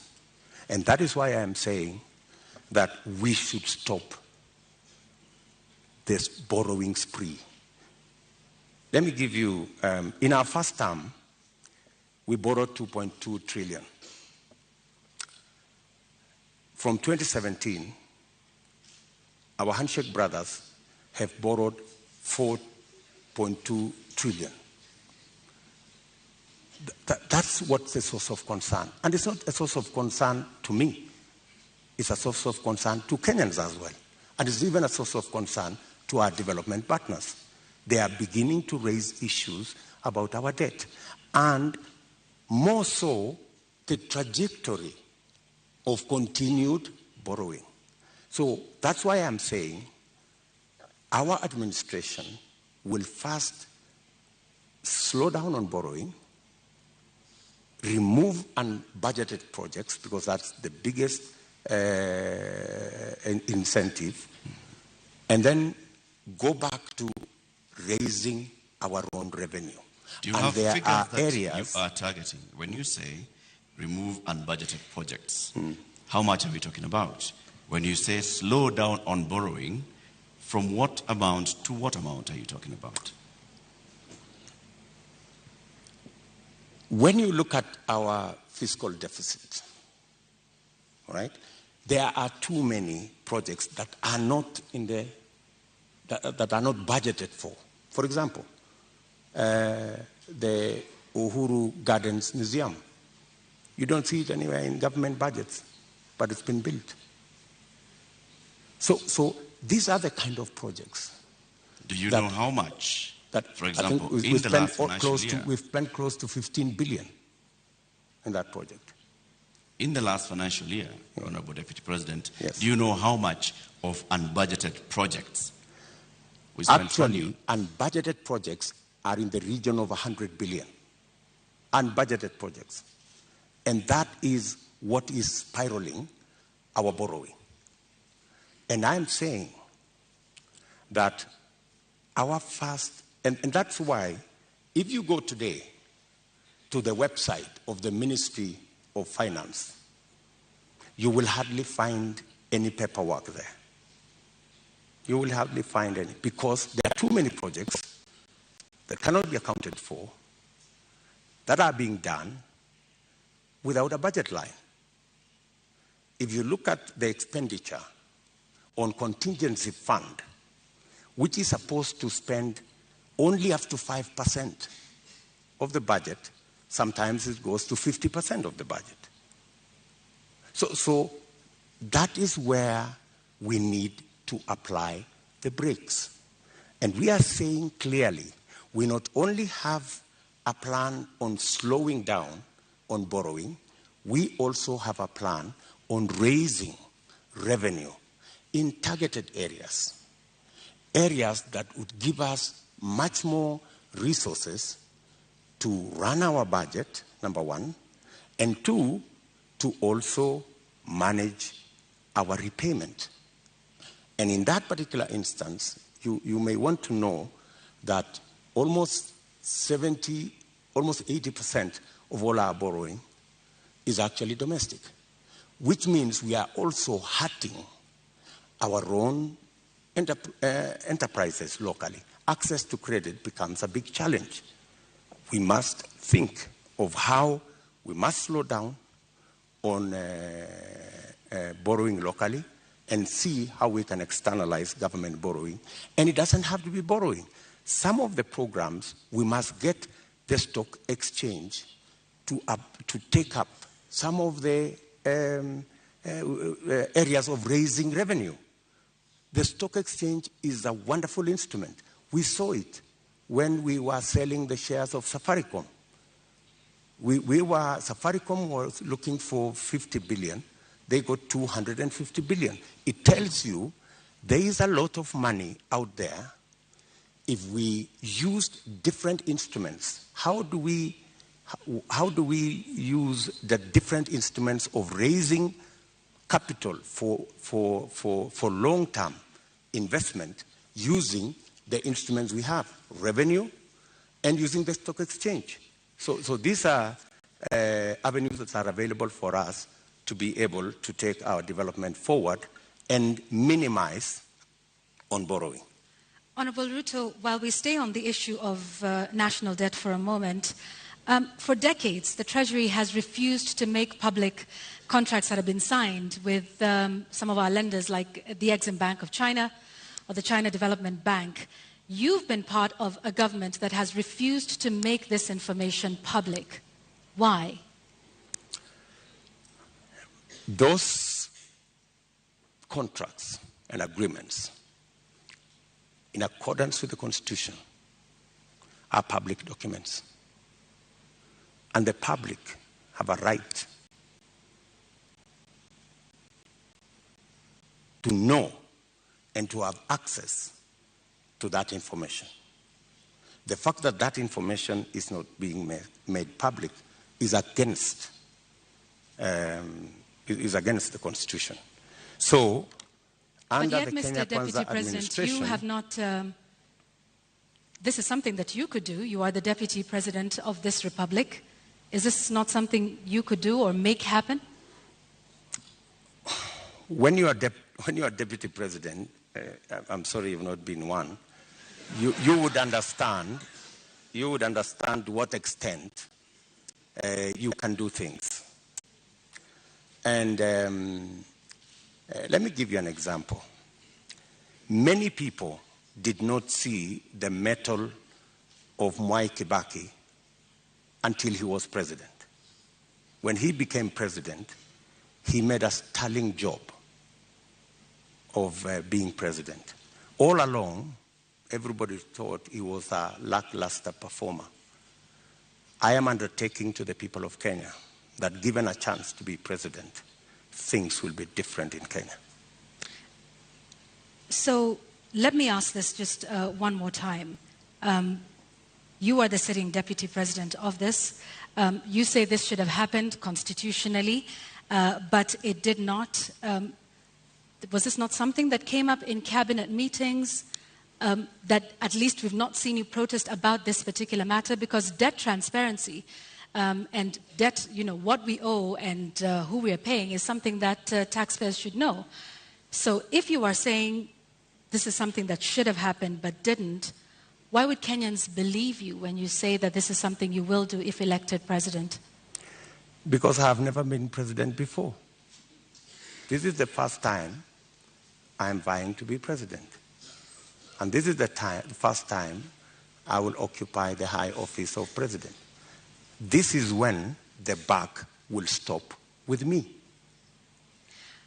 Are you saying, Mr. Deputy President, that in the last 9 years, you have sat in cabinet meetings and expressly said that you would like the contracts details to be released to the public? I will not tell you whatever discussions took place in cabinet because... we are seeking to understand, Your Excellency, because is what role you played it is not in making place. Sure that the government that you serve is actually adhering to the Constitution and several court orders. Whenever it was available for me to take a position, I have always taken a position. And I have taken many positions. Sometimes that did not look very popular, if you may. And I have taken very firm positions in cabinet. And I have taken very firm positions in the public. And I think people of Kenya know me not as a coward. They know that I take what I believe in, and I take positions. I am saying here that every contract signed by the government of Kenya is a public document, and it should be available to the public. The question of the SGR contract was raised even in the first term of your administration. It has never been made public. Mr. Deputy President, you don't have any record, any public record of you saying that these contracts should be made public. Why? You see, as Deputy President, there is so much that you can do. In fact, my role, my oath of office has 3-4 functions. Number one, I swear allegiance to the people of Kenya and to the Republic, to discharge every responsibility given to me by the Constitution and the law. And number 3, to advise whenever required. That's the language of the Constitution. Whenever required, the President on matters that he requires advice. And number 4 is to serve people equally and fairly. So I have discharged that responsibility to the best of my ability. And I have made my position in regard to the contracts very well known to the right officers. It is not a matter I would have wanted to take it in public for purposes of making sure that government is functional. All right, I have just one last question on this before we move to our next topic of discussion, because you've informed us about, from what I understand, and you can correct me, Honorable Ruto, about the limited sort of powers of the Deputy President. Is that what you're saying in respect to making these contracts public? You said, and I quote, "I can only do so much as a Deputy President." Absolutely. Okay. However, in previous television interviews, you have stated that you and the President remain accountable for everything that has been done for this. So which is it, Mr. Deputy President? Are you responsible for not making these contracts public? Because you in the past have said that you and the President remain accountable and should be asked about everything that happens in this country. Precisely, that's why you're asking me, and I have answered you. I have said clearly that to the extent that my duty as Deputy President is concerned, I have discharged my responsibility. I have given advice to my boss on many issues, including that particular issue. So I have given him my advice, enumerating very well that it is the constitutional position that every contract is made public. I have given that advice to the President as is required of me. So, but you know the buck stops with the boss.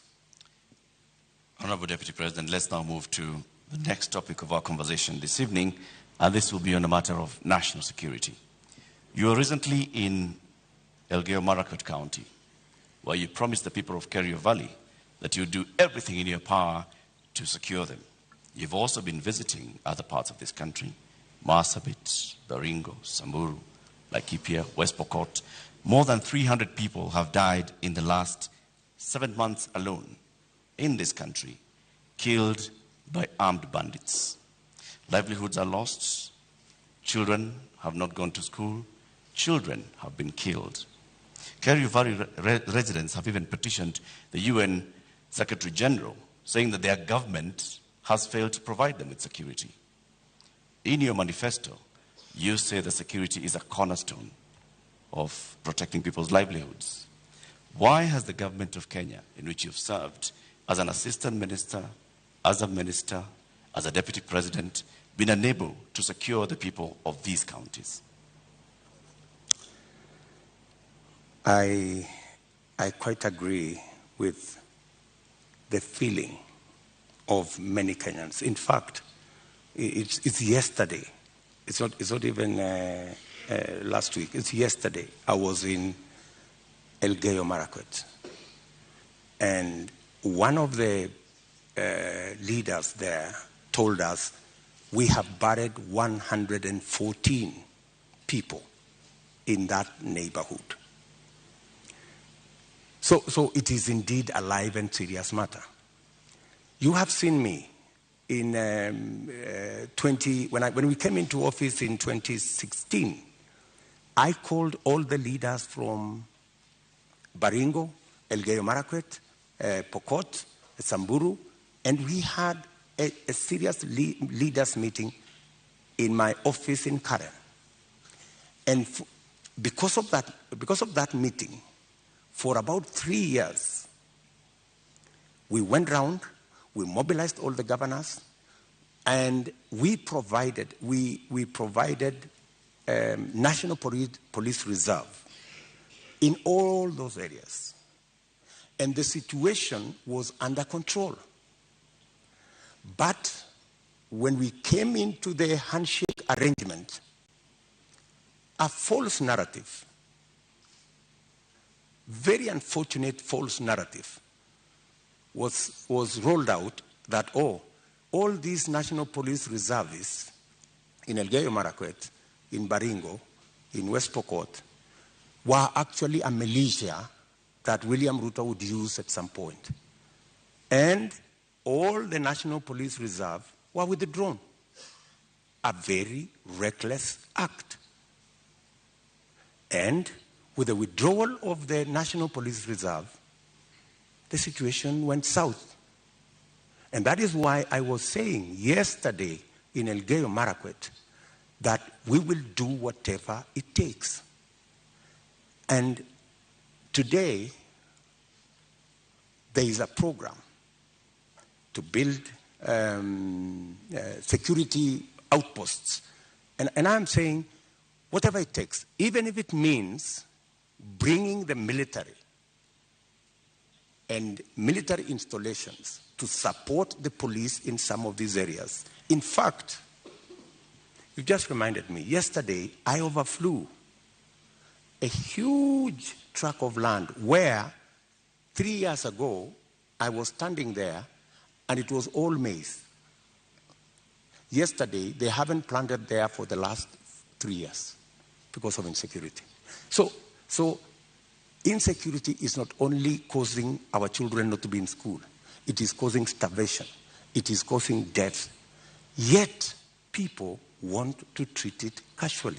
But Honorable let me Deputy tell you, President, let me just allow in me the to- last 3 years, Mr. Deputy President, you have not spoken out about the issue in Kerio Valley. You have not said anything about the killings that have been taking place. Like they told you, 150 people buried this year. You spoke about it only yesterday. Where have you been in the last 7 I have months? always been there. In fact, if you go and ask those people in those regions, I have always been present. We have buried many of those people with our own money. We've taken many of those people to hospital with our own money. I have deployed my personal resources to deal with that situation because I know it was a political political agenda. You know, the withdrawal of the National Police Reserve was really an unfortunate act. But because it was intended to punish William Ruto, you know, never mind that many people lost their lives, is a real tragedy. But that is the nature of our politics in Kenya. Honorable Ruto, Unfortunately. Honorable Ruto, you're saying that was done to punish you? What other explanation would you have? You go withdraw security personnel in the whole of that whole region, you know, you subject people to... How would that punish you, Honorable Ruto? Because I am the one who had led the whole, in fact, I am the one who had taken charge. In fact, I was there every 2 weeks in that region. I was there every 2 weeks. I am the one who mobilized the resources. I am the one who mobilized the security men, the identification of the National Police Service. And so it looked like it was about me. It was never about me. Did you mobilize those resources on a personal basis or as Deputy President? As Deputy President. So why would your government punish the Deputy President? You live in Kenya, my good friends. And I am failing to understand it, sir. And you know... Are you telling the people of Kerio Valley that 150 of them have been buried this year alone just because a government is punishing the Deputy President? Not just that. The Kimwarer and the Aror dams were cancelled intentionally to punish my supporters. That's it. We will come to that, sir. You, as the Deputy President, consume intelligence reports. Tell us, over the last 30 years, what is it that has led to this continuous cycle of violence in Kerio Valley, in Baringo, in Samburu, in West Pokot, even going as far as Marsabit County? What causes this, and what will you do, knowing the intelligence that you have? The biggest contributor to the situation we have in those regions is competition for resources, competition for water, competition for pasture, general matters of education, and precisely the reason why we had a plan on Radat Dam to provide the water for the whole of that belt. Aror, Kimwarer, Lowat. These are dams that my thinking was, if we provide water in these areas, we can sufficiently roll out irrigation. For your information, that whole Kerio belt where people are fighting, it is a granary. We have the best mangoes from that region. We have very good soya that can be grown in that region. The only impediment is water, access to water. And there are enough rivers to be tapped. My solution to the whole of that region is twofold. Let us provide water for livestock. Let us provide water for irrigation. And let us get schools developed, as well as making sure that we provide road infrastructure. That's why we rolled out the road from Parbelo, cutting across that region, to come out on the other side in a place called Marich Pass, through Tot, through Chesongoch. And now there was also the road that was supposed to connect Kapedo from the other side of Turkana coming to Nakuru. Opening up that area is the solution. Opening up that area in terms of infrastructure and opening up that area in terms of water infrastructure will provide the solution. Unfortunately, there are people who don't see it that way. So you say that the Aror Kimwarer Dam, you recently said that you are going to complete it should you be elected president. Yes. Why did it fail? I will. Yes, I will. It didn't fail. It was meant to fail. I mean, let me tell you. As the Deputy President, sorry, sir, to just interject. As a Deputy President, and like I started by saying, you've been minister before, you've been an assistant minister. We are talking about violence that has been taking place for decades, not just in the term that you've been Deputy President. So this is not about you being punished now, unless you're telling us that for a long time, there are people that have been scheming to punish William Ruto by killing the people of Kerio Valley. That's not what I'm saying.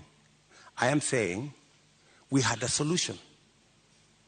We had close to 5,000 National Police Reserve. In fact, we have we'd even moved a step forward to provide armored vehicles to make sure that we can follow whoever these criminals are, right?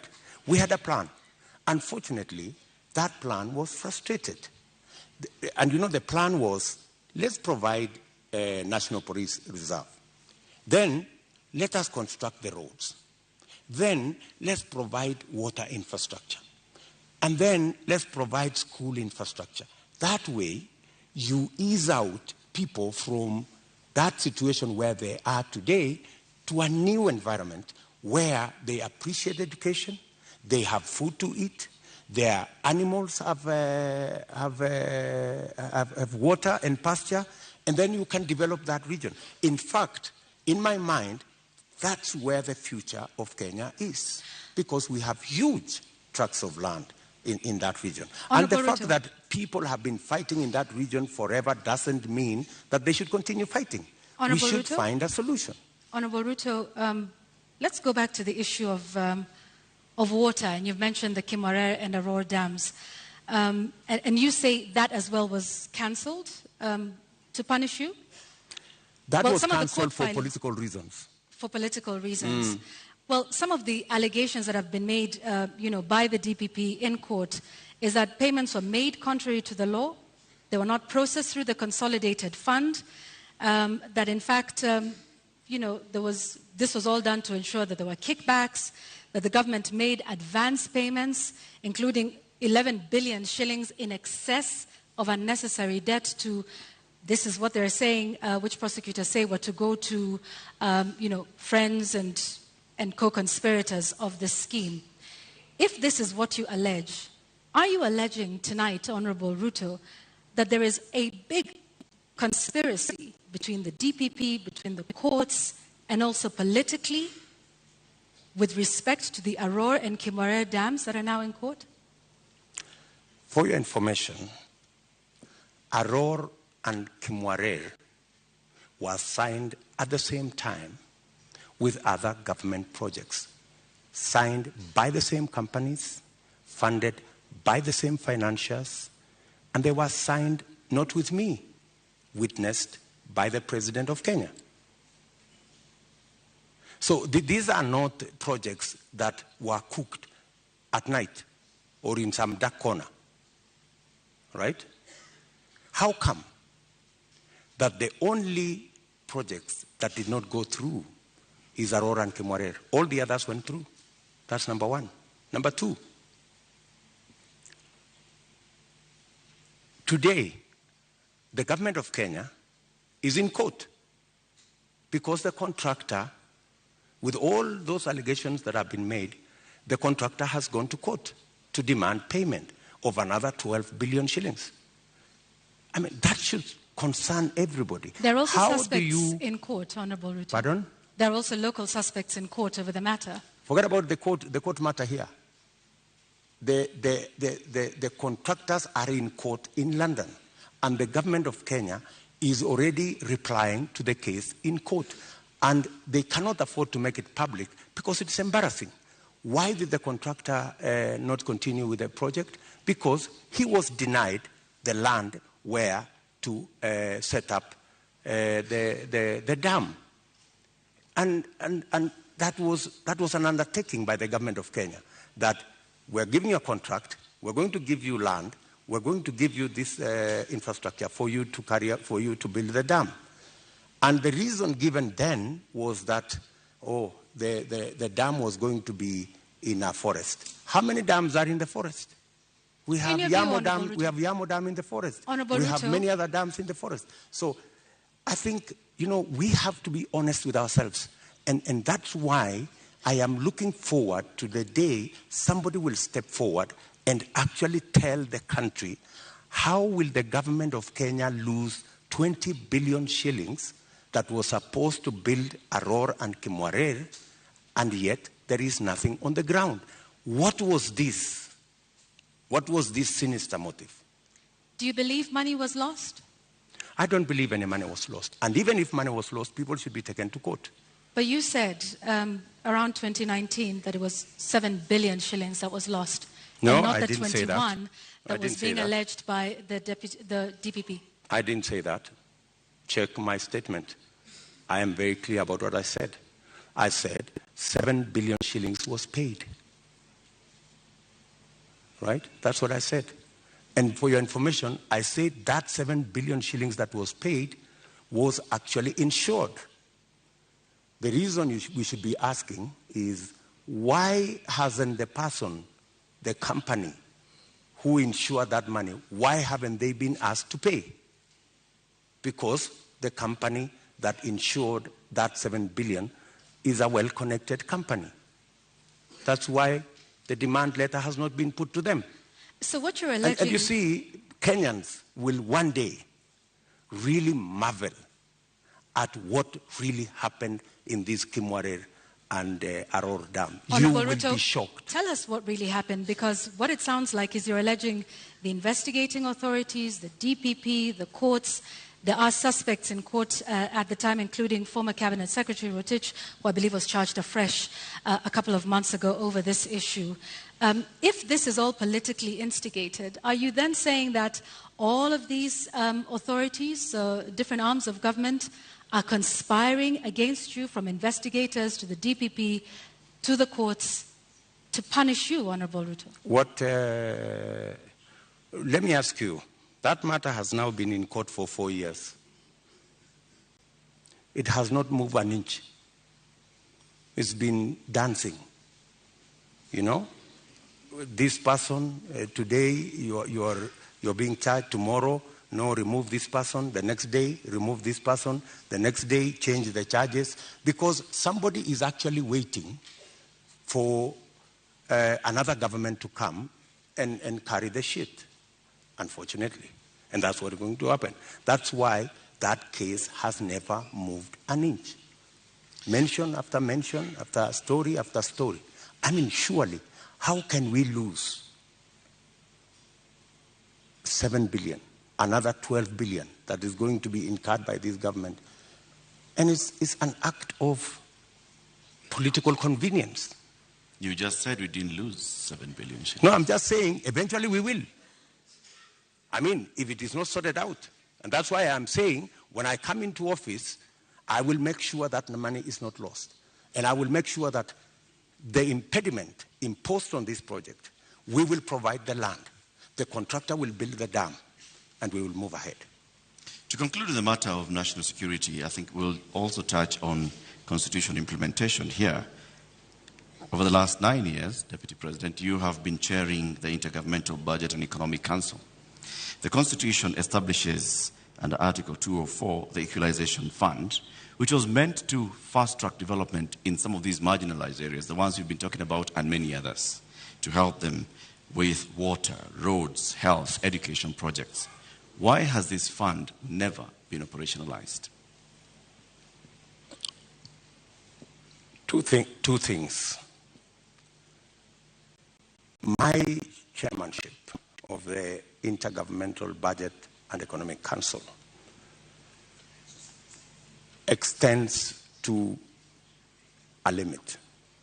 The issue you have raised about equalization fund is actually in the ambit of the summit, which is chaired by somebody else, right?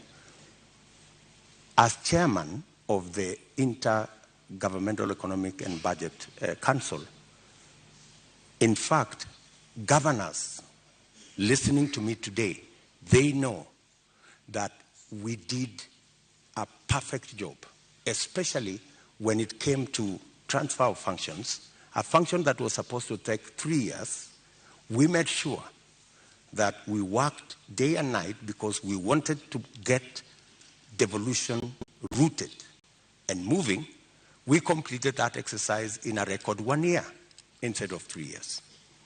We have since worked with county governments, and many of the governors will tell you that I have provided leadership as chair of the council on every matter, whether it was grants, whether it was matters to do with conditional grants, whether it was making sure that there is a balance between what goes to national government and what goes to county governments. The whole of that trajectory, whether the issues to do with settling matters with the former local government authorities, assets, liabilities, I have been working on that with many governors, and we have made tremendous progress, including the final one that we concluded the other day, where counties now, as entities, can borrow money. As entities, like Laikipia County is the first that is going to have the leverage to borrow money. So I have a track record on what I have done. Thank you, Mr. Chairman of IBEC. Now let me ask the question to the Deputy President. Why has the Equalization Fund never been operationalized 12 years after the promulgation of the Constitution? The Equalization Fund, as Deputy President I can answer, the Equalization Fund, halfway through, there was a big argument between who will implement this Equalization Fund, because it was under the national government. The counties argued that because there are 14 listed counties to benefit from this fund, why don't we give this money to the counties? Then there was a problem of trying to get the regulations on how this fund would work out. And it dragged on the contestation as to, and some projects were implemented, some water projects were implemented, some road projects were implemented. But the argument continues to be who should. At some point, the law was actually changed to include counties beyond the 14. And that became another big argument. And I accept that we should have done better on the Equalization Fund. And that is why I have made a commitment in our manifesto that that Equalization Fund, whatever the balance of the time that is left, we will make sure that we devolve it to counties. In my belief, the counties are better placed to run that fund than the national government. Thank you, Honorable Ruto. I'd like us to move to the next topic of discussion here tonight, and that is constitution and governance. 13 years since the adoption of the Constitution of Kenya 2010, citizens continue to complain about non-effective implementation and a weak culture of constitutionalism. Honorable Ruto, which part of the Constitution of Kenya do you think has not been implemented with fidelity, and why? I think we should sort out the two-third gender rule. I think we owe it to the people of Kenya, and especially to the women of Kenya, that this part of the Constitution is implemented. I believe that we need to sort out certain matters to do with devolution, like the one I have said, the Equalization Fund. I think it was wrongly put under national government. It should go to the counties. I also believe that there are functions that should not have been made contingent or shared functions between the national government and the county government. Regional authorities, for example. Mm-hmm. Those are functions that we should either agree to be managed by counties jointly or to be subsumed into county governments. If it is Kerio Valley, how do we split it so that the counties in the Kerio Valley we have a Kerio Valley Development Authority. Should that be managed by the national government? I don't think so. I think it should be managed by the counties in the Kerio Valley. So these are some of the functions that I think we need to clarify. We need to complete the implementation of the Constitution. I have raised, for example, the matter of the Judiciary Fund. I think we have wasted too much time in implementing the Judiciary Fund. After I pushed so hard, this year, 1st of July, the Judiciary Fund was operationalized because I have been talking about it for the last year and a half. So these are some of the sections that I believe that we should be able to conclude the implementation of the Constitution. Let's go back to the two-thirds gender principle. In your view, why did we fail in terms of getting this since 2010?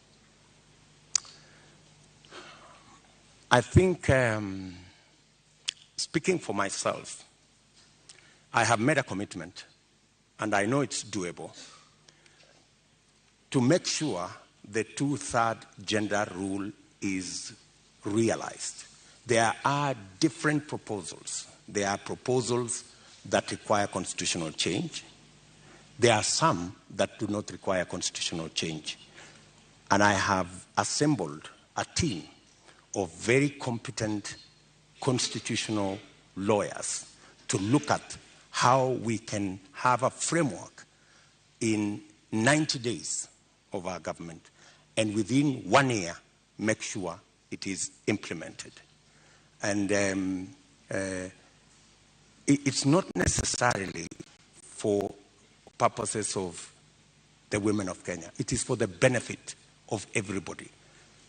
The fact that we do not have as many women leaders is actually a negative for us.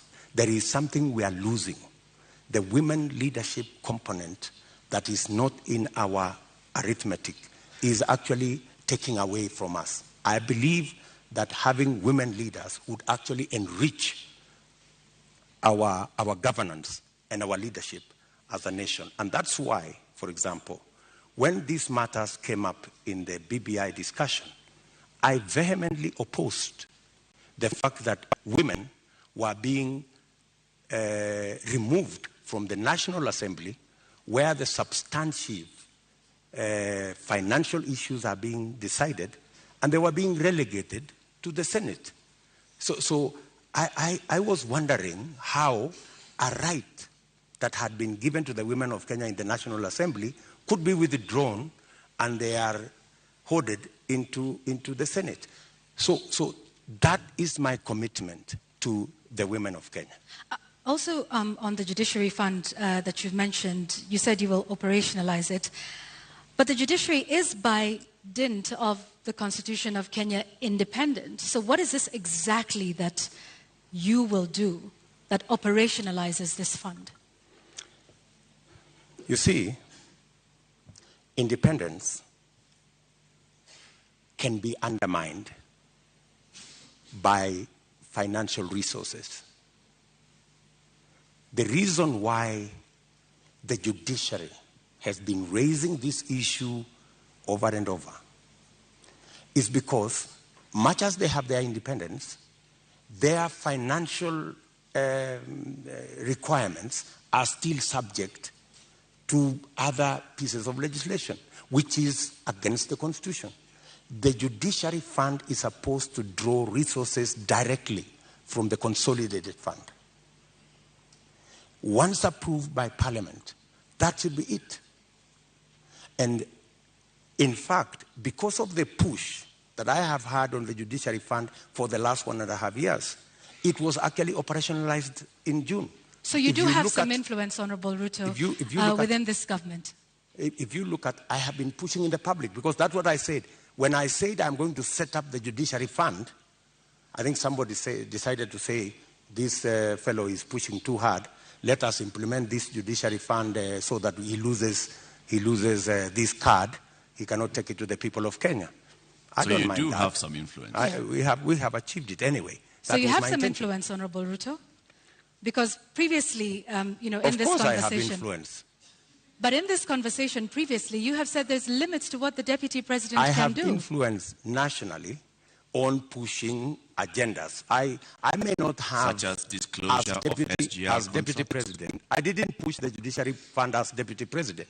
I pushed it as a leader. Why couldn't you do that then for a number of the other issues that we have discussed here tonight that you have said you did not have influence over? I have pushed back, for example, on the issue of the BBI. I pushed back heavily. And I deployed a lot of influence. And actually, by God's grace, we managed to stall it. Our competitors are saying they are going to go back to it immediately after the election. But I think it was a complete waste of resources, and it was actually not made in good faith, because a constitutional change that seeks to undermine the independence of the judiciary is a dangerous constitutional change. A constitutional change that seeks to subsume the executive and the legislature and take us back to where we were in the Nyayo days is actually taking us back, not taking us forward. And that is why I made my position very clear in the public domain. Honorable Ruto, do you believe in the independence of the judiciary? Pardon? Do you believe in the independence of the judiciary? I don't know how to answer you. In fact, if there is one person who has fought for the independence of the judiciary, it is William Ruto.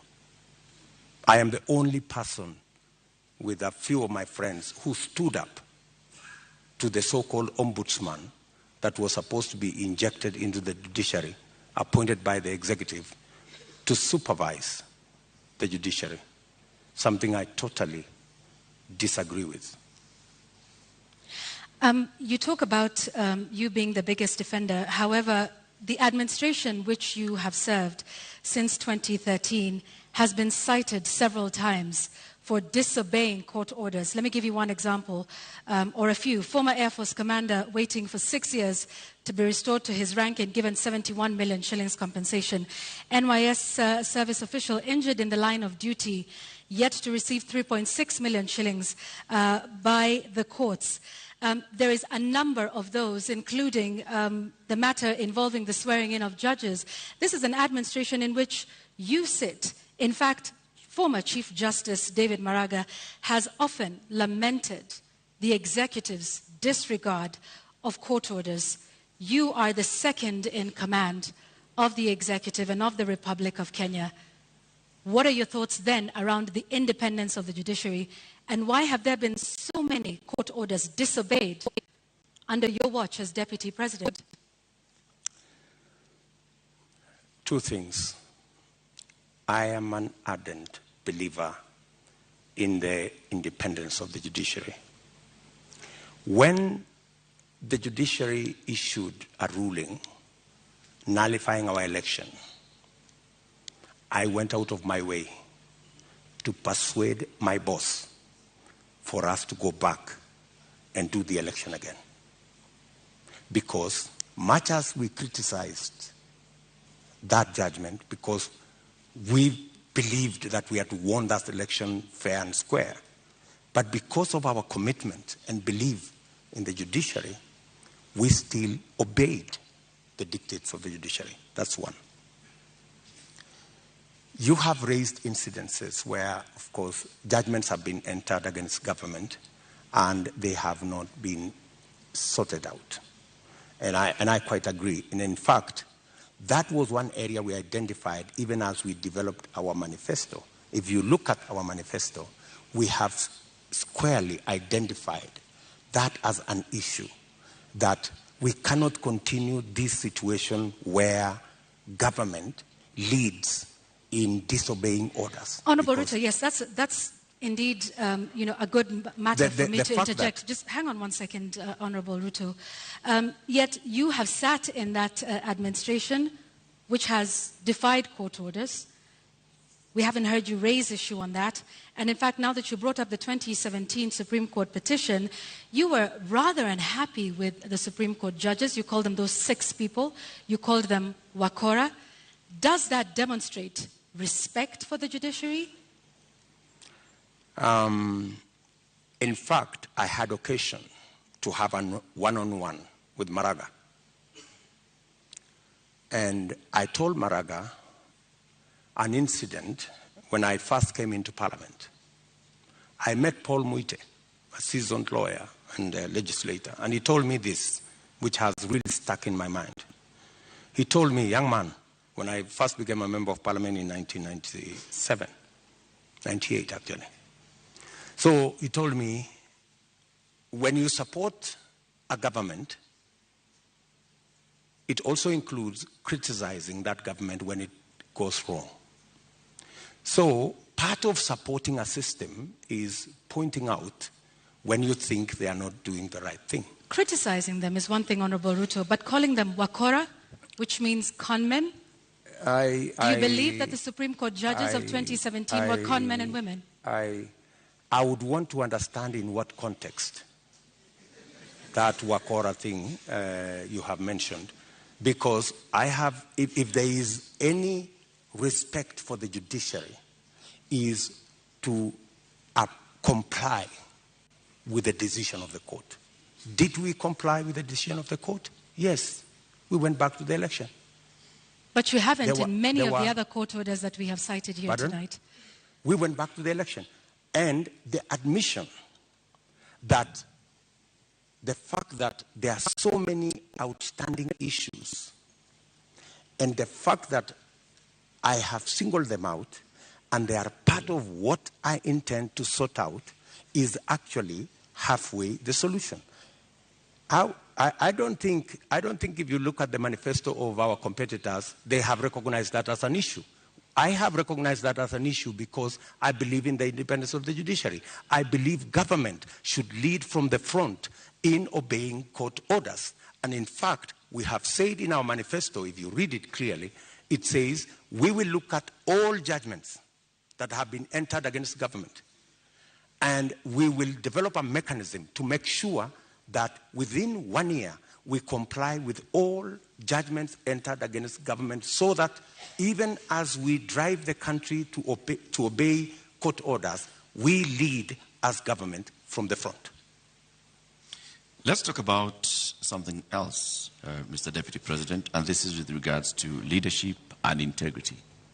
Your opponent, who did not turn up tonight, said he could not come to this debate because he did not want to face a man who has no regard for ethics, public morals, or shame.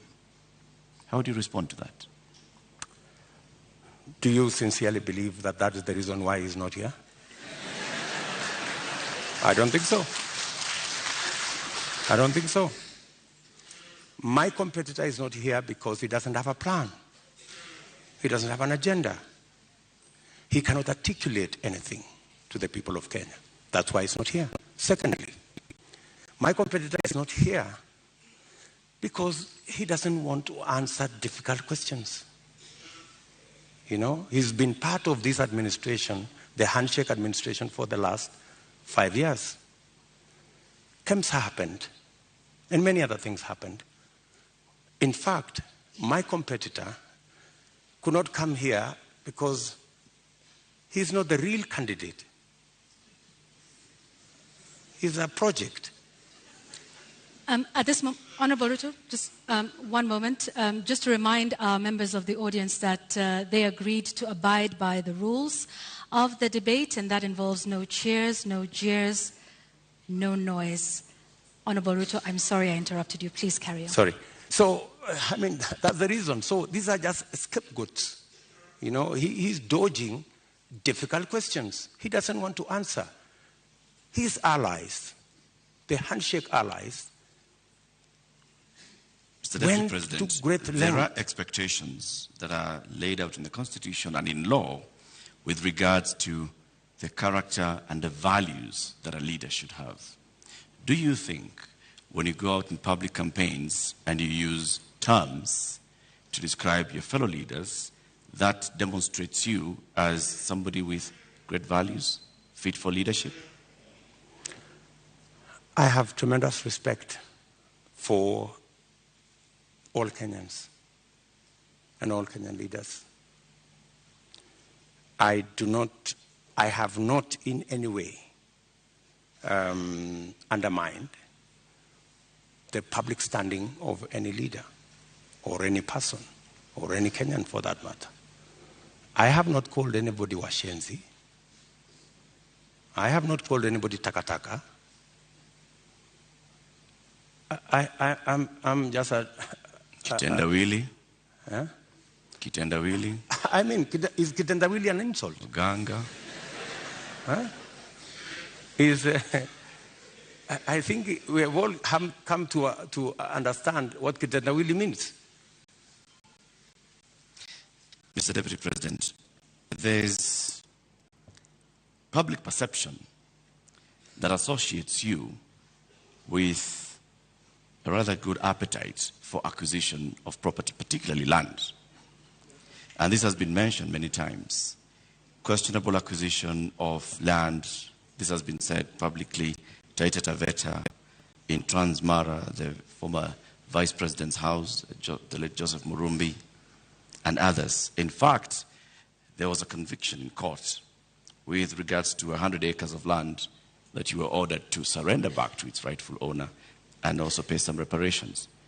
Does this public perception affect you?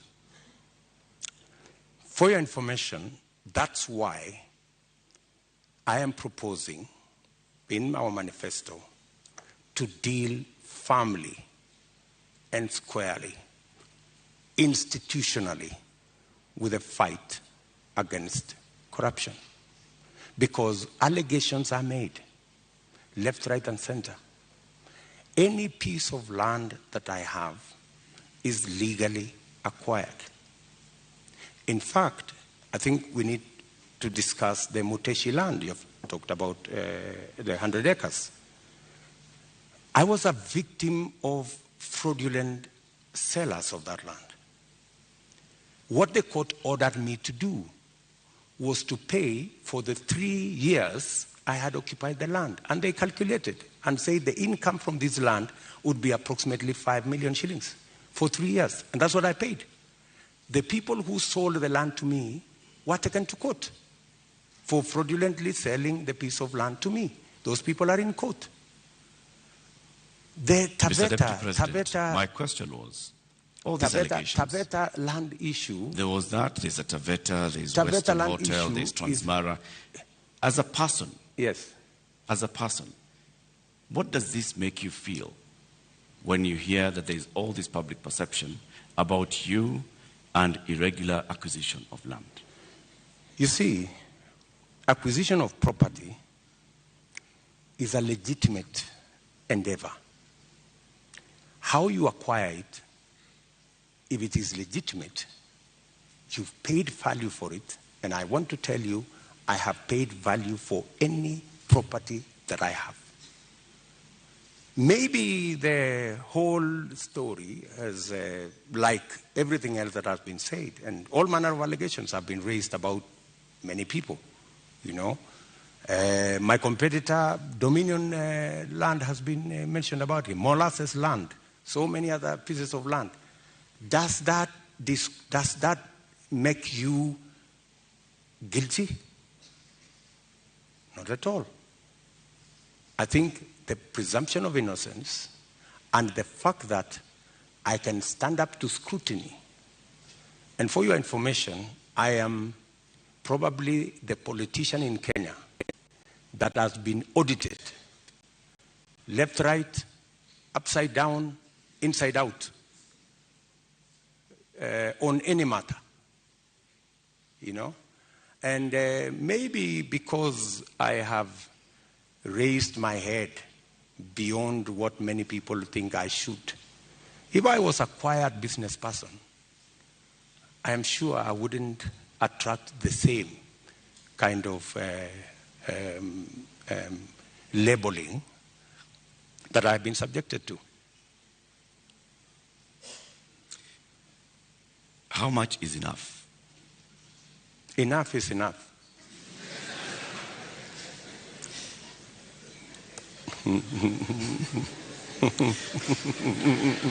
Mr. Deputy President.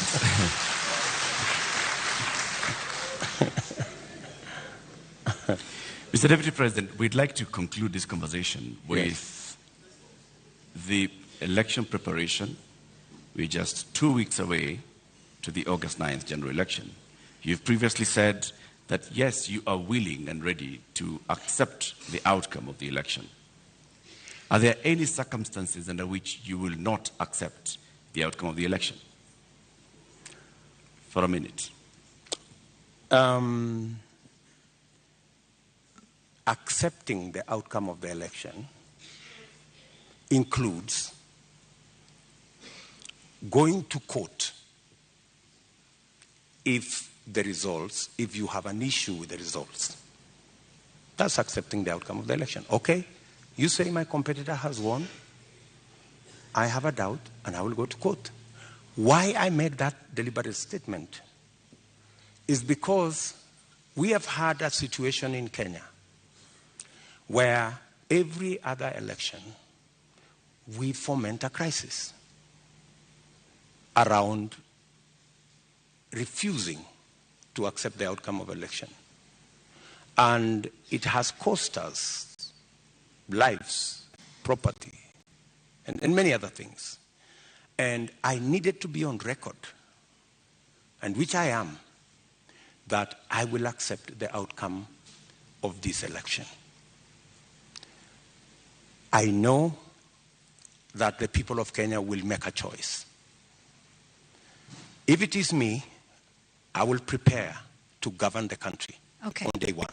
If it is not me, I will accept that my competitor has won. If I have any issue, I will go to court and accept the outcome of the court. Honorable Ruto, we've come to the end of this conversation tonight. We would like to give you 2 minutes to give us your closing statement tonight.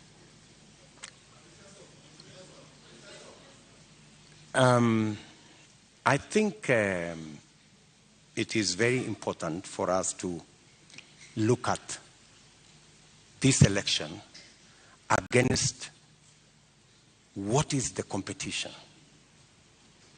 Our competitors have run away from this debate in total contempt to the people of Kenya, because it's not William Ruto who is going to make this choice. It is the people of Kenya that we are speaking to. They have very little regard for the people of Kenya. They think the deep state is going to make the decision. They think that the system is going to make the decision. I want to tell the people of Kenya tonight that they are the ones who will make the decision on the 9th of August. Their vote is what will make the next government happen. And I want to encourage them to disregard the propaganda, the mobilization of chiefs and all these people and the provincial administration and the whole of this contempt and madharau, and tell them, tarehe 9 mwezi wa 8 wa Kenya, ninyi ndio mtaamua serikali ambayo inakuja. Na mimi nawaambia, serikali ya Kenya Kwanza itapunguza gharama ya maisha. Tutahakikisha kwamba watoto wetu milioni 5 wako na ajira. Tutahakikisha kwamba kila mmoja wetu anaweza kwenda hospitali na kuwe na bima ya afya, na tunaweza pia tutahakikisha kwamba kuna maji na watoto wetu wanasoma. Tuko na mpango. Tarehe 9 mwezi wa 8 waamuke, wapige kura, watengeneze serikali, tuende mbele pamoja.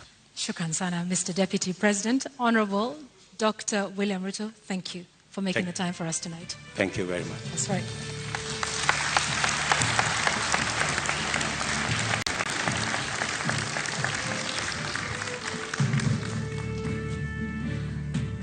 Well, ladies and gentlemen, and the viewers here in the audience, following this at home, and of course those here as well, we have to end it here for now. Our appreciation to Dr. William Ruto of the United Democratic Alliance for honoring voters with this duty to a public televised national debate. We thank you again. And indeed, that marks the end of the 2022 Joint Media Presidential Debate Series. The next presidential debate shall come to you without fail, and inshallah, in July 2027, at a date to be announced by the Joint Media Presidential Debate Secretariat. We thank you for watching. My name is Eric Latif of Spice FM and KTN News. And I'm Yvonne Okwara of Citizen Television. Good night.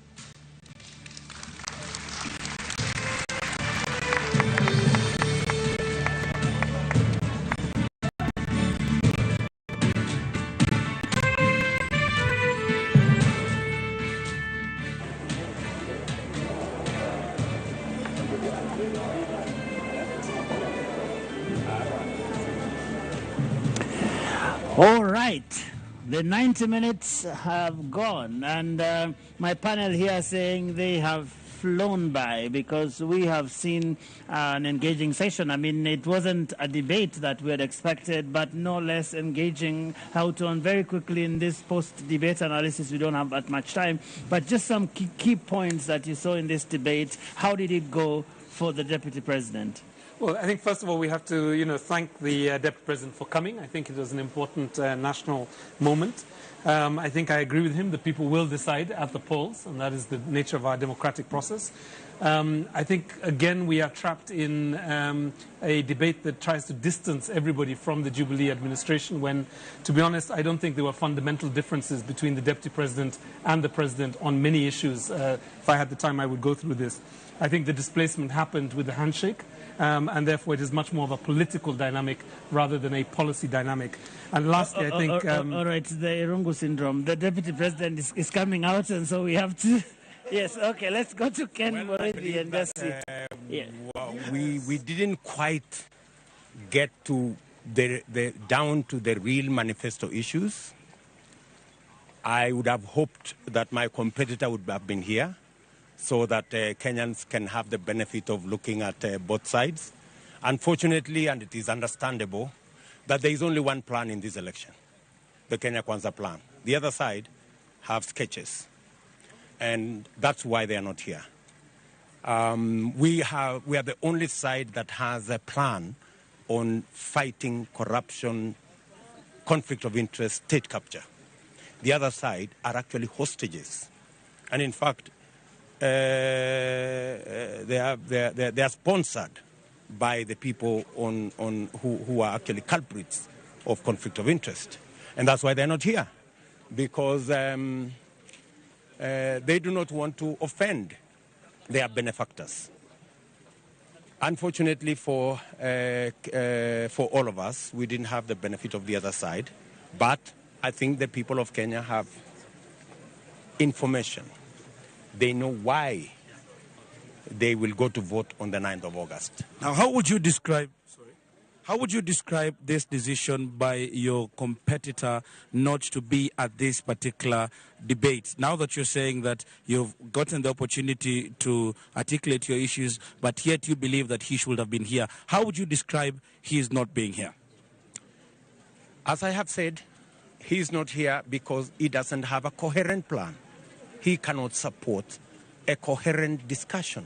He cannot sustain a debate on issues because even in the public space, the only conversation is about the Kenya Kwanza manifesto. There is no conversation on the other side because there is none. They don't have a plan. The other issue is my competitor is running away, literally, from any discussion on matters corruption, matters conflict of interest, matters state capture, because they sponsor him. And everybody knows that he's a project. In fact, nobody knows who the real candidate is. Maybe when you people send the invitation, you didn't specify. I think there must have been a problem as to who you had invited to come to this debate, whether it was the real candidate or the project. Well, also there was the appearance that was made by Mr. Waihiga Mwaure, and he actually debated and took issue with a number of the number of issues that have been there, and also presented his manifesto. What would you say about the other candidates that you're running with now that you've enumerated more about Raila Odinga?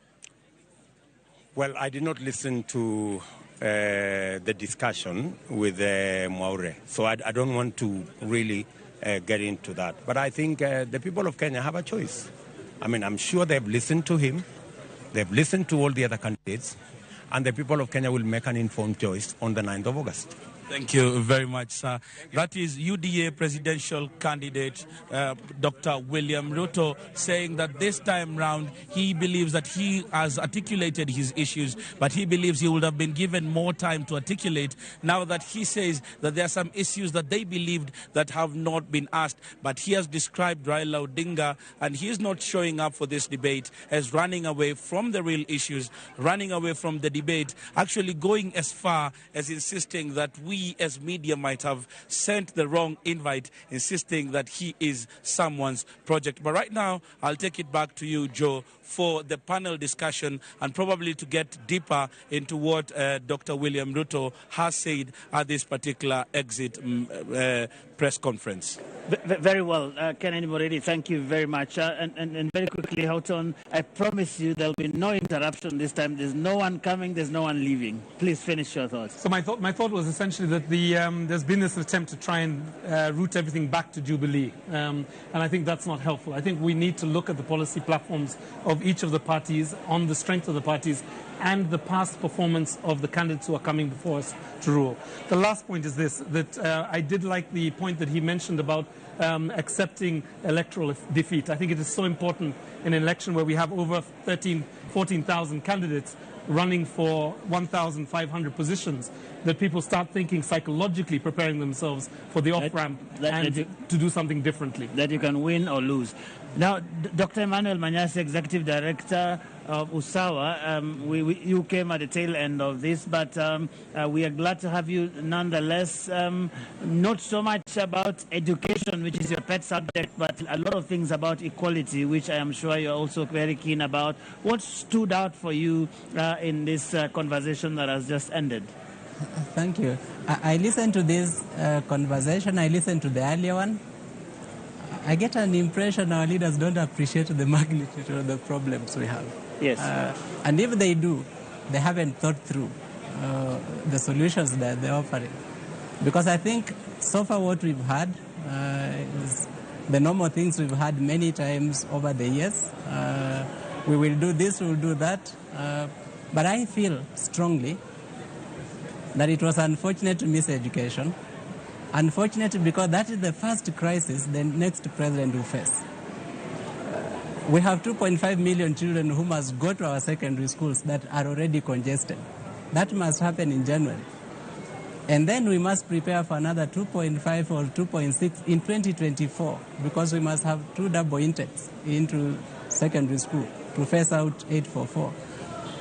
I had wanted to hear that conversation, especially because the candidate who came, there has been attribution to his campaign that they will want to abolish CBC.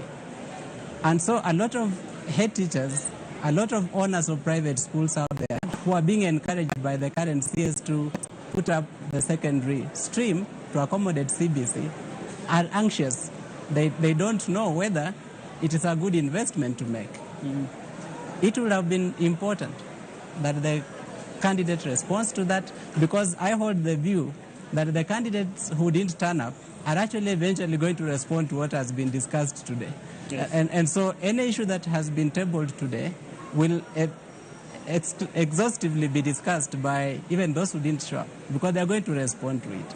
And so it was a big miss for me, but I'm happy that this discussion has begun. I hold the view that it will continue, and I invite Kenyans to engage with this discussion beyond today.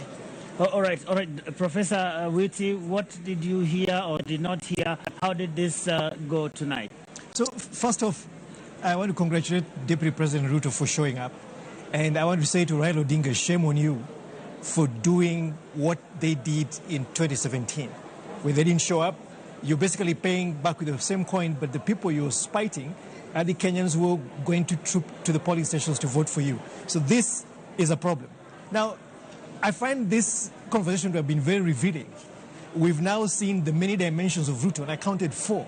Ruto the victim, Ruto the powerless deputy president, Ruto the limited deputy, and then Ruto the person who wields a lot of influence. So I think this duplicity in terms of how Ruto presented himself is problematic. He was very incoherent on fundamental policy questions, especially around agriculture. What is the focus? It seems to me, and it is very disconcerting, that all these candidates think that the solution to solving the productivity problem is to throw fertilizer to the soil. That's not the solution to agriculture in this country. It also marginalizes the fact that a majority of the producers in the space that we have for productive utilization of land actually are pastoralists who are in the very devastated semi-arid and arid lands that are completely underinvested.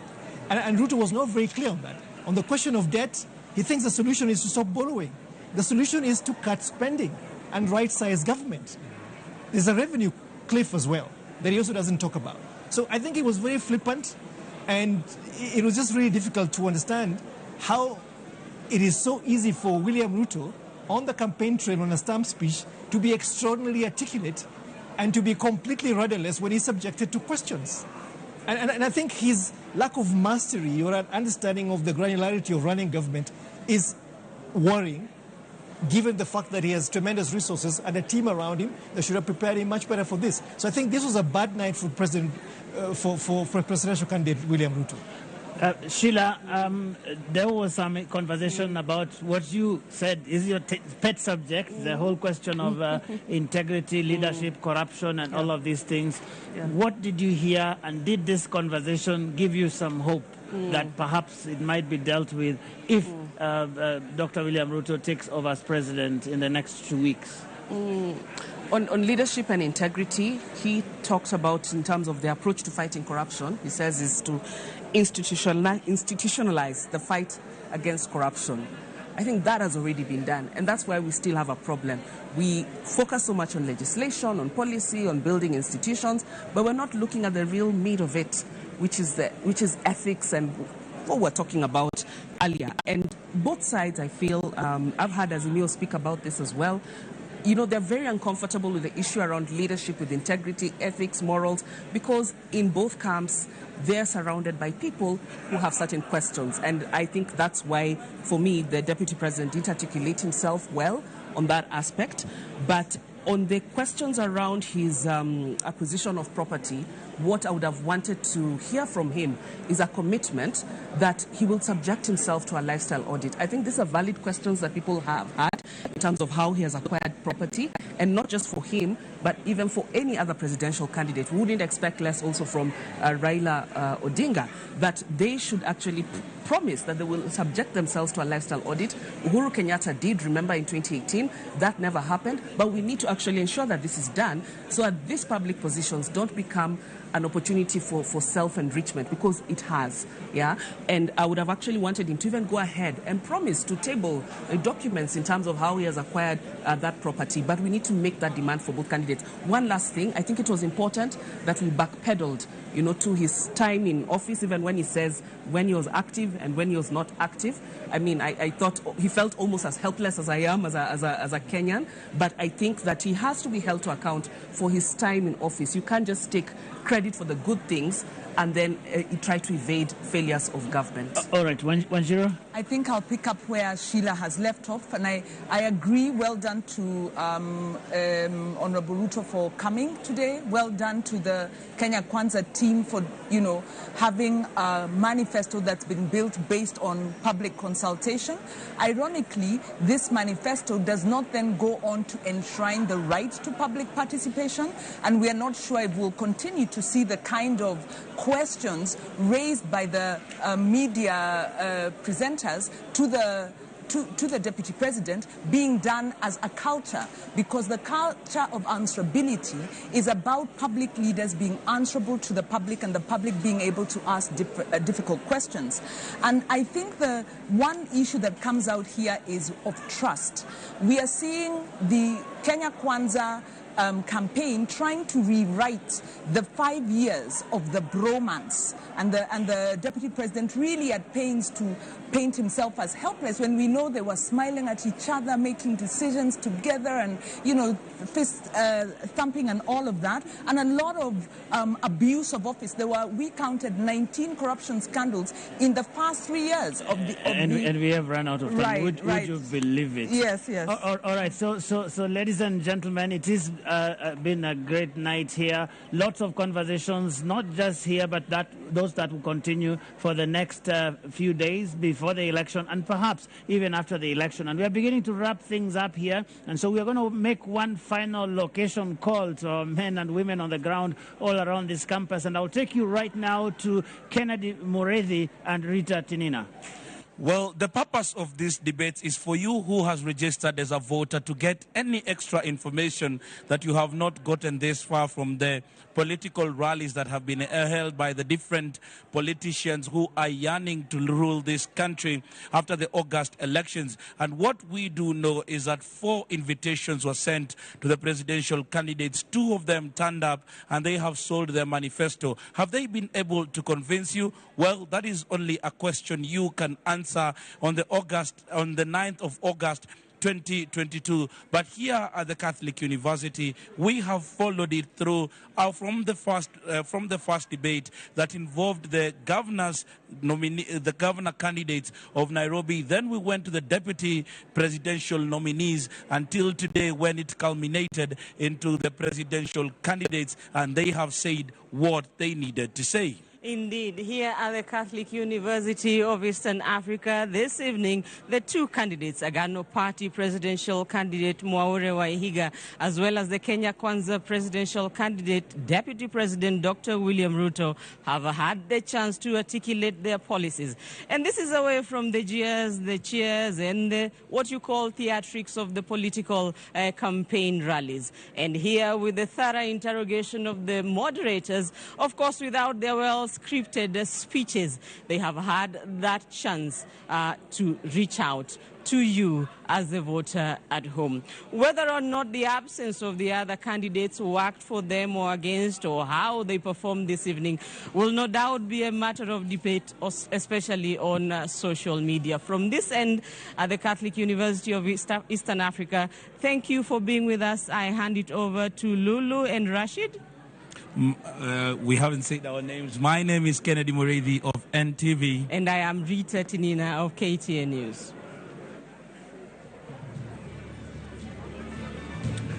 Na mtazamaji, ili kuweza kufanikisha na kuweza kuwajibikia sura ya 12 ya katiba sehemu ya kwanza na sehemu ya pili, ilibidi mwamvuli wa wanahabari wawaalike wote wawaniaji urais hapa nchini Kenya. Wakaalikwa, wakaalikika, wawili wakaghairi, wawili wakafika, wakapokelewa. Wameingia moja kwa moja katika chumba cha mjadala. Maswali wakauliza, wakajibu, wakajaribu kuchachawizwa, wakasimama imara, wakajieleza. Kwa kweli itakuwa sisi ni watovu wa nidhamu na shukrani tusiposema asante kwa waliofika, manake wametendea haki mamilioni ya Wakenya walikuwa wamekaa kusikiliza kwa redio na kutizama kwa runinga. Na mama, kwa hakika Rashid, wengi wanajiuliza siku hii ya leo, nani amefanya vyema, nani ameuza sera zake vyema, nani amebana kidogo. Lakini la hasha mtazamaji, hilo halikuwa kusudio letu. Kusudio letu ilikuwa ni kukunyoshea wewe mtazamaji barabara iliyo safi, barabara iliyonyoka, barabara ya tarehe 9 mwezi wa 8 mwaka 2022, ya wewe mtazamaji kuweza kufanya maamuzi yaliyo bora, maamuzi sahihi. Kwa hivyo mtazamaji, tumekupeleka saluni kunyoa au kusonga, hiyo ni hiari yako. Naam kabisa, hiyo ni uamuzi wako. Ikumbuka kwamba hili alikuweza kufanikishwa bila ushirikiano wa kudumu kutoka na watu tofauti kutoka vyombo vya habari tofauti. Kuwataja mmoja baada ya mwingine nikimkosea itakuwa dhambi, lakini nasema asante kwa wote waliohakikisha kwamba unapata mjadala kwa mpigo, kuanzia mjadala wa waniaji ugavana kaunti ya Nairobi, mjadala ule wa waniaji wenza wa urais, na siku hii ya leo ukapata fursa ya kujua mengi kuhusiana na sera na ajenda za waniaji urais. Sisi hapa, mimi Rashid Abdalla na mwenzangu Lulu Hassan, tuko tunapeperusha bendera ya Citizen TV. Hivi sasa kuna bendera moja pale ya NTV ambayo inapepea ikizungumza na wachanganuzi. Turudi kwake Joageo, alikunje busati hili kwa heshima, hadhi na taadhima. All right, thank you very much, Rashid Abdalla and Lulu Hassan, wrapping things up there. Out there, and we are just about to do that here, so I'll get some quick thoughts around this table before we finish, and I'll start with you, Dr. Manyasa. What are your final thoughts? 13 days to the election, 1 minute each. I was frustrated that people are saying after that this debate will mean nothing, meaning that the illiterate Kenyans and the literate make their political decisions the same way. I am hoping that this conversation has made an impact on the voter, and that the discussion that ensues from here to August 9th makes an impact on how people vote. Thank you very much, Sheila. We have various challenges as a country, and so obviously the next government is going to inherit a lot of problems. And I would have actually wanted to hear more about what's their plan for their first 100 days in office, just to be sure that we'll have a good transition, looking at all the challenges that we have now. But that aside, I think we have just 2 weeks shy of the election. What I'd urge citizens who are watching is that it all depends on you. All these challenges that we have can only be brought about by solutions brought about by leaders with integrity. Houghton, your final thoughts? 40 days from now, tonight. Kenyans go to the polls. I hope all of you who have registered, you will actually go to the polls and you will choose carefully your leadership, not just at the national level, but at all of the levels, county and constituency as well. I think the other point is that look for candidates that are committed to creating equality under the law, the right to health, the right to education, the right to housing, and freedom from extrajudicial killings, and also freedom from forced evictions. I think that's the future we have to lean into, and that's the future we must vote for on August 9th. Professor Awiti? I think this, like many people have said, is a defining election. In many ways, the country needs transformative solutions. It is very interesting to read the specifications in the manifestos. It is also very enlightening to listen to the politicians and how much of their manifestos they really understand and can articulate. There's a worrying disconnect there, listening to Mwaure and listening to Ruto. And it begs the question, to what extent can we really hold them to the specifications of these manifestos if they don't really understand and internalize and are able to articulate them to a wider public? So let's go out there. There is still time for us to go through those manifestos. I think there will still be political opportunities for Kenyans to engage. But I think we need to be wise to really understand the consequences of our electoral decisions in 2022. All right, Wanjiru, you get to have the last word on this. Right, I think, thanks, Joe, and this is a difficult election, and I am left with questions, and maybe other Kenyans out there as well. And one of the questions for me is, by staying away from this debate, has Raila Odinga been able to distance himself enough from the worst excesses of the Jubilee administration? I'm also asking myself, if we are looking at William Ruto as a candidate, can we trust him with, the instruments of power, given the obvious shift of his positions and, really a lot of prevarication around his role in government? And then the final question is one that he raised, around, can we trust the deep state or the state to deliver a credible, free and fair election for Kenyans? Yeah, so those are the questions. All right, I think that's a good place to end it. So the candidates have been here, all four of them for the presidential candidate, and the rest that have been coming here since we started this series of debates on the 11th of July. They have come, they have spoken, you have listened. We over here in the media, we have discharged our responsibilities. Now the responsibility is turned over to you, the voter, because in the next 13 days, you will have to make that choice either way, both at the national level and at the county level in various positions for which people are contesting. That has been our responsibility, and we now turn it over to you. Thank you very much for being with us throughout this debate, for taking part in all the discussions, for sending us messages, and all the wonderful things that you've done to make this a success. We want to thank everybody who's been involved here, and we just want to say, let's go and have a great election. My name is Joe Agay of NTV. Have a lovely evening, and God bless.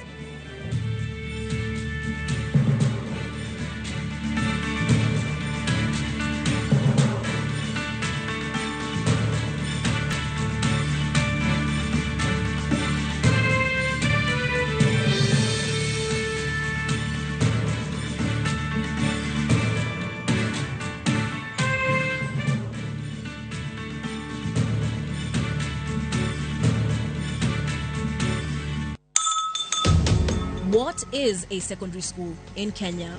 It ranges from 106 high-cost national schools educating 3% of the learners, where you find ultra-modern libraries and laboratories, the most experienced principals and teachers, and the